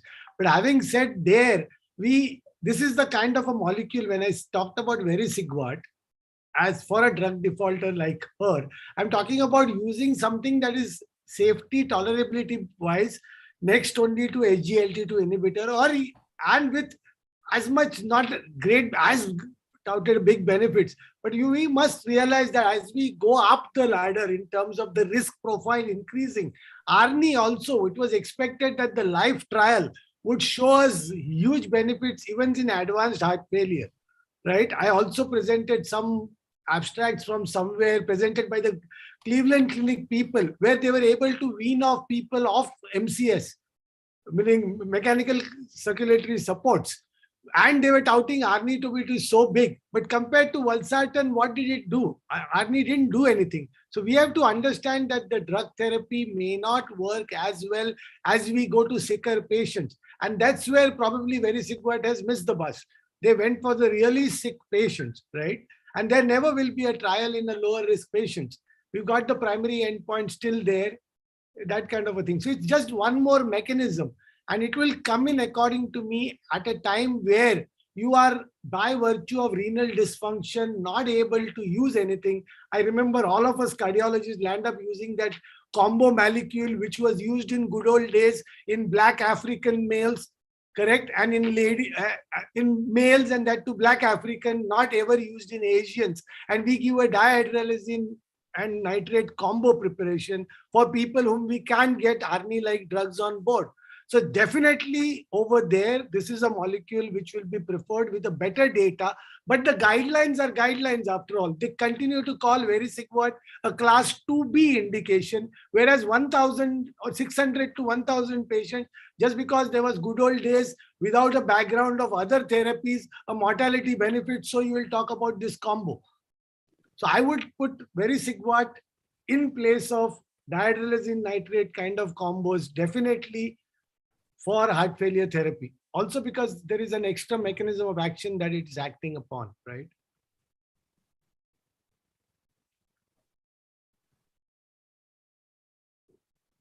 I think Kamal Bhai is satisfied. That is Achha, why one he more thing is before that asking any questions. now Dr. Ponde, you nicely stayed away from RAS blockade. You are supposed to also say that you are going to start after this. No, I said ACE inhibitor and ARB. No, but I said. If I you are said saying second no step. to ARNI, there is definitely no to any RAS blockade, according to me. No. I never said no to ARNI. I said starting point is beta blocker SGLT2. Patient remains stable, everything remains hunky-dory. There is a term I use. 1 week later, I will institute ARNI in this patient. There was no question. Absolutely. All 4 pillars have to come on the board to save the ship. No, so Yes. we have to do that. Yes, I agree. I think we had a wonderful discussion. Thank you, all the 3 speakers. We need to move to the next important session, which is all women in cardiology session. This is a session that we dedicate to women in cardiology. And for that, we have all women faculty. And I would request the speakers and the next slides to be presented, please. Men folk have to stop their videos. Slides, please. So we have a wonderful next session coming in here. We have all women in a women patient, all women speakers except Dr. Andrew Choi, who's going to talk about a specialty and bigger, even bigger. My better half is going to be moderating this session. So go ahead. Can we have the slides, please? Yeah. So for this session, I would like to invite moderators, Dr. Neha Sharma, Dr. Archana Jadeja, and Dr. Bhumi Patel, and Dr. Aisha Kadar, Dr. Pooja Vyas, and Dr. Nikhila Panchani as chairperson to introduce our speakers. Over to Aisha. Dr. Aisha. Thank you very much, Dr. Kamal Sharma. It's always a pleasure to be at CardioCon and also at this very special session. It is my pleasure to introduce our first speaker. As you know, this is a debate, and the debate will be on a 52-year-old woman who was hypertensive and dyslipidemic, presenting with atypical angina with non-specific STT changes in inferior leads, and an ejection fraction of 58% with no evident regional wall motion abnormalities. She also has bilateral osteoarthritis of the knee, and the debate is on which is the best strategy for coronary artery disease evaluation, other than invasive coronary angiography. So that's off the table. It's an imaging debate. And it is my pleasure to introduce our first speaker, who is Dr. Sonali Inamdar. She is a consultant interventional cardiologist at the Inamdar Heart Clinic at Pune in India, and also an associate consultant of cardiology at the H.N. Reliance Foundation Hospital and Research Center. She has numerous prizes and publications to her credit, and she will be speaking first, but I would also like to very briefly introduce our next other three speakers. We have a stellar panel of international speakers. We also have Dr. Purvi Parwani, who is also a very good friend. She is of Indian origin, I believe from Ahmedabad, but she is now doing very well in the United States. She is an assistant professor of medicine at the Loma Linda University in California, and also the director of Women's Cardiovascular Clinic at that institute. So something to watch out for in terms of debate, because this is her home turf, I suppose. And she also has numerous publications to her credit. We also, to debate on the role of CT angiography, we have Dr. Andrew Choi, who is the co-director of cardiac CT and MRI and associate professor of medicine and radiology at the George Washington University of Medicine. He is a national and international thought leader in cardiovascular imaging and is an author of over 100 abstracts, so very prolifically published in the arena as well.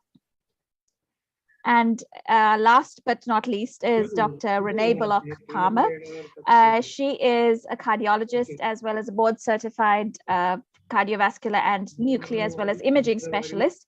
And she comes from Jamaica, but she is also now, I have the pleasure of knowing her off this as well as one of the winners of the Women as One Escalator Awards. And she's also known to be a phenomenal mentor. So a stellar panel today, and we're really looking forward to the debates. I will hand it over to Dr. Sonali Namdar to kick off the debate today. Dr. Neha Sharma happens to be Dr. Kamal Sharma's wife. That is a special introduction I wanted to give. Thank you. Please go ahead. Thank you, Jayesh Bhai, for introducing. Hi, everybody. So just a second, I'll just want to say that I've been, in last year also, I was on session with Dr. Ayesha and Dr. Purvi Parwani last year. And Dr. Purvi is like a family member to me. So hello, everybody. Please continue the session. I'm there.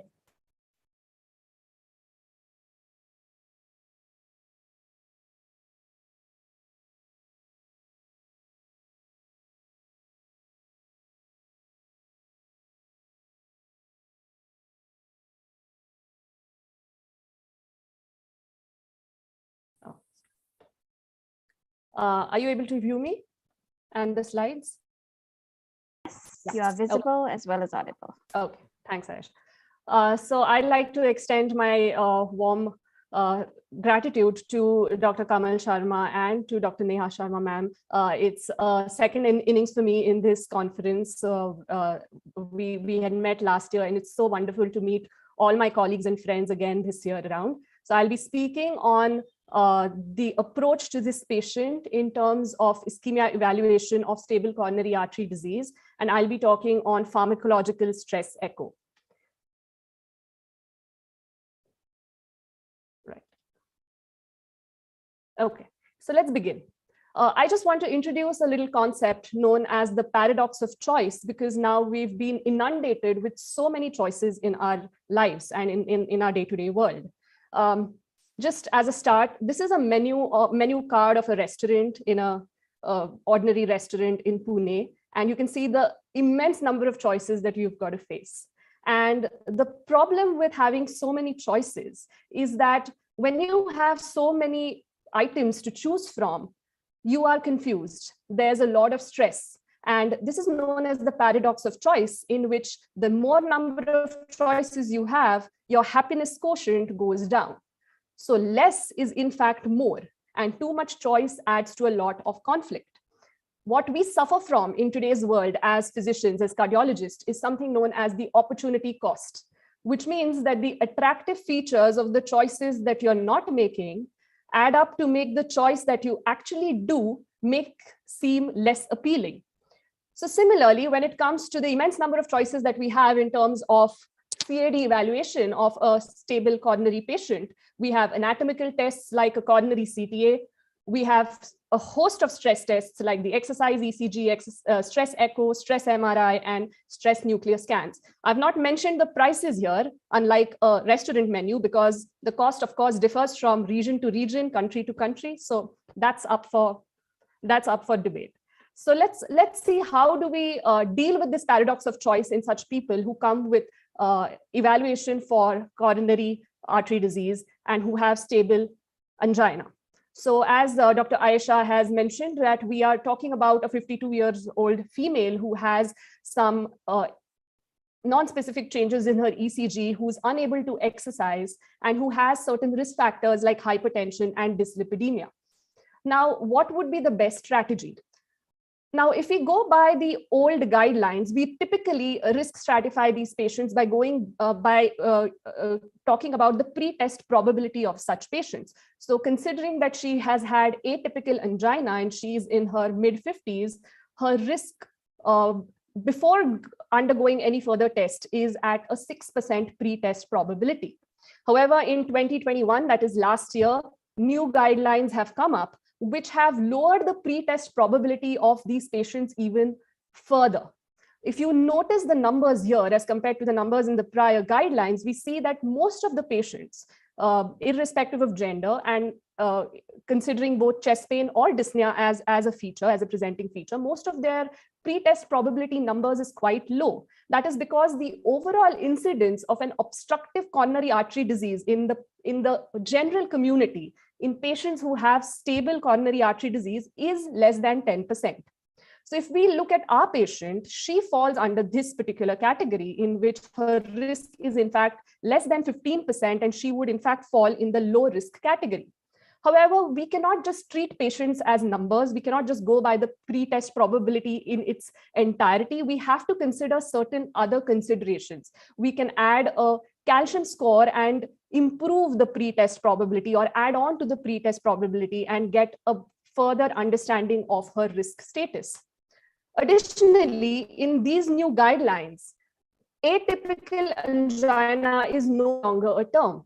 What we have now is either it's a cardiac angina, which is very typical with the central pressure, squeezing, gripping chest pain, or it could be possibly cardiac, which lies in the center, or it could be a non-cardiac chest pain. So going by her symptoms, we could probably say that she falls in the possibly cardiac category. And let's just assume that she falls into this intermediate to high risk group. Now, how do we approach these patients? If you notice this very wonderfully colored pyramid, which has been proposed by the latest guidelines, it shows that in stable chest pain evaluation, the intermediate risk and the high risk patients are clubbed together, and then we approach them in a similar manner. So the approach to these patients is either by going down the anatomical pathway, that is by doing a coronary CT, or going down the stress testing pathway. Now, there have been certain factors which favor the use of coronary CT versus stress testing. For example, if we have younger patients and who are not on optimal preventive therapy, we can go for a CT coronary angio. But the use of CT is more for ruling out an obstructive CAD, that is more than 50% coronary artery disease. However, if you look at a patient clinically and decide that she's likely to have a higher likelihood of ischemia, you look at which region she comes from. If this is an Indian patient, we know that South Asian patients have higher propensity towards multivessel disease, and you want to rule out ischemia in such a patient, then you go down this ischemic pathway and consider a stress testing pathway. The ESC guidelines also tell something similar, where they say that the choice of the test is based on clinical likelihood, the patient characteristics and preferences, and of course, the availability and local expertise. So you either go down the coronary way, coronary CT way, or you go down the stress testing pathway. So as we all know about the ischemia cascade, when there is a coronary blockage, just before the chest pain occurs, a lot of abnormalities take place in the myocardium. It begins with perfusion and metabolic alterations, which are detected by nuclear imaging, whereas other changes like diastolic dysfunction, regional wall motion abnormalities, and ECG changes happen much later. And these are the ones which are picked up by pharmacological stress echocardiography and also by MRI. As we go down, the tests become more specific. So what are the various methods that are used for stress echocardiography? More commonly, of course, we use an inotropic agent, which is dobutamine, with the help of atropine. It has beta-1, beta-2, and alpha-1 agonist action. And at a lower dose, it has a balanced effect on the peripheral vasculature. And at a higher dose, there is a greater beta-2 response, which leads to peripheral vasodilatation and hypotension. On the other hand, there are some vasodilators like dipyridamole and adenosine, which cause maldistribution of blood flow. This is a less sensitive test for regional wall motion abnormality, and it is better for relative perfusion changes detection. Now, when it comes to a pharmacological stress echo, more specifically a dobutamine stress echo, we can have a big scope of various diagnostics which we can pick up in a particular patient. In addition to the basic parameters like the ECG and the heart rate and blood pressure, we are able to see the regional wall motion abnormality and wall thickening. We can see ejection fraction changes. We can get very nice pictures of transient LV dilatation, which points towards multivessel disease. So measuring the end systolic volume on an echo in a dynamic way, you can see the LV cavity dilating in front of you is something which is very useful and it gives you a prognostic indication and tells you that there is something wrong. We can calculate the ischemic threshold of that patient. An ischemic threshold is the heart rate at which the first ischemic changes are detected on stress echocardiography divided by the maximum heart rate as per the age of that patient. If it is less than 60%, we can prognosticate the patient and tell that the patient has a higher risk. We can use strain and speckle tracking and also use contrast echocardiography to see the segments in a better way and to delineate perfusion abnormalities. As I mentioned, risk stratification and prognostication is very useful when it comes to the use of dobutamine stress echo. When you have regional wall motion abnormality, the event rates rise up to more than 6%. When there's a transient ischemic dilatation, the rates rise up to 19% annually. We use dobutamine stress echo when you want to assess a preoperative risk. As I mentioned, the ischemic threshold also helps in telling you the prognosis, and contrast use helps to improve the prognostic value.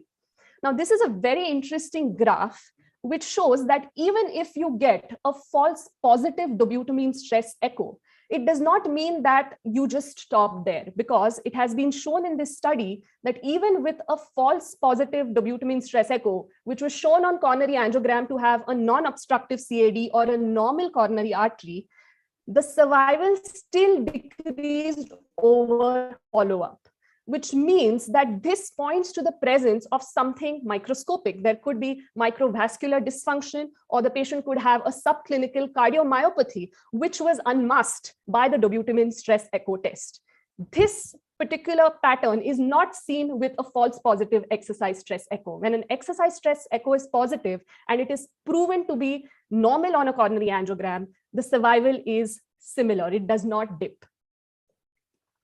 Other very important uses of using a dobutamine stress echo is we can find out other causes of chest pain or dyspnea in a patient, like HCM, Takotsubo cardiomyopathy, pericarditis, embolism, valvular diseases. One important issue is when patients have dyspnea, you can do a lung scan immediately, dynamically, and you can find that there are B lines, there are comets, which point to the presence of fluid in the lungs, which have happened there and then because of the exercise that was induced.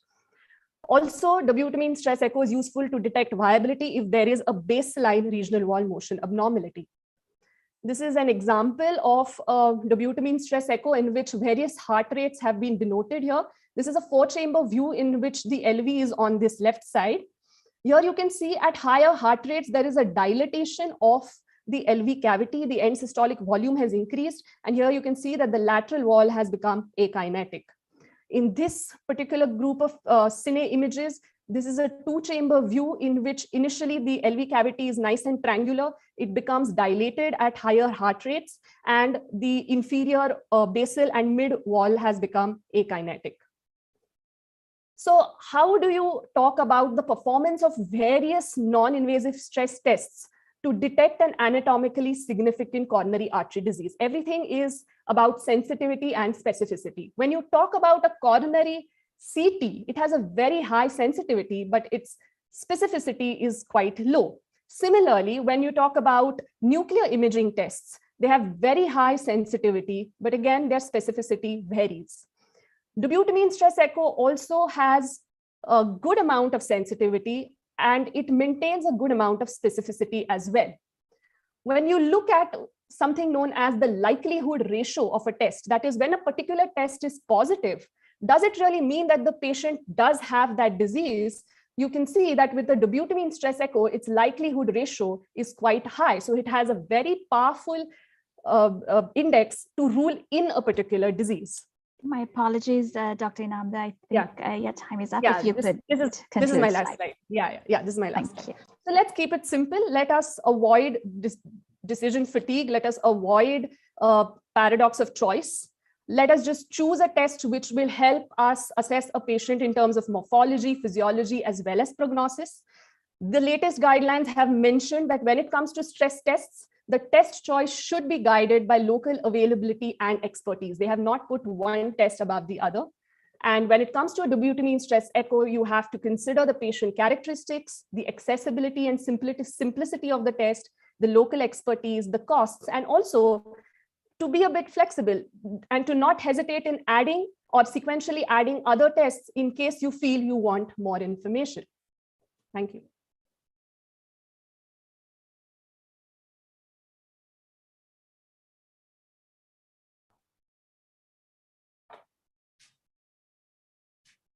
Thank you, Dr. Shonali, for a very informative talk.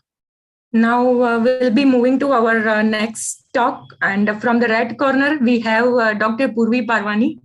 And I'll again take this opportunity to introduce Dr. Purvi Parwani, who is my MBBS senior. And we are both from the same city and from the same college. And her contribution in the field of cardiology has made us all proud. She is an amazing teacher and a wonderful person. And she would be debating on stress CV MRI would be the best strategy in this case. Dr. Purvi.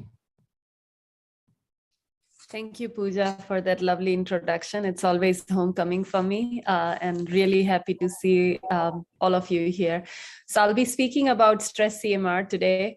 You know, my disclosure is that I'm a multimodality imager. So quite frankly, in any of these categories, if you put me, I can debate and I can tell you why that modality is good because, you know, I know my toolbox. I have many tools in my toolbox, and according to the patient I see, I use those tools very effectively.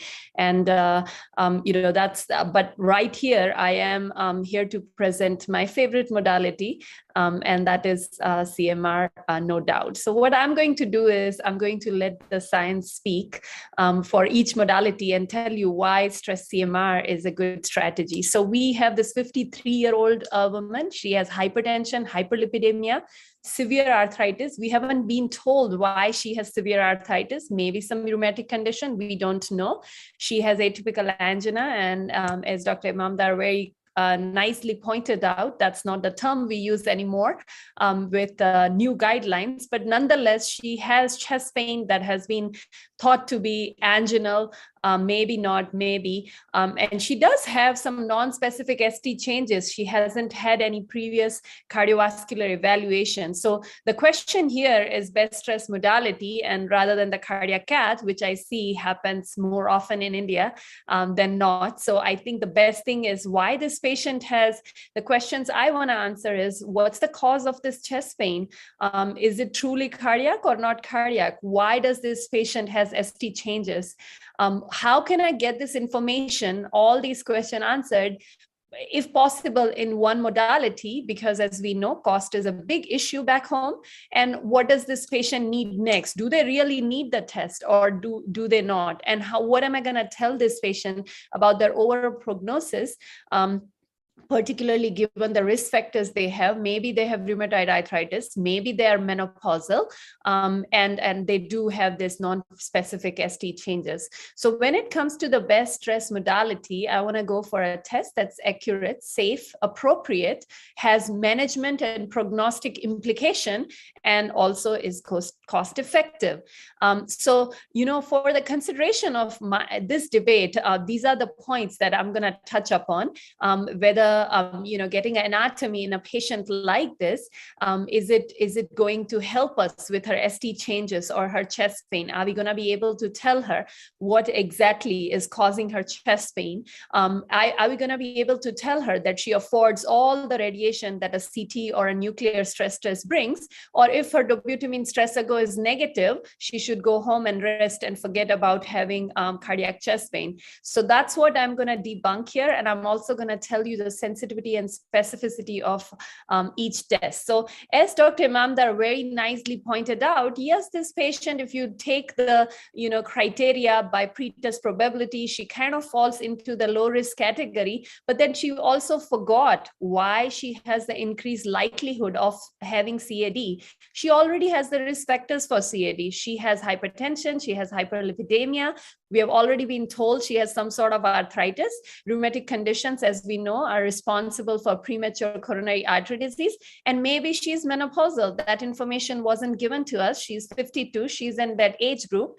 So again, for women, this pretest likelihood, in my opinion, doesn't matter, because I'm going to take that individualist approach. And for this particular patient, I think she has increased likelihood of having coronary disease. Now, I'm not using the word macrovascular disease or microvascular disease, because that's what we are going to figure out. As we know, 30% of the women that present with chest pain, they have microvascular disease, and none of the modalities that my opponents are going to pose do give any information on microvascular disease, except PET, which unfortunately is not available in India.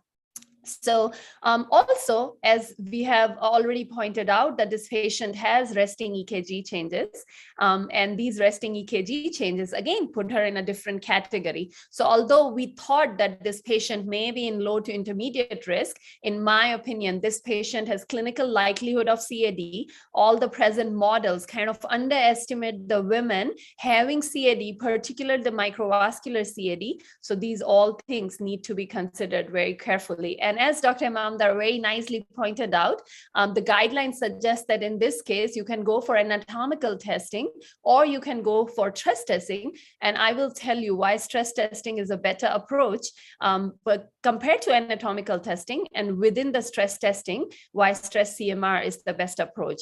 So of course, we have already looked at the sensitivity and specificity, all the modalities kind of, particularly if we talk about dobutamine stress echo, unfortunately, the problem with the dobutamine stress echo is when it is negative, it does not tell me much. It doesn't tell me much about the microvascular disease.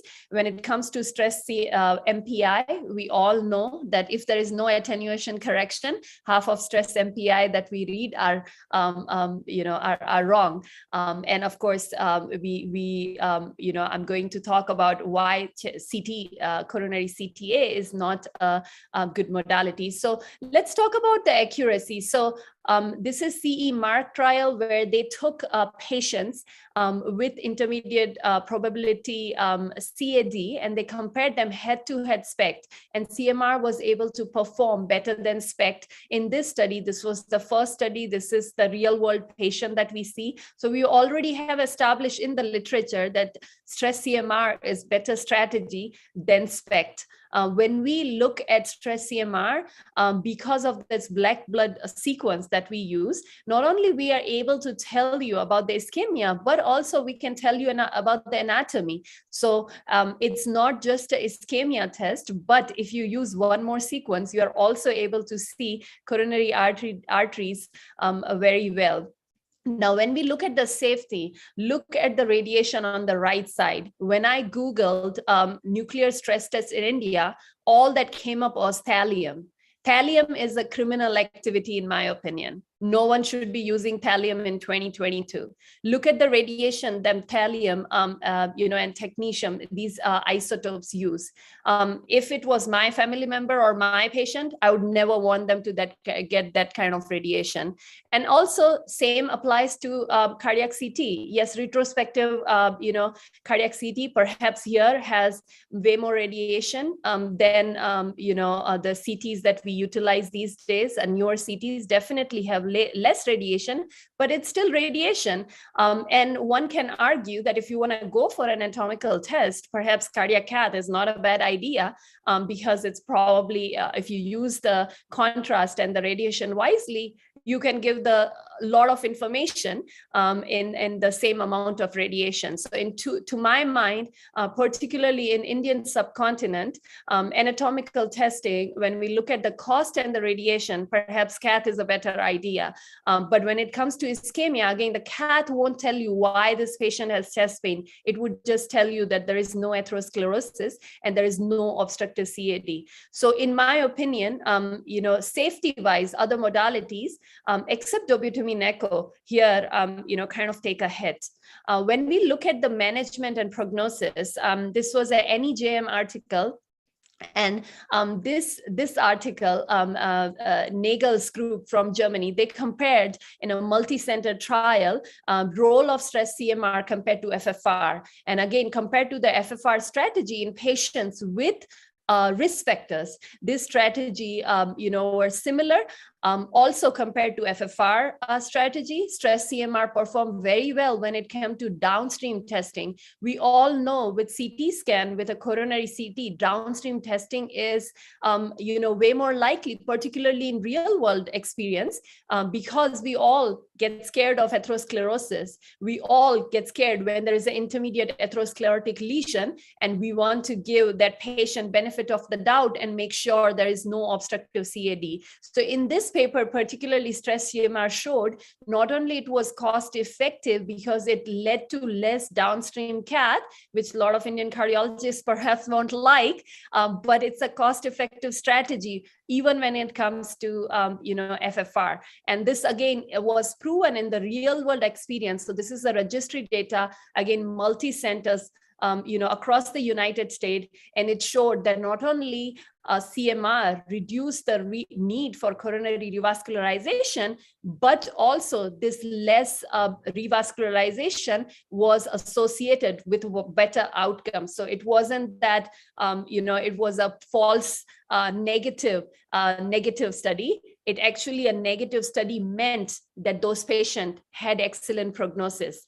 So I think that I have, rested my case here with the management and prognosis. And then let's come to cost effectiveness. So I wanted to talk to this audience about the cost effectiveness in India. Granted, I looked up the prices on Google yesterday, but a CTCA in India cost around 15,000, and nuclear is 42,000 rupees. Dobutamine stress echo is the cheapest, 5,000, because it has been, it has been there long, and a stress CMR costs probably between 8 to 10,000 rupees, according to the Google estimate. Now, I know that I can be wrong, but when we look at the cost-effective analysis that is already done for CMR, what it showed is the no imaging strategy was associated with low quality life years, but when they applied, and the worst cost was associated with angiogram, but when they applied both the cost as well as the better quality of life, it was the stress CMR that that was able to shine in comparison to any other stress modality. So again, it's a one-stop shop. You get one test and you're going to get all your answers, and that's one of the biggest arguments for using CMR. Now, microvascular disease, again, we know for women, particularly for women that we presented here, microvascular disease, 30% of the women have it, and none of the other stress modality, including SPECT MPI, is able to tell you if a woman comes with microvascular disease. Now, this concept may be new, but we all know that women do present with microvascular disease, and unfortunately, anatomical tests like CT are not able to figure this out. So if we just pay attention to this slide, by using what we call quantitative stress CMR, we are able to tell you if that patient has the myocardial blood flow that is optimal or not. If the myocardial blood flow right here on the right side, if you pay attention, if the global stress myocardial blood flow is optimum more than 2.25, that patient has normal coronaries, both macro as well as micro. You can tell that patient that go home, this pain that you are experiencing is not cardiac, because you have told them both about macro and microvascular disease, versus if you have less myocardial blood flow, then you can figure out what exactly is the cause for that patient's INOCA, also known as ischemia without any obstructive coronary disease. So again, these are just some more, slides. So this is the normal microvascular reactivity. So you can see this is the rest CMR on the right side below. This is the stress CMR. And look at this abnormal microvascular activity. At rest, you have nice perfusion, but at stress, you have this rim of darkness in the endocardium, which is classic, for microvascular ischemia. Similarly here, a globally normal will shine up on the left side, and on the right side, the blood flow is low and it is globally low, and that can be responsible for microvascular disease. Now, why coronary CT is not a good modality, and I will debunk some of the ischemia trial beliefs that people have. Is this test going to tell you, what is the cause of chest pain for this patient? The answer is no. Am I interested in knowing what's the cause of the patient's chest pain, or am I interested in knowing how much amount of atherosclerosis does the patient have? I'm not interested in knowing what kind of atherosclerosis this patient has. I'm more interested in knowing, why does this patient have chest pain? My CT colleagues often use the argument that CT, using the PROMISE trial, that CT and PROMISE and the SCOT-HART trial, that CT led to better outcome. But we must keep in mind that CT led to better outcome because every patient got atorvastatin and aspirin. And my argument is, why can't we just tell all our patients with mixed hyperlipidemia to take atorvastatin and aspirin whenever it is appropriate? So why do a test and tell them that you have atherosclerosis? Why not just directly apply that preventive strategy, tell our patients to apply dietary and lifestyle modification?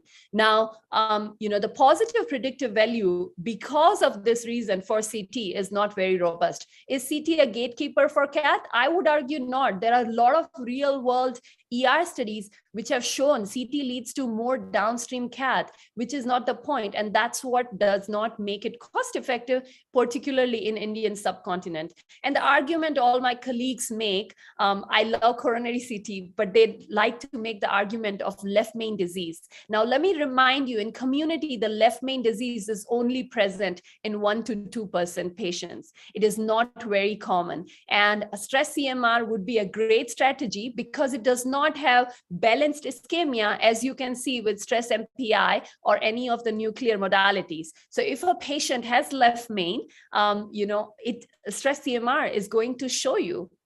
So in my opinion, the ionizing radiation also makes a CT a safety point questionable. So for all that reason, a coronary CT for this patient, in my opinion, would not be ideal choice. So I have rested my case here. I've shown you why. Yes, I've shown you why CMR is safe, efficacious, appropriate, has management and prognostic implications, and it would be the best strategy for this patient. So I was going to show you some examples of the stress CMR. This is an example of a completely normal stress CMR. On the bottom, you have the resting images. On the top, you have stress images. As you can see, when the contrast agent comes in, there is nice, perfusion of the entire myocardium. This patient also did not have any sort of, we could tell her EF, and she did not have any sort of previous myocardial infarction. So one test that gave us a lot of answers. And then I will show you real quick what an abnormal stress test, abnormal CMR looks like. This is a smoker, a male, substernal chest pain. And look at this patient's stress CMR. So pay attention to those arrows. As you can see in the endocardium, there is less perfusion, particularly the apex has less perfusion all over. And I will, in real quick, I will show you the CAT. This patient also did not have any previous infarct, and on CAT he was found to have multivessel disease, including significant LAD, circumflex, as well as RCA disease. Again, this patient had multivessel ischemia, no myocardial scar, viability was present, and surgeons were able to take him. So if you are interested, check out the stress perfusion series on YouTube by SCMR that we were able to put out. There are 6 sessions and would give you a lot of information about stress CMR. So in my opinion, dobutamine stress echo is not a good choice because it does not tell you about microvascular disease. It also has poor sensitivity. Stress MPI MPI is not a good choice because it has a lot of radiation. It does not tell you anything about the EF accurately, and it does not tell you why does this patient has ST changes. Accuracy can be debated for stress MPI. CT coronary is not a good choice because of the radiation. It doesn't tell you the cause of the chest pain. It does not tell you the EF, and it leads to more downstream testing in addition to not giving you any information about the microvasculature in this woman who is at higher risk of microvascular disease. And of course, stress CMR, because of all the reasons I told you, is safe, appropriate, cost-effective, and evidence-based strategies. Thank you very much for inviting me, and I'll be happy to take question at the end.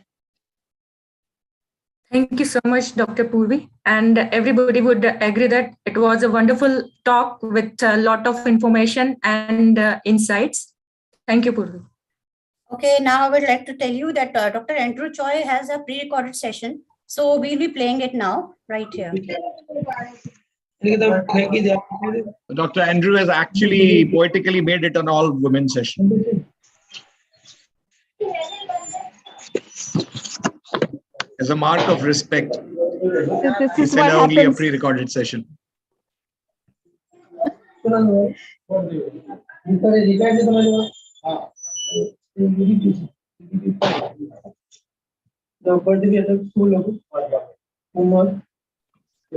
students play the video. Hi, I'm Andrew Choi from George Washington University in Washington, D.C.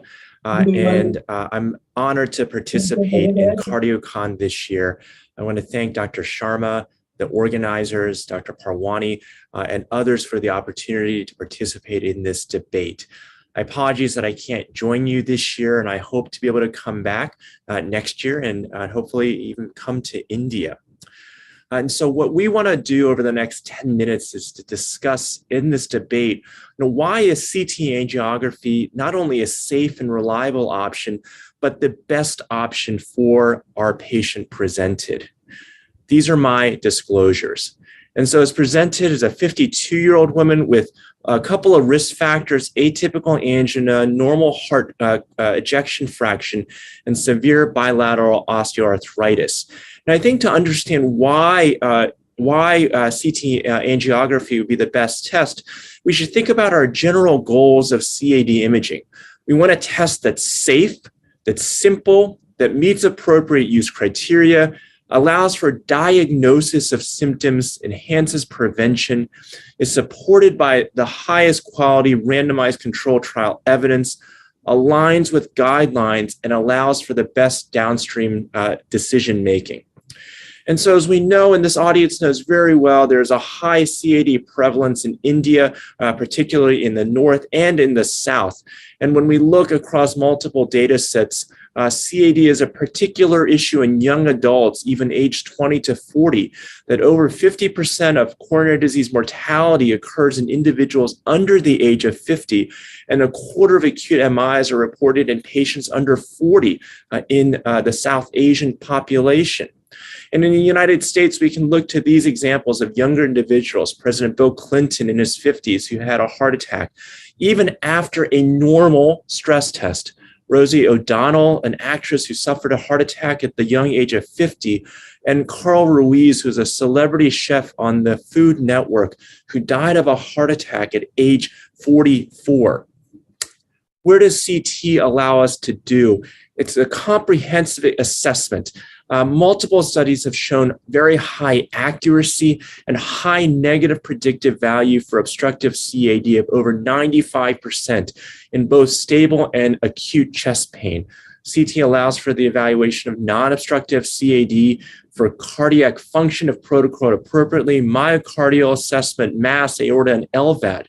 Multiple studies in the Protection 6 registry and JACC imaging have shown that it can be done at low radiation dose around the world and at low cost. About $180 is the reimbursement in Medicare in the United States. So it's at low cost. And so I liken a CT to a Tesla.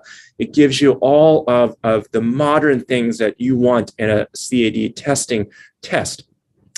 Now, when we look at the spectrum of CAD, cardiac CT will allow for identification of both non-obstructive and obstructive CAD across the spectrum of CAD, and that we should point out that a normal stress test does not equate to the absence of CAD, because a stress test will miss the early or non-obstructive CAD. We know this is important because most ACS occurs in non-obstructive plaques. This is from a trial called ICONIC that did case control from the much larger confirmed registry. And on the left, when you look on a per patient basis, 2/3 of the patients in the ICONIC trial presented that had stable CAD with a later MI had initially 50% or less than 50% stenosis. And that when you look at the culprit lesions from those patients, it was 3/4 had non-obstructive or less than 50% stenosis. CT uniquely allows for evaluation of a sex-specific plaque signature in women. And this is from a review article on the left that we had put together. And women have smaller vessels. They have lower plaque volume and lower CAC score, and maybe non-obstructive, which CT uniquely allows you to identify non-obstructive CAD. Women are still at risk for major adverse events. And it has to do with the plaque type that's present. And from the SECT, we've been able to really identify higher risk plaque features that include non-calcified plaque, low attenuation plaque, that even with non-obstructive CAD have similar prognostic significance to obstructive CAD. Now, when we look at the evidence, there's been tremendous evidence generation in CT over the last 15 years. And this is from an editorial that we put together summarizing this, including a number of major trials, including the ischemia trial, the PROMISE trial. We have a number of guideline statements and education milestones. And so in 10 minutes, I can't go through all of this, but I do want to go through the Scott Hart trial. That, as you recall, this was 4,000 patients with suspected angina that were randomized to standard care, including stress testing, exercise stress testing, versus stress testing plus CT angiography. While there was no difference in revascularization, there was an increased use of preventative therapies, particularly in the CT arm. And impressively, there was a 40% reduction in death or myocardial infarction in those patients that underwent CT angiography. And this is attributed to the identification of early plaque, the ability to start preventative therapies, as well as identify those patients that would be best suited for revascularization.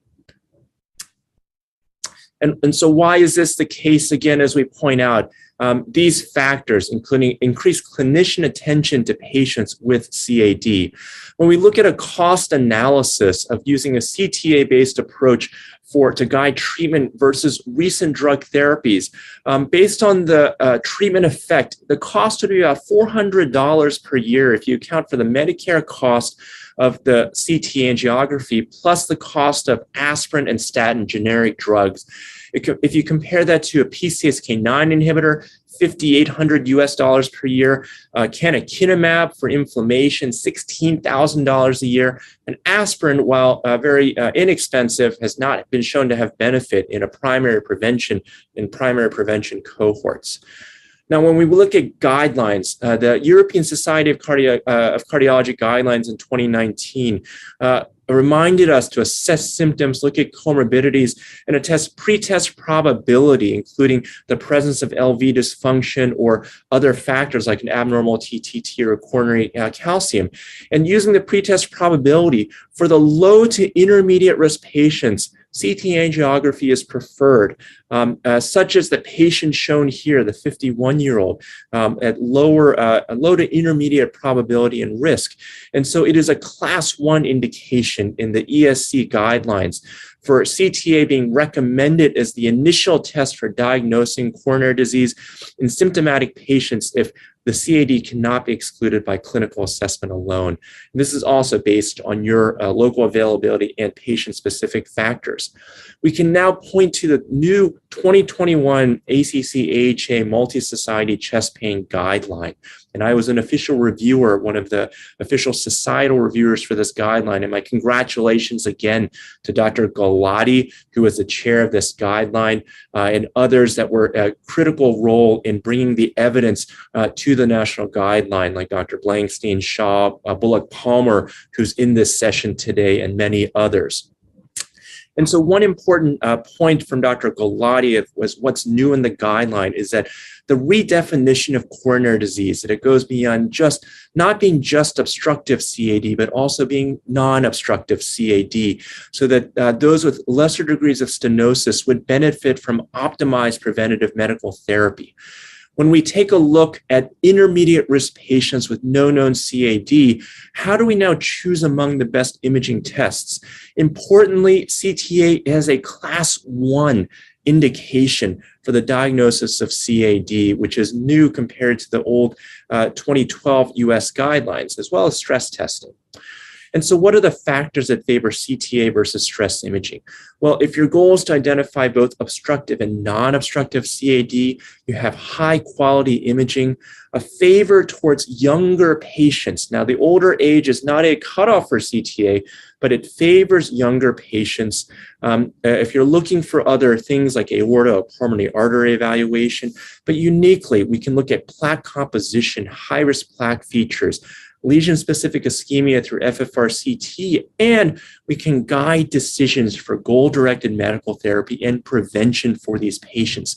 In an acute chest pain population, CTA has been shown to contribute to reduced time to diagnosis and prompt and safe discharge. When we think of the right diagnostic test, you might think about potential contraindications, and the guideline lays this out, and you can look at each society's guidelines for more specific details on contraindications. And certainly you might want to avoid CTA in somebody that is unstable, that has chronic kidney impairment, or has an allergy to iodinated contrast. And so the ideal patient by the ACC/AHA guideline is a younger age patient to be able to evaluate for plaque as well as obstructive CAD that has intermediate pretest probability, that might have a prior functional study that's inconclusive, that doesn't have contraindications. And if you want to have rapid diagnosis, safe discharge, and you have high quality imaging available to you. And so when we go back to the patient and why CTA is the best test, it's safe, can be done at low dose, is simple to do, is appropriate, allows for diagnosis of symptoms with high accuracy to rule out obstructive CAD, supported by high quality randomized controlled trial evidence. It aligns with both European and US guidelines. It allows for downstream decision-making, including allowing for identification of early atherosclerosis that would allow for prevention so that we can attack this problem that exists in South Asia and in India. And so in summary, CTA is now a class 1 in 2021 ACC/AHA chest pain guidelines, and it allows for improved outcomes and goal-directed prevention by identifying obstructive and non-obstructive CAD. And the last point I'd make is, if it was your friend or family, what is the test that you would choose? And when I talk to many of my colleagues from South Asia and India, their choice would be a CT angiography. Thank you very much.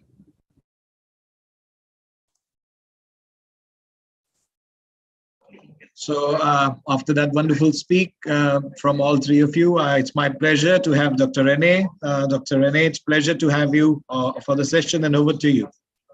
Great, thank you. Can everyone see my slides? Great. Yes, So I'd just like to, thanks. I'd just like to thank the organizers of this year's CardioCon meeting. This is my first time joining you guys.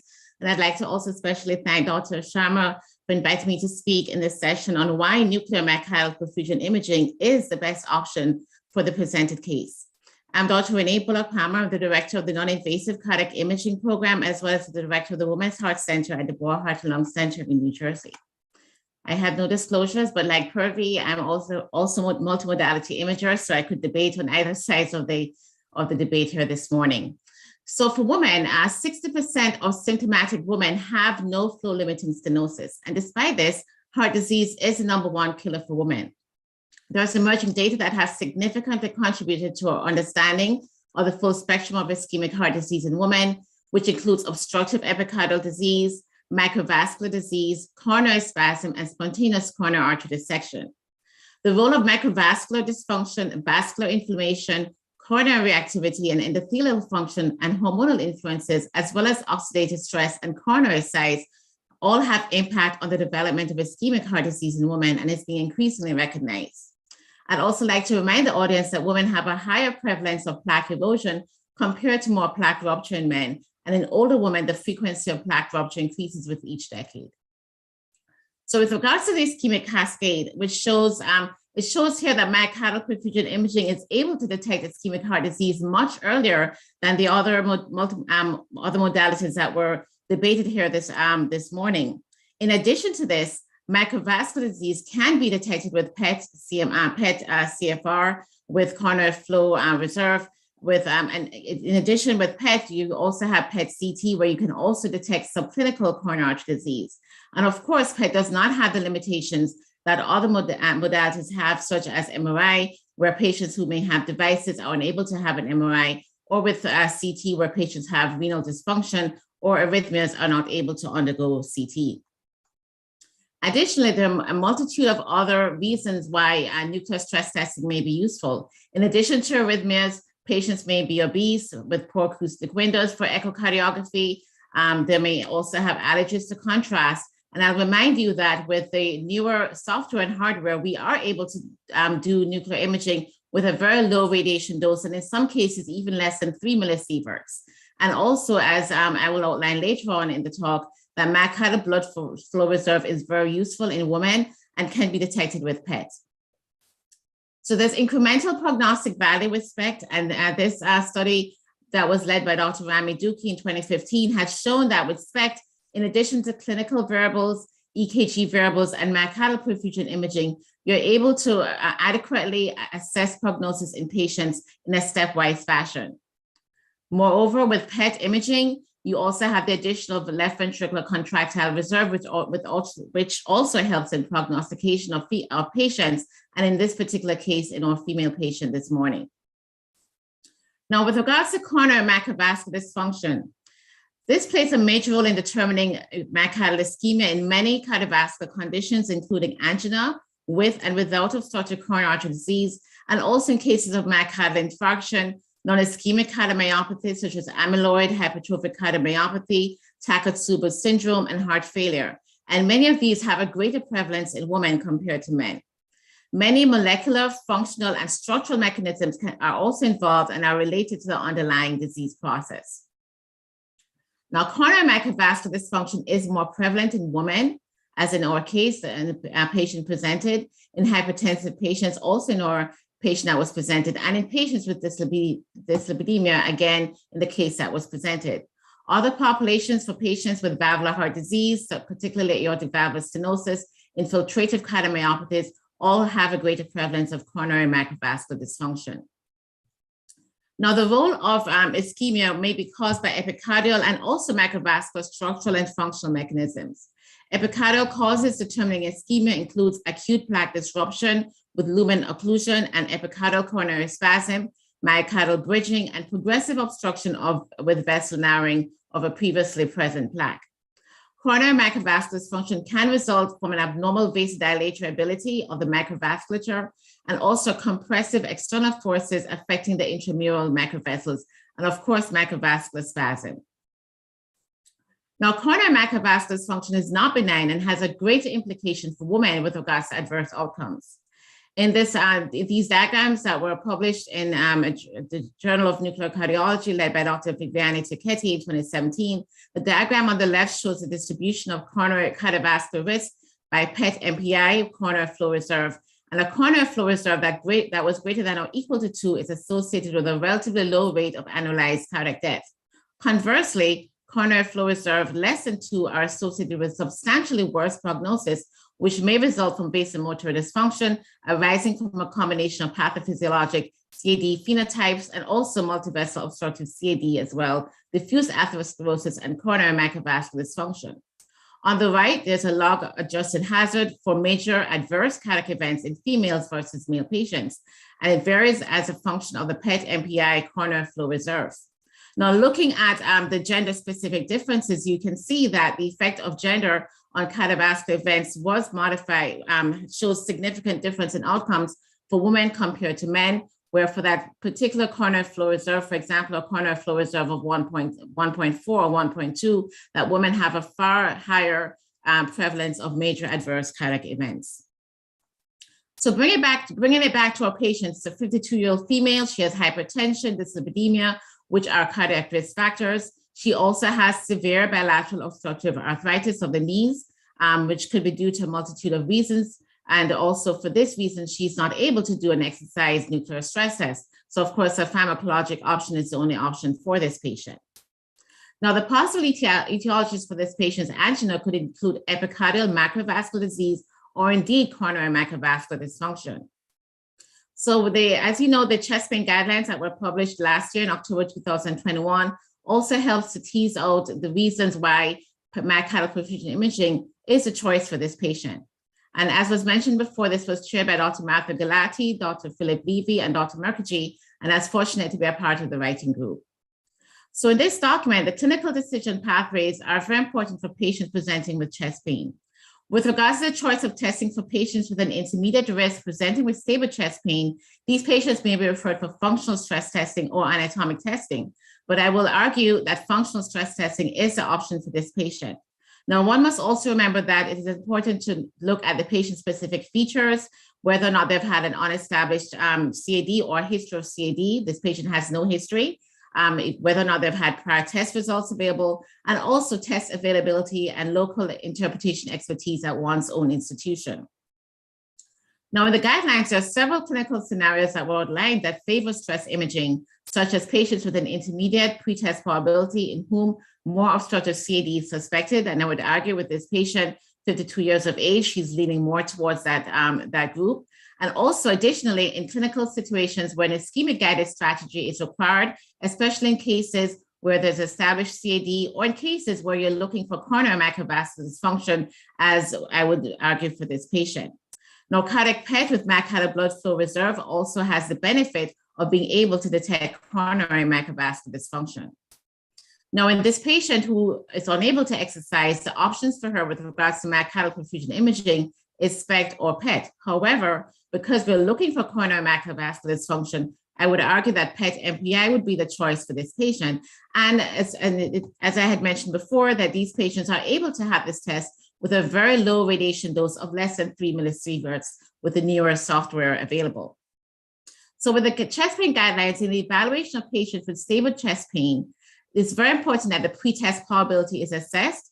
And in this patient who is 52 years of age, female presenting with chest pain, she's lying more in the intermediate range here, more towards the intermediate range here. Now, atypical is out with regards to the guidelines. In this patient presenting with chest pain, she would either be cardiac, maybe cardiac, or non-cardiac.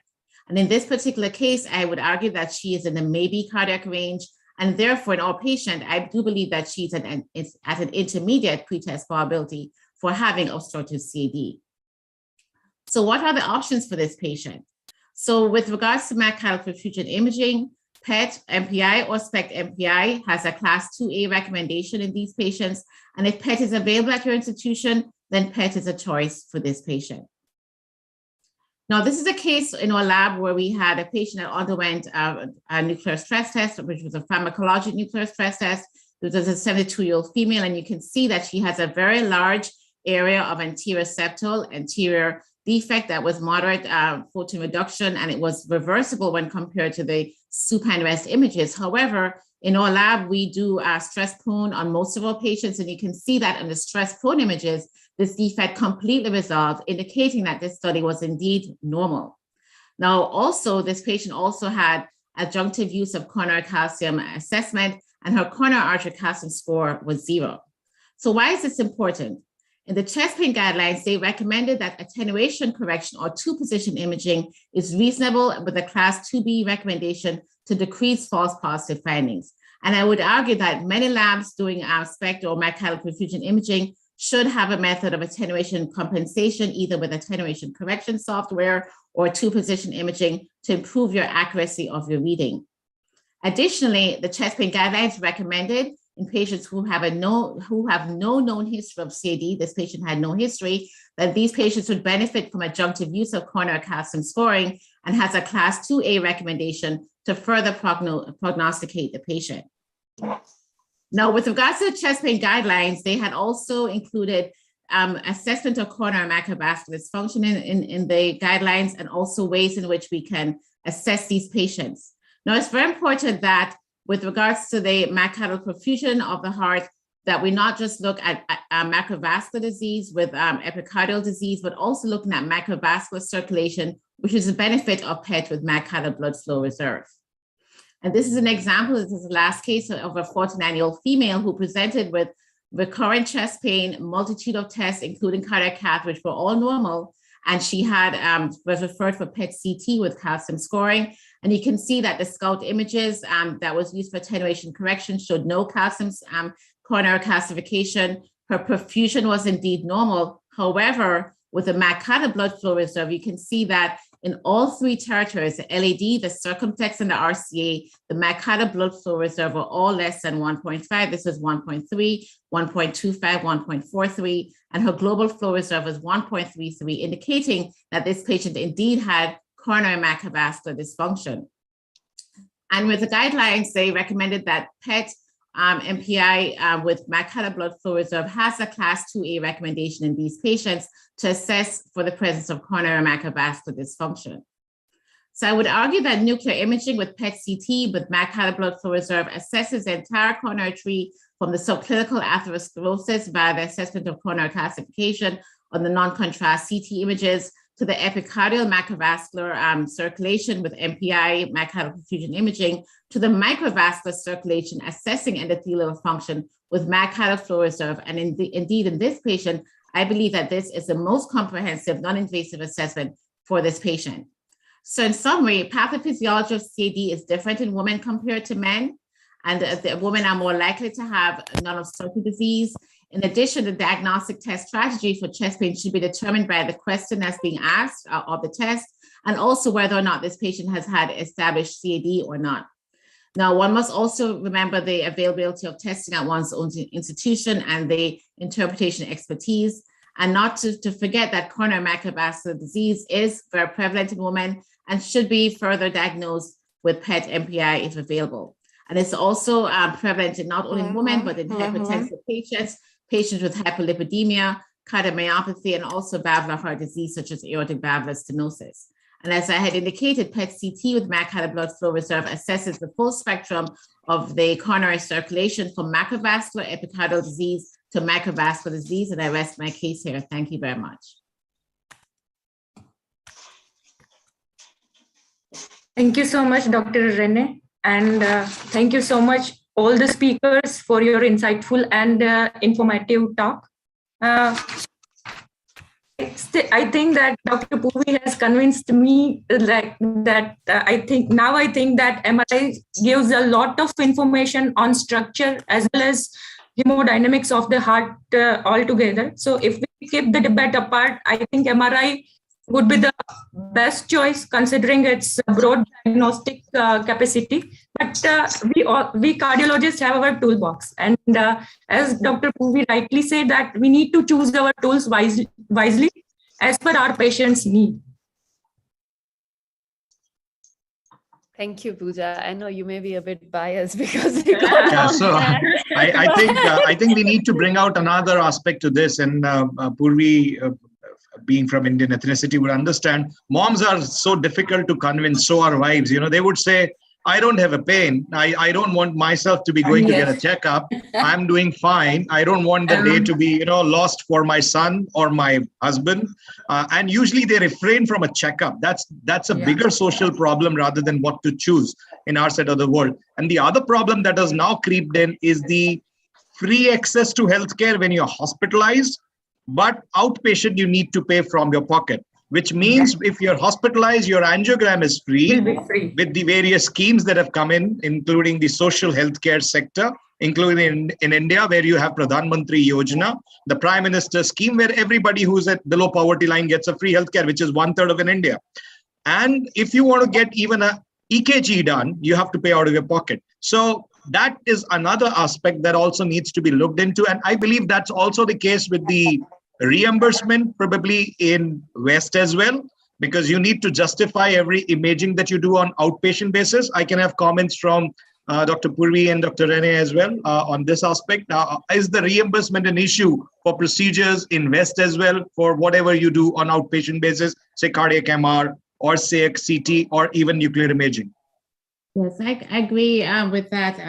Our hospital, we actually serve, the population, very high prevalence of Medicaid patients.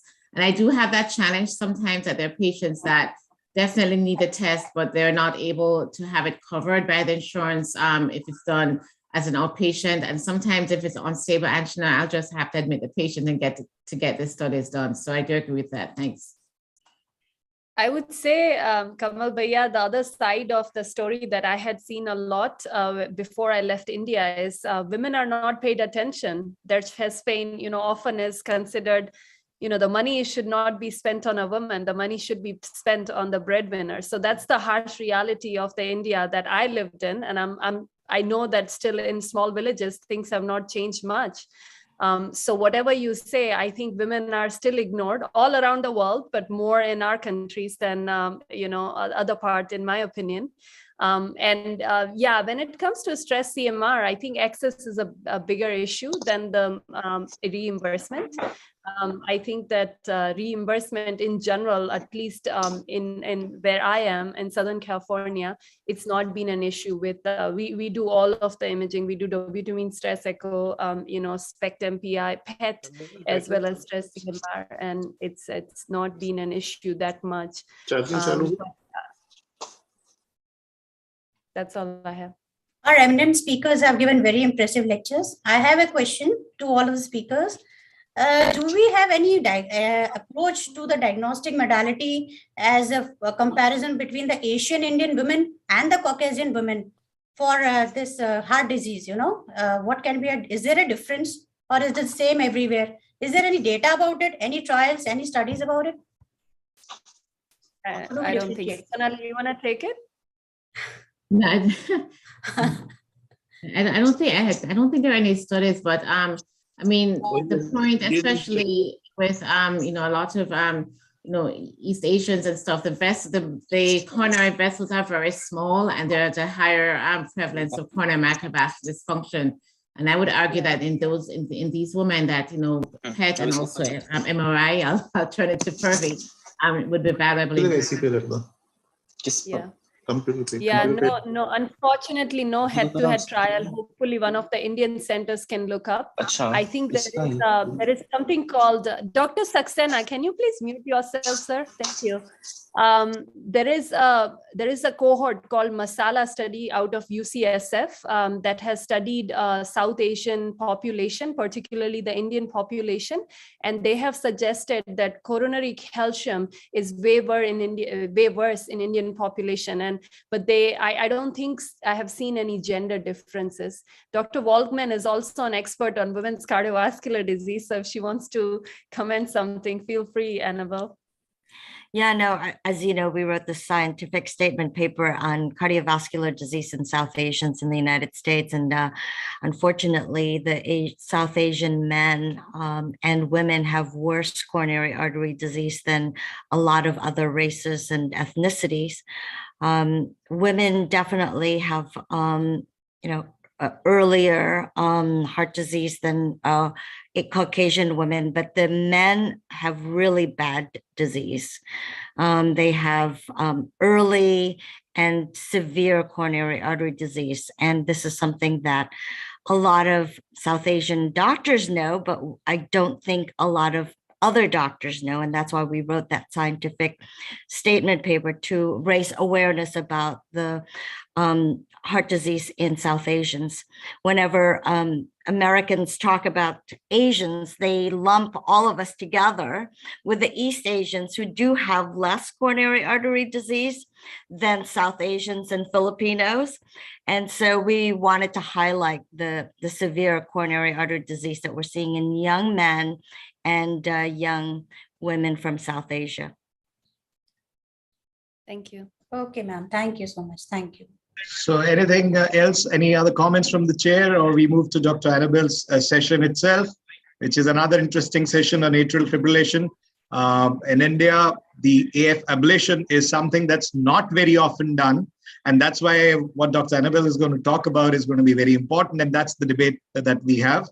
So thank you, everyone. Thank you for the previous session. Thank you, Purvi, Dr. Sonali, Dr. Rene, and Dr. Andrew, all the chairs, Dr. Pooja, Dr. Neha, and all the moderators, Dr. Archana and Dr. Bhumi. So we move to next session. Can you have the slides?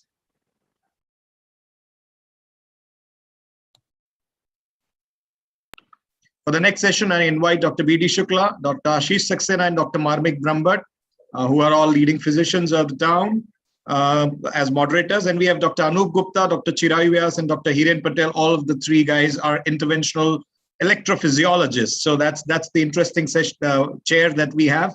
I would request Dr. Anup to introduce both our speakers first, and then the case scenario, and then hand over the session to the speakers. Thank you very much, Kamal, for inviting me and giving me this responsibility of chairing this session. So the case is a 54-year-old man with a paroxysmal recurrent atrial fibrillation, past history of COVID positive, with a mild COPD, with a normal LV function, mild pulmonary hypertension, no coronary disease. So we are going to discuss rate versus rhythm control. So for rate control, Dr. Annabelle Workman is going to speak. She's a MD cardiologist in Chicago, Illinois, and affiliated with multiple hospitals, including Rush University and Rush Oak Park Hospital. She is also a professor in Rush University, US, and more than 2,000 Google Scholar citations. So that's quite impressive, and special interest in atrial fibrillation. And for rhythm control, Dr. Rahul Bhardwaj, again from the United States, is going to speak about the rhythm control, particularly AF ablation, PV isolations and all. So Dr. Rahul is working in San Bernardino, California, and obviously did his internal medicine and then cardiovascular training and the electrophysiology training. And again, he has got a special interest in AF ablation. So we will have both the talks simultaneously, one by one, 10 minutes each, and then we will have discussion with Chirayu and Hiren also. So it's over to you, Dr. Annabelle. Thank you so much. Let me try to share my screen. And can you see that? Okay. Thank you so much for the organizers, especially Dr. Kamal Sharma for inviting me to speak today, and Dr. Purvi Parvani for inviting me to come to this conference. I look forward to debating or discussing this case with Dr. Rahul Bhardwaj, and I heard that he had some music to go along with our rhythm strategy. So, you know, I'm going to have to come up with something as well. Thank you, Dr. Gupta, for presenting that case. Just to summarize, the fact that he's a young man, 54 is young because I'm 10 years older than he is. He's a young man with paroxysmal, and I bold the paroxysmal here because that means that it's not that long of a AFib duration. We'll just define that. He has mild COPD, which, you know, can factor into the decision making of what drugs he should be on, potentially. He has a past history of COVID-19, which we're going to talk about. But as you mentioned, Dr. Gupta, he has a normal echo. He has a normal coronary angiogram. So, you know, there's no doubt that the preferred strategy would be rate control. I mean, this is not that hard. It's so simple that it's as simple as what Michael Jackson said.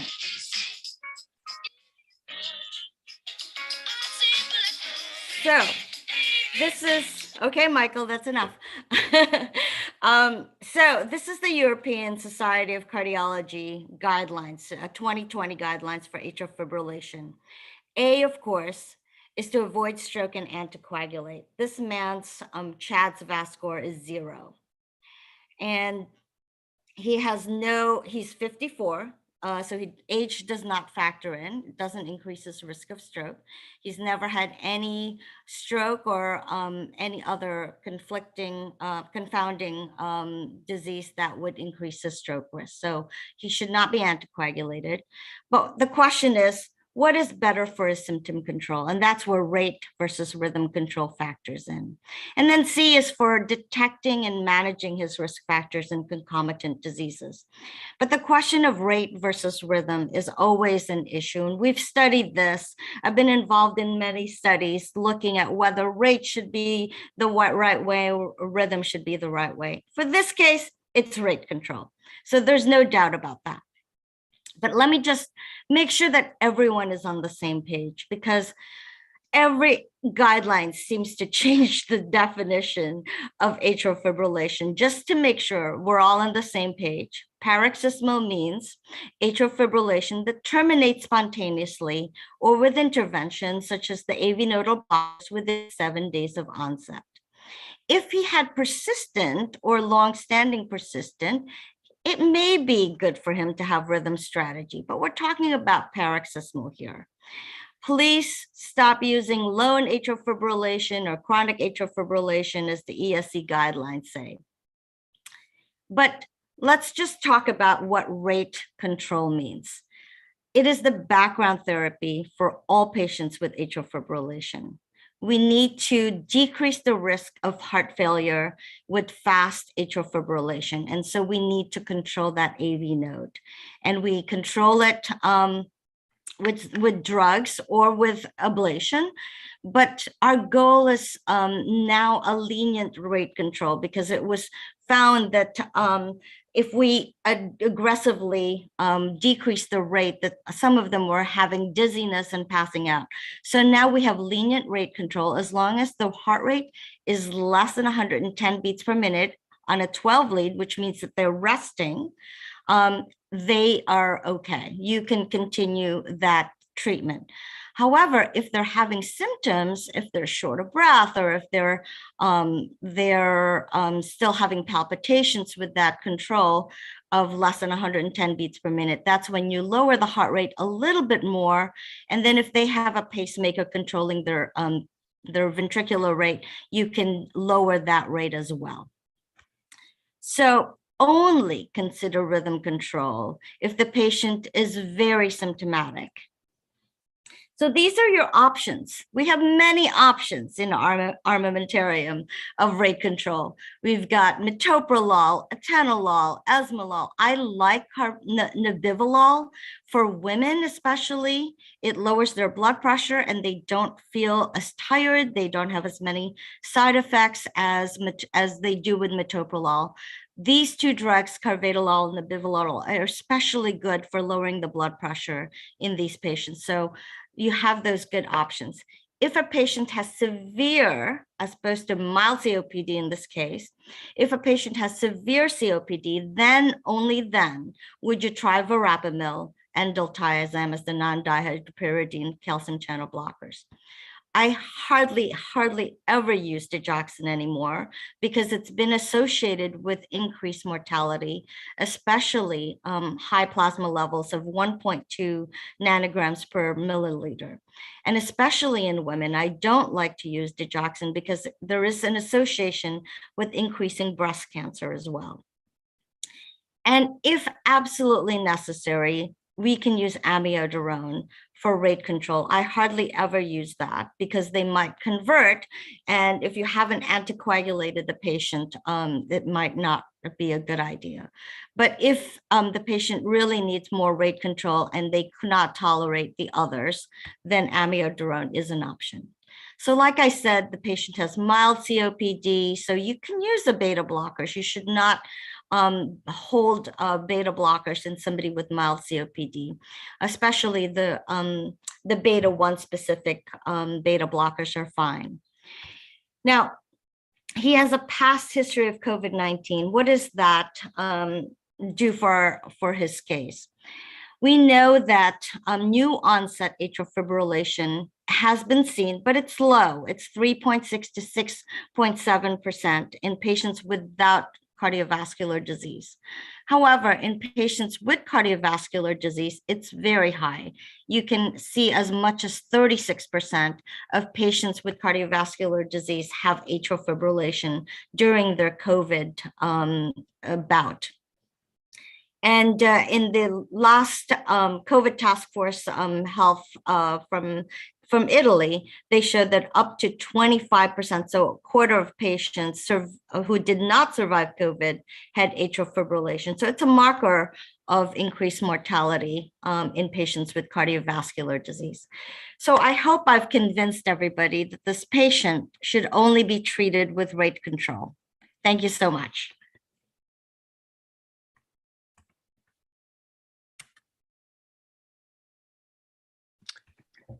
Thank you very much. So Rahul, you can deliver your talk.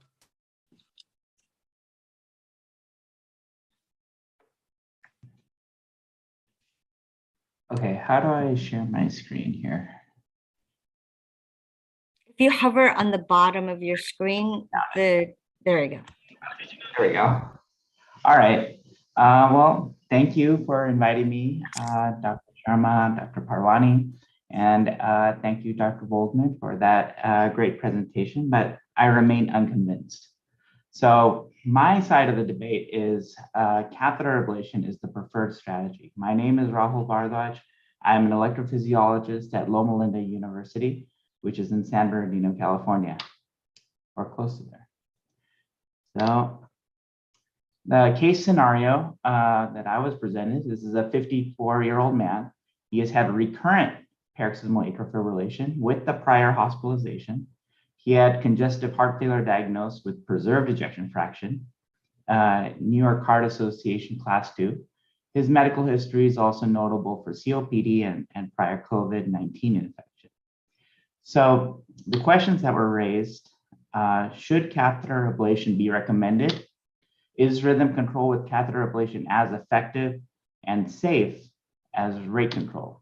So to delve into that a little more, I asked myself a few questions. Is rhythm control better than rate control? And the answer is yes, rhythm control is better than rate control. How effective is catheter ablation compared to medical therapy? Catheter ablation is more effective than antiarrhythmic medications. How safe is catheter ablation? Catheter ablation is getting safer. It's safe and it's getting better. And what is the optimal timing for pursuing catheter ablation? Early catheter ablation is better. And I have some evidence to back this up. So a lot of the guidelines that were presented were based on seminal trials such as AFFIRM and RACE. So in 2000, MERIT-HF was published, and 2 years later in 2002, AFFIRM and RACE were published. This is the same year Copernicus was published. To put that in perspective, that was shortly after Y2K. Devdas was just released, and it was 2 years before Facebook. And what has happened since then? A lot. So we've learned about Plavix. We've learned about the COURAGE trial for symptomatic control of CAD. We've had trials published on dabigatran, Eliquis or apixaban, and rivaroxaban. Force sensing catheters were approved. Watchman was approved. And in 2020, East AFNet 4 was published in 2020. And in the same time frame, a lot has happened in the world. A lot of Bollywood movies with Shah Rukh Khan have come out. And over the years, Shah Rukh has changed, and so has cardiology.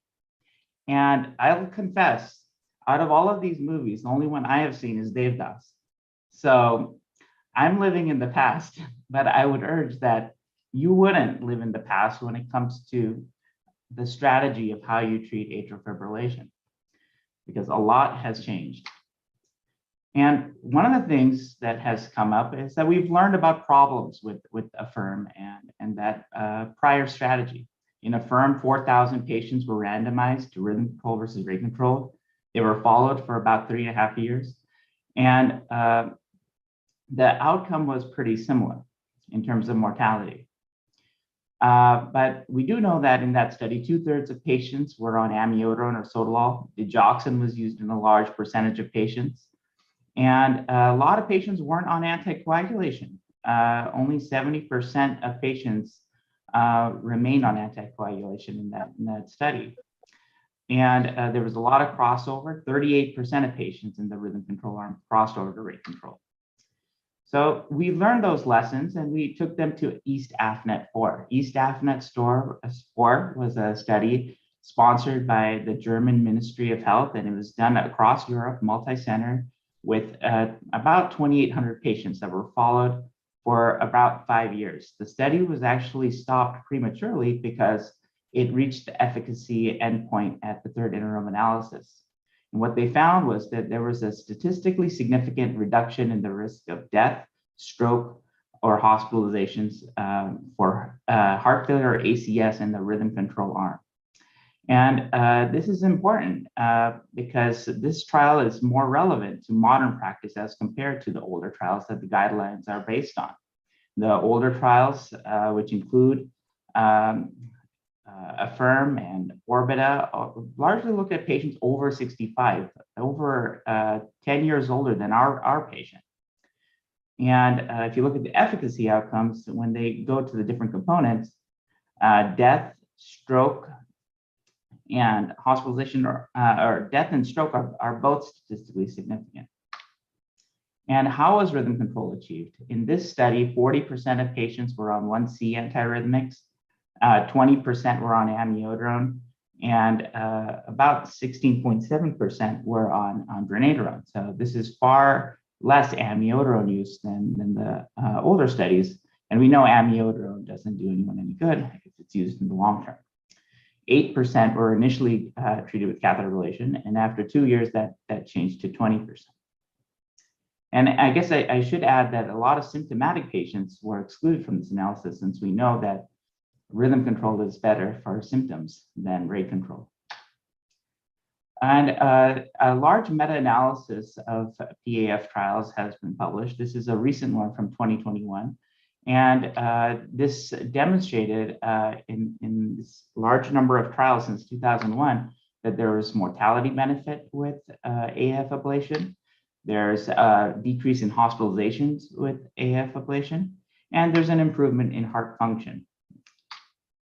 Another study looking at the same, but more recently and looking specifically for arrhythmia recurrence showed similar effects.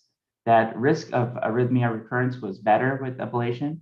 Risk of adverse events tended towards favoring ablation.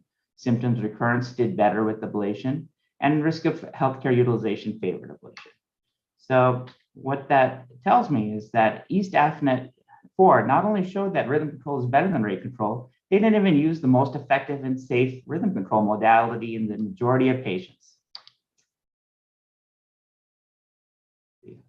So other benefits, quality of life. Dr. Voldman mentioned quality of life, and I think that's one of the most important things we do for AFib.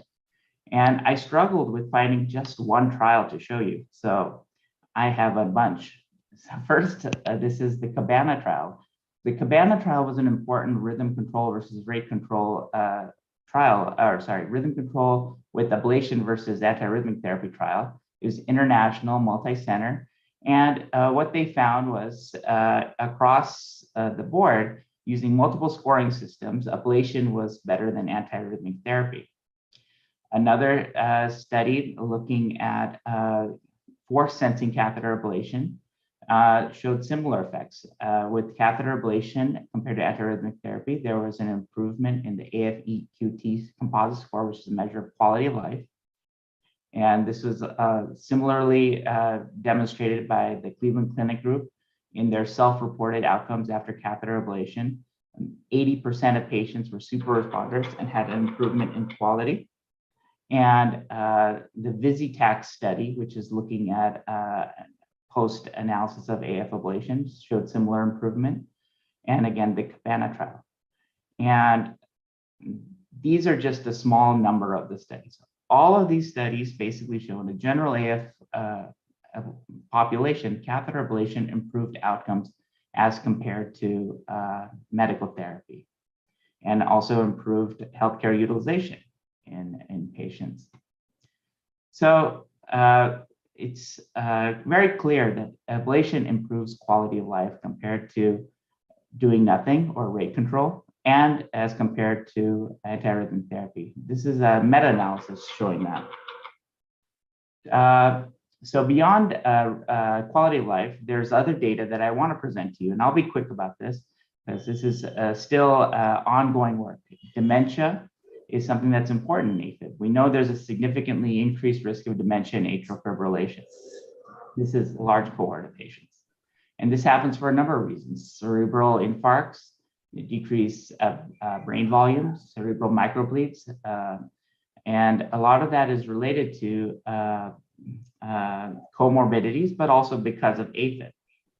And this is a study from the Swiss AF group, and I'll just brief that. Basically, a large number of infarcts are found on random MRI in patients with atrial fibrillation, large of them silent. So 20% of patients had large non-cortical or cortical infarcts, 15% were silent. And then a follow-up study in 2 years after initial baseline MRI, 5.5% of patients had new infarcts. That's 88% of patients who were on oral anticoagulants at the time. So we know that patients have worse neurological outcomes with AF. And there's preliminary data that's showing that rhythm control may improve outcomes. And this is one small study looking at 308 patients who underwent catheter ablation compared to 50 controls. And what they found is that the ablation arm had improvement in the cognitive outcomes. So this is interesting, but very preliminary data. Beyond that, there's improvement in outcomes in quality of life and hospitalizations and mortality in heart failure patients. And we know that heart failure and AF are often linked, and there's a high coincidence of the two conditions. And there are a number of trials, but I'll focus on ATTACK, which showed a significant improvement in mortality and unplanned hospitalization, and CASTLE-AF, which showed the same. And this is in 400 patients, looking at a composite of death or heart failure hospitalization. So I won't spend too much time, but I will mention that both the co-endpoints were statistically significant, hospitalization and death. And that is important to note that quality of life improved even when AFib wasn't eliminated. So I think in the interest of time, I'll just skip ahead. AF ablation is safe, getting safer. We've improved with vascular access, catheter design, ablation technologies. And overall risk of acute complications is low and getting lower. So timing-wise, early ablation is better. I think I'm running short on time, so I'll just skip to the conclusion.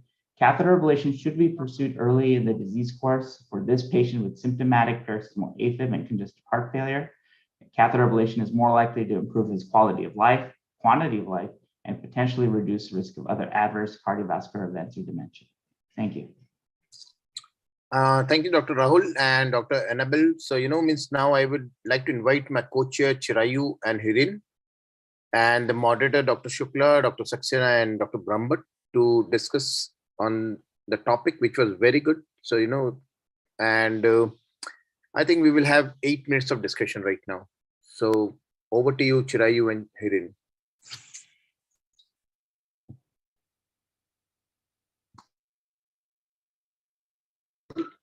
Chirayu, you need to unmute. Yeah. Am I audible? Yes.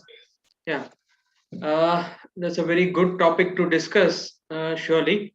But here is where I'll just like to put a point straightforward that rhythm control, especially in this patient, would be definitely much better, especially if taken early on. But the problem that we would face if at all this patient is here in our setup, especially India and Gujarat and our locations, that is where the problems would just start creeping in terms of the patients getting very, very difficult to just understand the fact that this is a form of therapy which is going to get it permanently cured, because it has to be dealt with obviously in three-dimensional mapping system, which is where the cost factor comes around and the insurance problems turn around. That's a major concern. We just lets these kind of procedures just stay away, and this is how the main problem starts, and that is how we just have to go unfortunately towards rate control.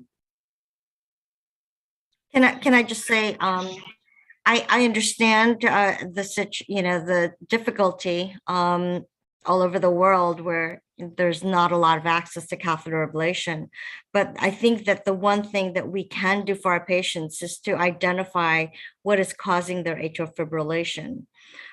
Just like, the C and the ABC, we have to identify and manage the risk factors. If he's drinking too much alcohol, that's an easy thing that we can encourage him to stop doing. If he's obese, or if he has pulmonary hypertension, as the echo shows, he may have sleep apnea, he may have obesity, he needs to lose weight and do those lifestyle changes. The one thing we did not talk about, Rahul, is the shared decision-making, which is in all guidelines now. That shared decision-making is the best way to decide what is the best thing for the patient. So I agree with Rahul that early ablation is good, as long as you have the ways to do it and it's safe and the patient agrees to it, knowing that, Rahul, you have to admit that there is a recurrence of atrial fibrillation, especially after 4 years. You're going to have to probably do it again, hopefully with better tools, right? Well, yeah, that is a good point. And atrial fibrillation ablation is not really curative, I would say. As one of the leaders in our field, Dr. Natali would say, it gives us the best shot of AFib remission. And that does count for a lot. Simply reducing the burden of atrial fibrillation has been associated with improvement in outcomes. That was shown in Castle AF in terms of hard outcomes like death and hospitalization. And it has been shown in other studies in terms of improvement in quality of life, including that slide I flashed through from the Cleveland Clinic self-reported surveys. So even though we don't have a cure, I would say, with ablation, we do improve outcomes. Now, with regards to the question about tools, electroanatomic mapping is certainly not easy and widely available in certain parts of the world, but tools are improving and becoming cheaper. I understand cryoablation has now become more prevalent in India. And what we're all looking forward in EP is pulse field ablation, which also may not require 3D mapping, but probably wouldn't be cheap initially. But certainly these new technologies and techniques will improve outcomes, they'll improve safety, and I think give the best benefit to patients.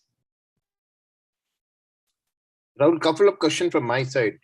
This patient has got a normal LV function with a mild COPD. So what is the threshold of suggesting upfront RF ablation rather than putting them on 1A or 1C medication along with the beta blocker to see how good the response of antiarrhythmic medication? So that's a great question. The guidelines up until recently, I think actually the most current guidelines would say both are reasonable first-line approaches, but the paradigm in the field has shifted towards catheter ablation first because we know that outcomes are better the sooner you treat. And antiarrhythmic drugs are kind of kicking the can down the road. They're not as effective.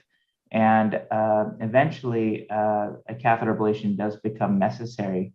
We know that AFib begets AFib. So the longer you sit in AFib, the worse off the patient will be because you get progression of atrial myopathies. Atrial myopathy occurs for a variety of reasons. There's growth scar with calcium channel changes in the atrial myocytes.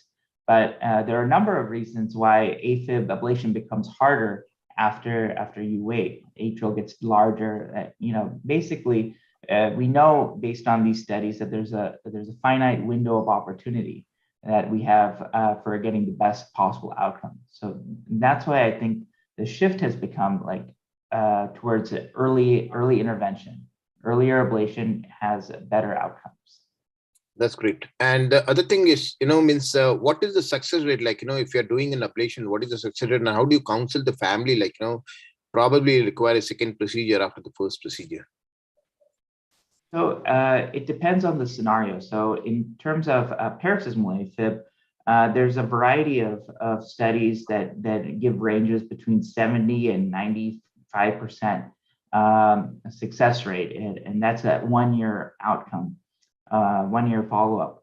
I generally quote around 80% with paroxysmal AFib. With persistent, I quote around 60, 65. And I tell them, look, this isn't curative, but when you look at 1C antiarrhythmics, the 1-year outcome is 40% success in keeping people in rhythm. If you look at amiodarone, that's 70% success, and that comes at a cost of higher toxicities.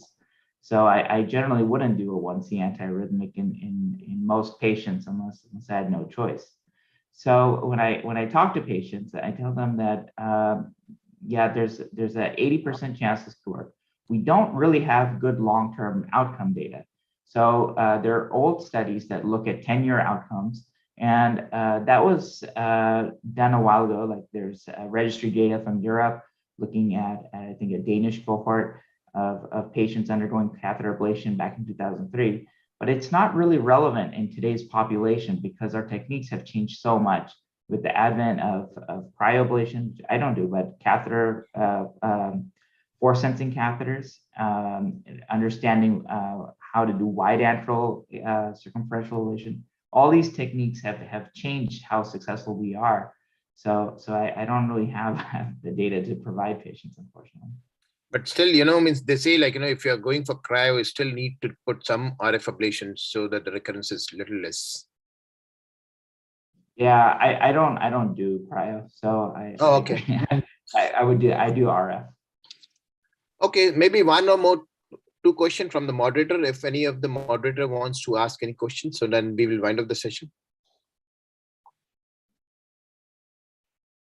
I don't think Hiren is here, right? Hiren is. Any comments on pill in pocket? I was wondering if that would work because a lot of patients in India do tend to do that. They'll take a pill in pocket in the sense of flecainamide, which is easily available in India, and they would rather not get ablated. Comments from both of you. Yeah, let me speak first, and then I'll let Rahul talk. I use pill in the pocket all the time for my young patients who have a cardio monitor or an iWatch.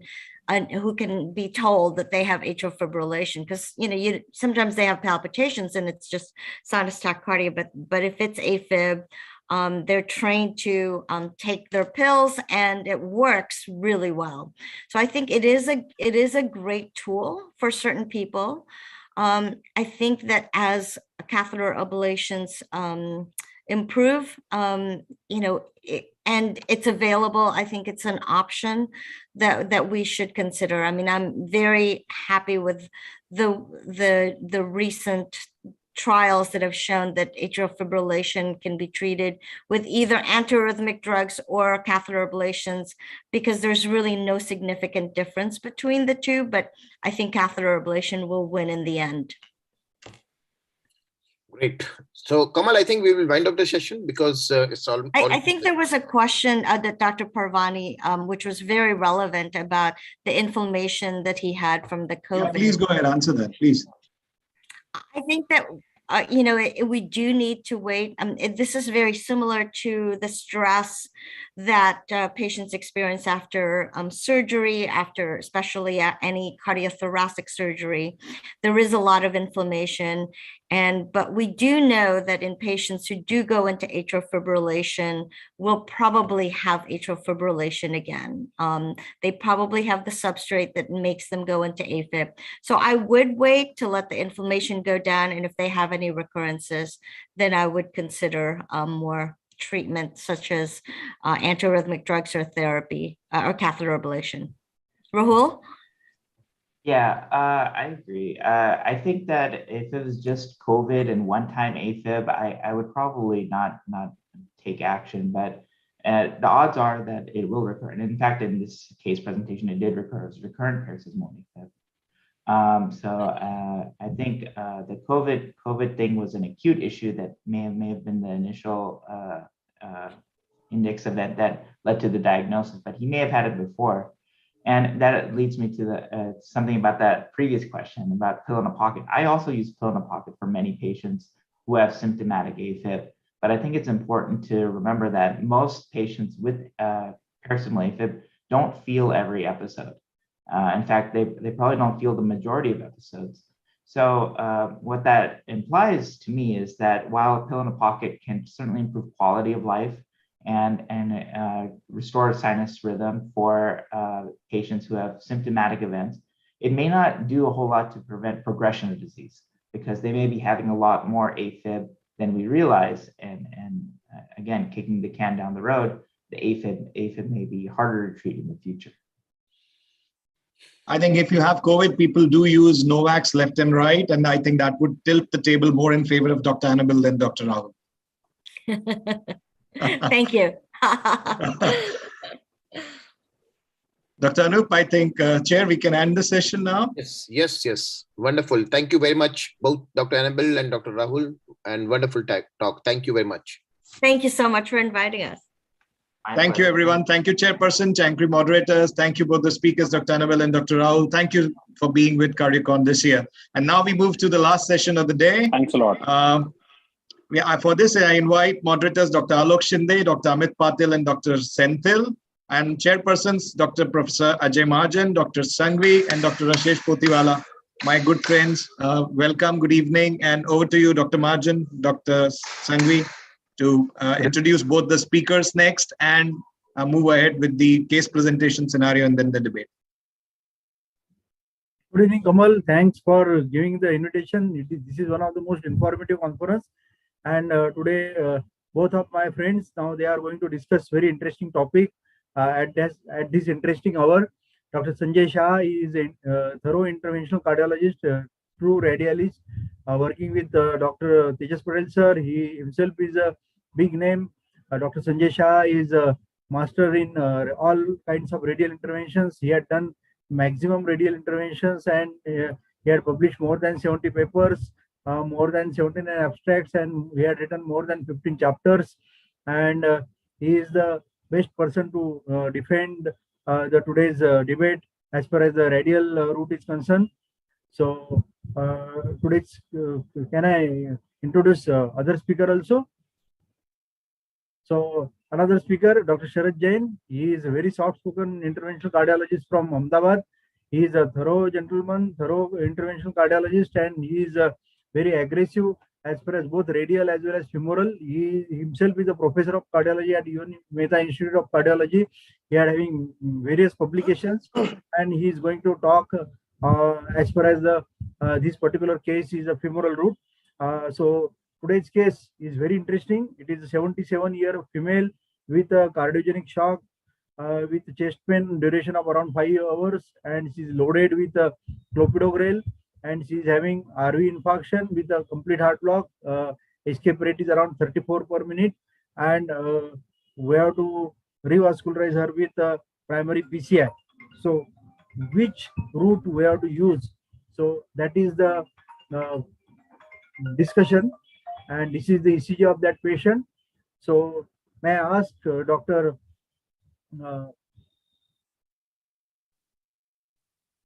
Sanjay Shah to start his presentation?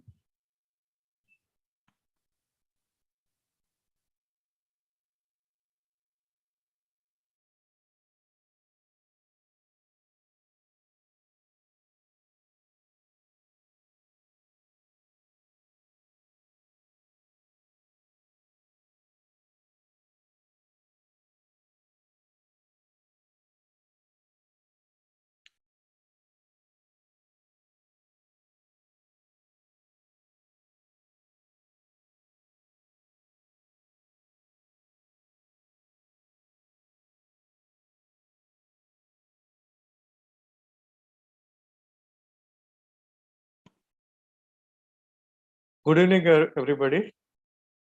So, hello, can you hear me? Yes, sir. Yes, yes. Very.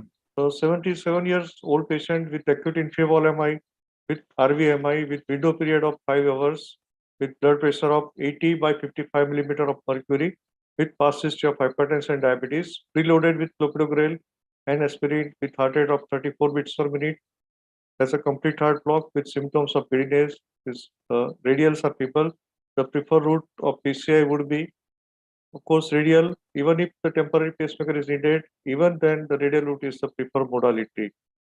Let me tell you, the internal jugular vein access is a default route for TPI at our center. TPI can be easily done using IJV. It is more convenient to the patient as there is a freedom of movement. Lead position is more stable compared to femoral vein. It is a good site for maintaining sterility compared to femoral vein. Let us see what literature says. So this is transjugular insertion of a temporary pacemaker a safe and effective approach? This was published in PLOS 1 to 2020. The aim was to compare the procedure time and complication rates between the transjugular and transfemoral approaches for TPI, analyze 732 consecutive patients who underwent TPI, from which 361 were in transjugular approach and 371 were in transfemoral approach. The conclusion was the procedure time was significantly shorter in the transjugular approach group. The risk of reposition was significantly more in transfemoral approach group when the temporary pacing was continued for more than 3 days. This is another trial. It's a 5-year study with temporary pacemaker therapy in coronary care unit, published by Mayo Clinic Proceedings, where 1,022 consecutive patients who received temporary transvenous pacemaker in coronary care unit during the 5-year period were studied. And the conclusion was the right internal jugular approach was associated with the lowest complication rate. This was another study, a review of temporary cardiac pacing wires published in Indian Pacing and Electrophysiology Journal. The aim was to determine the best route of venous access for TPI and find the ways to reduce the complications. 3,700 patients from 15 studies were included. And the results were the internal jugular veins was associated with lowest complication rate and ease of access. The antecubital fossa veins have the highest complication rate. Internal jugular veins are the preferred route for the access, followed by subclavian and femoral veins. The right side should be used whenever it is possible. Guidelines from British Cardiac Society recommend the right internal jugular vein as a route of choice for temporary pacing. Now we all know the advantages of radial route for angioplasty, less incidence of access site, major bleeding and blood transfusions. Major vascular complications are rare. If anatomy is not suitable for PCI, thrombolysis option can be easily offered to the patient as the bleeding risk from pedal site is negligible. This is very important because patient is diabetic since many years. Glycoprotein 2B3 inhibitors can be used without any hesitation. There is no restriction in limb movement after procedure, early ambulation, and the patient with severe LV dysfunctions are not confined to supine position. For experienced radialist, puncture in femoral radial is not a problem. Number of studies have shown morbidity and mortality benefit of radial route in acute MI with cardiogenic shock. Let us see the publications. These are the pooled data of nearly 7,000 patients from 9 studies where major vascular complications were studied, which shows TRI group major complication rate, major vascular complication rate was 0% compared to TFI, it was 3.8%. Radial versus femoral access for rescue PCI with RioPro use. This was published in Canadian Heart Journal. The conclusion was the no access site related major bleeding in radial group versus 9% complication in femoral group. The impact of bleeding, hematoma, and transfusion on the procedure outcome. So this study was published in CCI 2007. The access site hematoma requiring blood transfusion predicts mortality in the patients undergoing percutaneous coronary intervention. This was the data from the National Heart, Lung, and Blood Institute of Dynamic Registry. And the conclusion was the access site complications, especially hematoma requiring transfusion, remains a very important predictor of adverse procedural success and patient outcome. The in-hospital mortality was 9.9% in hematoma group versus 1.2% in non-hematoma group. Impact of major bleeding on 30-day mortality and clinical outcomes in the patient with acute coronary syndrome, published in JACC 2007. The results were patients with major bleeding had higher 30-day rates of mortality, 7.3% versus 1.2% in radial group, and more incidence of stent thrombosis, that was 3.4% in femoral group versus 0.6% in radial group. Conclusion, the major bleeding is a powerful independent predictor of 30-day mortality in patients with ACS managed invasively.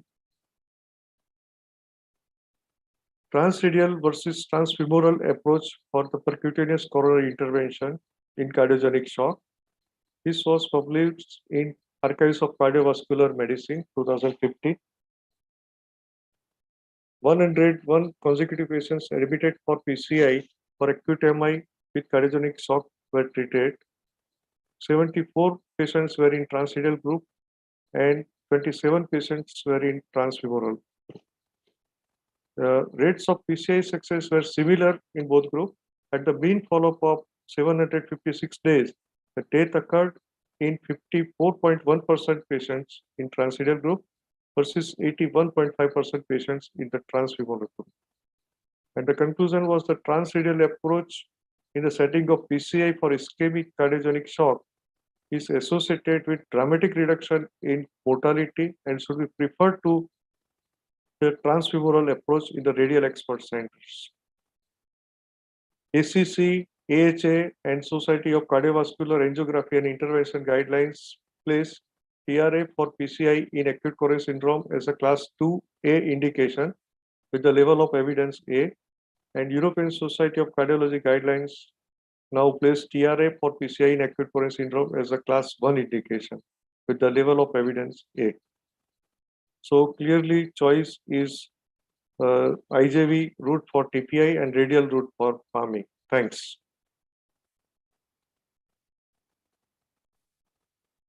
Thank you. Now I'll request Dr. Sharad Jain to talk on transfemoral approach.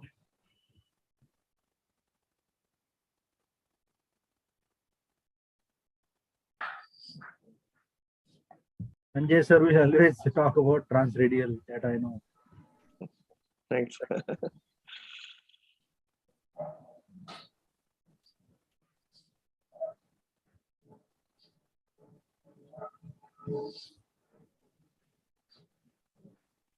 Dr. Sharad Jain?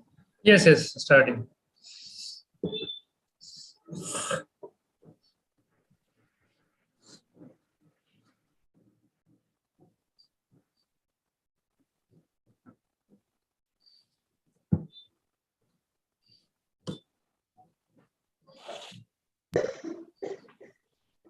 Next year, we can try Dr. Sanjay to speak on transradial, transfemoral. Definitely. Definitely. So, good evening.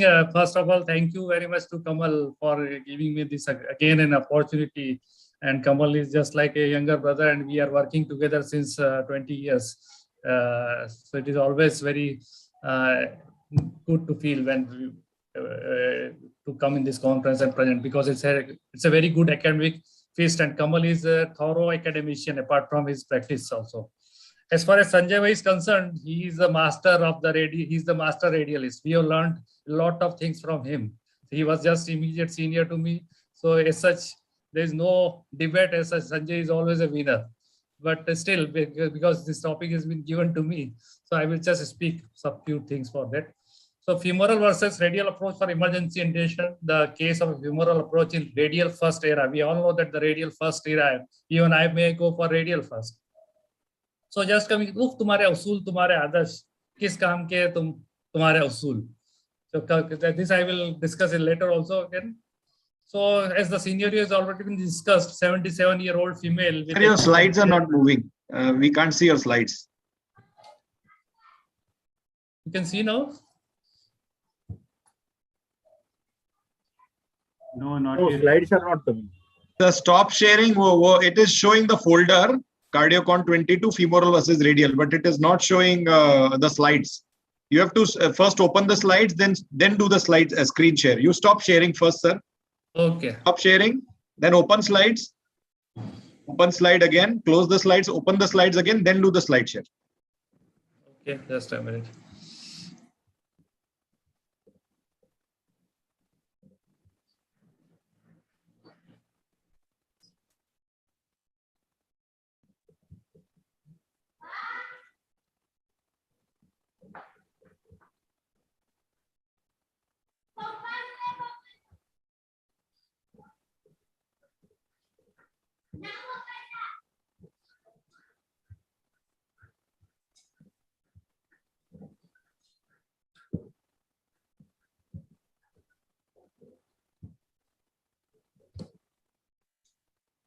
Can you see now? Yes, yes. Is it moving now? Yes. So coming to the, as already case scenario has already been discussed, the important point is radials are feeble, although it is in the hands of Sanjay, it is because he's so expert. It is with the blood pressure of 80, he can take easily radials. For it is not easy for everyone to take the radial with this blood pressure in cardiogenic shock, especially in a 77-year-old female patient, especially with those so many young cardiologists now they are there. So as far as this even the as already been discussed, ESC and all recommends the radial as the first route.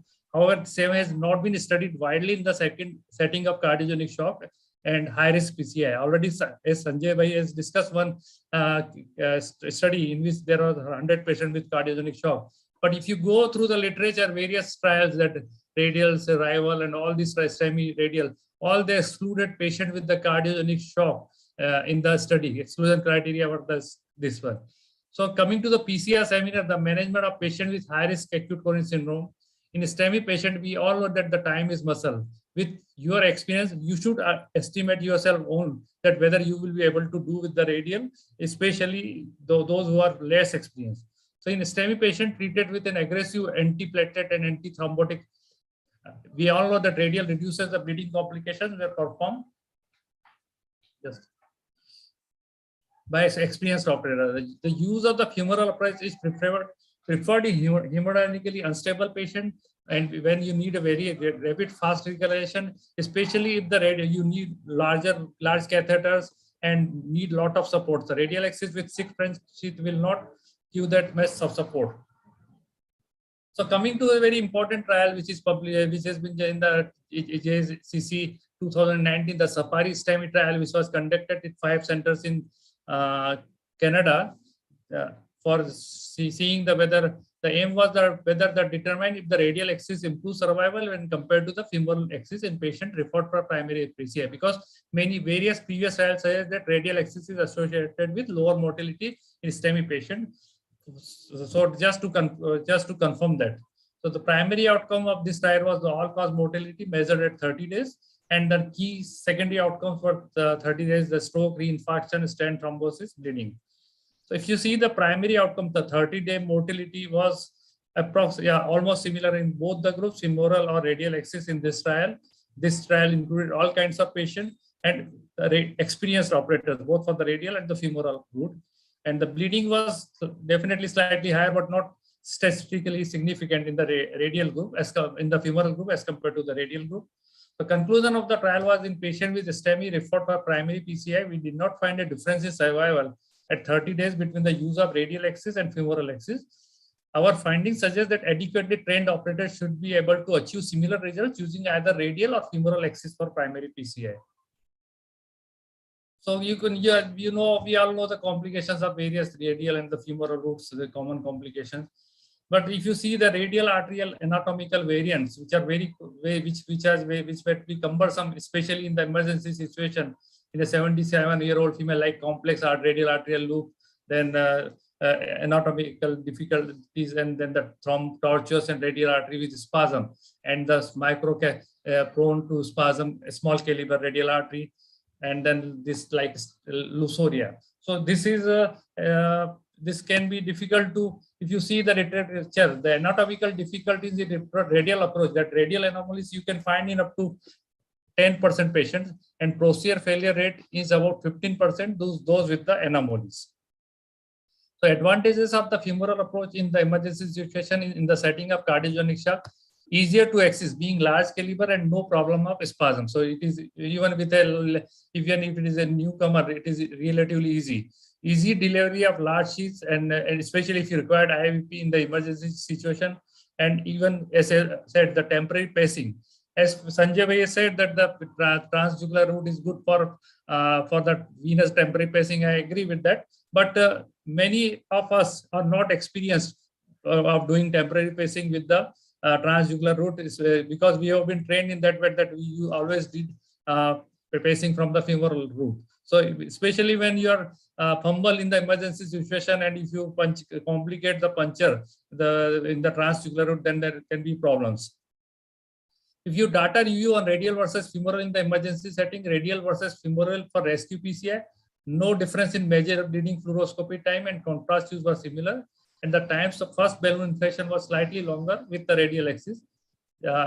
Chinese study on emergency PCI found no difference in outcomes, however, less vascular complications in the radial group. We all know that. UK study on feasibility of radial axis. Then, so why femoral? Studies point to the fact that when radial axis is achieved, it is better in terms of vascular complications, but only non-inferior to femoral axis. But the important thing is you should get the radial. That may not be possible with everyone to puncture the radial. Once you puncture the radial, then definitely the vascular complications are less, especially in patient with cardiogenic shock and feeble pulse in a 77-year-old operator. So axis is, as I already said, operator and experience dependent. And if you do it with adequate care, if you do a femoral axis and if you do it carefully, then the produces the same stud result and there is no increased reading as compared to the femoral route. So, and if you see the intra-arterial BP and femoral axis, femoral arterial BP are more closely correspond through central BP. Radial arterial BP underestimates true blood pressure by 15 to 20 mm of Hg. And you see various studies, the crossover from radial to femoral axis during challenging percutaneous intervention can make the difference between success and failure. And it has been found that the crossover from radial to femoral in various studies is between 6 to 10%. And especially it is more common in the female sex and with the anterior wall MR are the predictors of the crossover. So with the crossover, as it takes more time, so that your door to balloon time increases. So that as we said, the time is a muscle, so that time can get increased. The radiation exposure and vascular axis in acute coronary syndrome, the sub-study from the matrix, that is the red matrix trial, they can just go to the conclusion. Compared to the femoral axis, radial axis is associated with greater operator and patient exposure, radiation exposure, when performed even by the expert operators in current practice. This is not very old, this is 2017 article. So exposure and risk operator, radial operators has more radiation risk as compared to the femoral, but it is also again controversial. Many studies have now shown that the radiation exposure is similar in both. So for radial, if you see the fewer axis complication, if preferable in patient with peripheral vascular disease, patient with morbid obesities, patient having extensive inguinal scarring, severe back pain or shortness of breath, and patient on therapeutic anticoagulation, and patient request, of course, and failed femoral approach. Why femoral? Complex cases, larger catheters and sheaths are required. If you require LV support, tower, small radial size, AV fistulas, anatomy, and the patient requests. The limitations of the radial approach is unpredictable course of to ascending aorta, a small radial artery caliber, challenging in cardiogenic shock, increased rate of crossover, radial artery spasm, main culprit to negotiate brachial loop, cardiogenic shock, independent predictor of transradial PCI failure, size of radial artery itself led to sheath occlusion after removal. And radial approach usually requires more learning curve as compared to the femoral approach. No trial rival matrix compared ultrasound guided micropuncture transfemoral arterial puncture versus transradial puncture in reducing vascular complication. Routine use of radial axis create Compeu paradox. When we were the students, it was the femoral only. We have learned it from the femoral to the radial. But now, because of the started with the radial itself, the new residents and that those coming young cardiologists, they are straightway going to the radial route. So the loss of femoral experience, so more femoral vascular complications if you do not have the experience of the femoral puncture. So in conclusion, femoral axis is time tested, easy to apply, particularly in sensitive conditions like cardiogenic shock. Close proximity with femoral vein gives ease for temporary pacing if required, and deploying IBP and other devices can be achieved on femoral route due to large sheath requirement. And of course, with operator experience and due care, vascular complication may be made comparable to the radial approach. So as I already said, उफ तुम्हारे असूल तुम्हारे आदर्श किस काम के हैं तुम्हारे असूल. This is the dialogue from very famous movie of Amitabh Bachchan. So if you when the radial root catheter arrives late at a coronary ostium, I am not talking of Sanjay Bhai, he's so experienced expert, but I am talking of general cardiologists. So my intention not to teach you a method, but just to give good reasoning. Thank you. Thank you, Sharad and Sanjay. So now the topic is open for discussion. So can I ask some questions to some points from other colleagues? Dr. Senthil, Dr. Sanjay. I think there is no doubt that the radial approach is the better approach for those who are experienced in it. The experience is the most important thing. For those who have been doing femoral for years together, I think they will be more easy to do from the femoral approach. Especially if the radial is not palpable well and time is very important.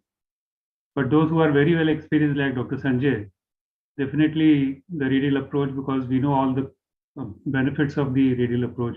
The complications are less, even the mortality in meta-analysis has been shown to be less. And of course, the local site complications are much less in radial approach as compared to femoral approach. Recently, we had one patient of inferior wall MI who was done through a femoral approach, but the patient landed up with a hematoma, went into hypotension, required blood transfusion, had a longer stay in the hospital. So all those complications of femoral are definitely there. So most important is the experience of the operator, and it depends on how well he can do it.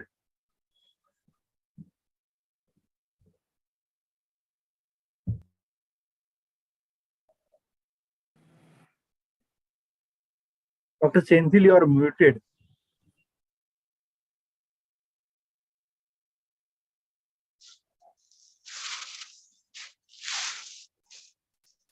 Senthil, we can't hear you. You're muted. You're unmuted, but the audio is not coming.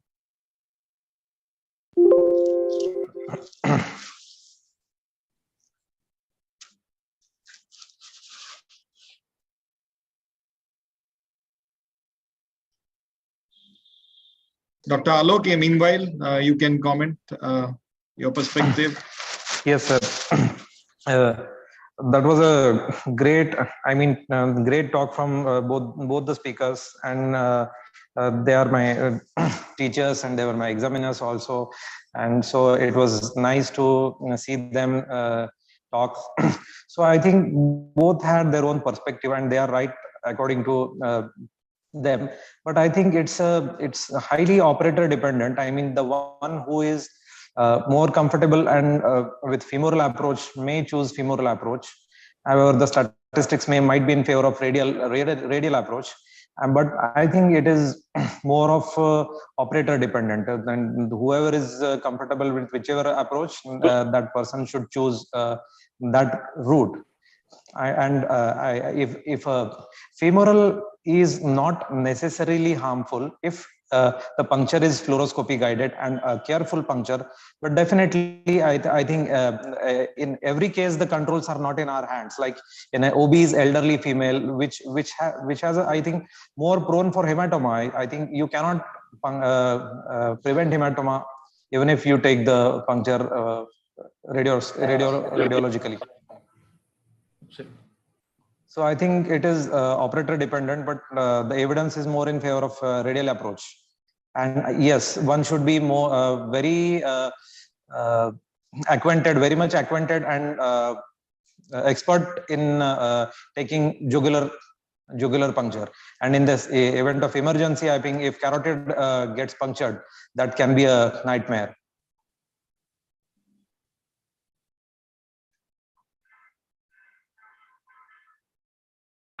Senthil, can you speak now? I mean, you were saying something.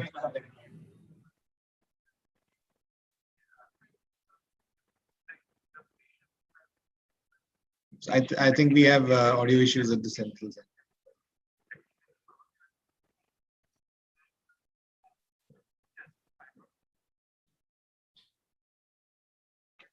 Mahajan sir? I think the most important thing during the emergency, the jugular puncture. So preferably if you are very confident, then only attempt that, because if there is some mistake, then there will be a major problem.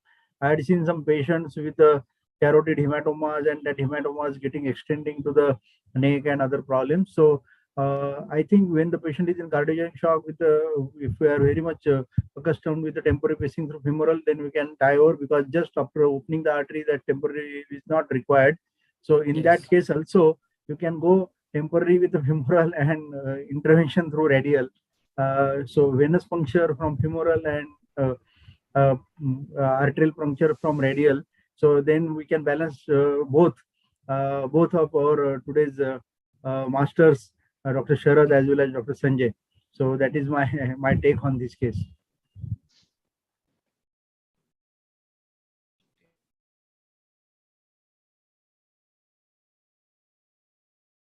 So I think, sir, if there are no further comments or questions, we can end the session. Yes. Okay.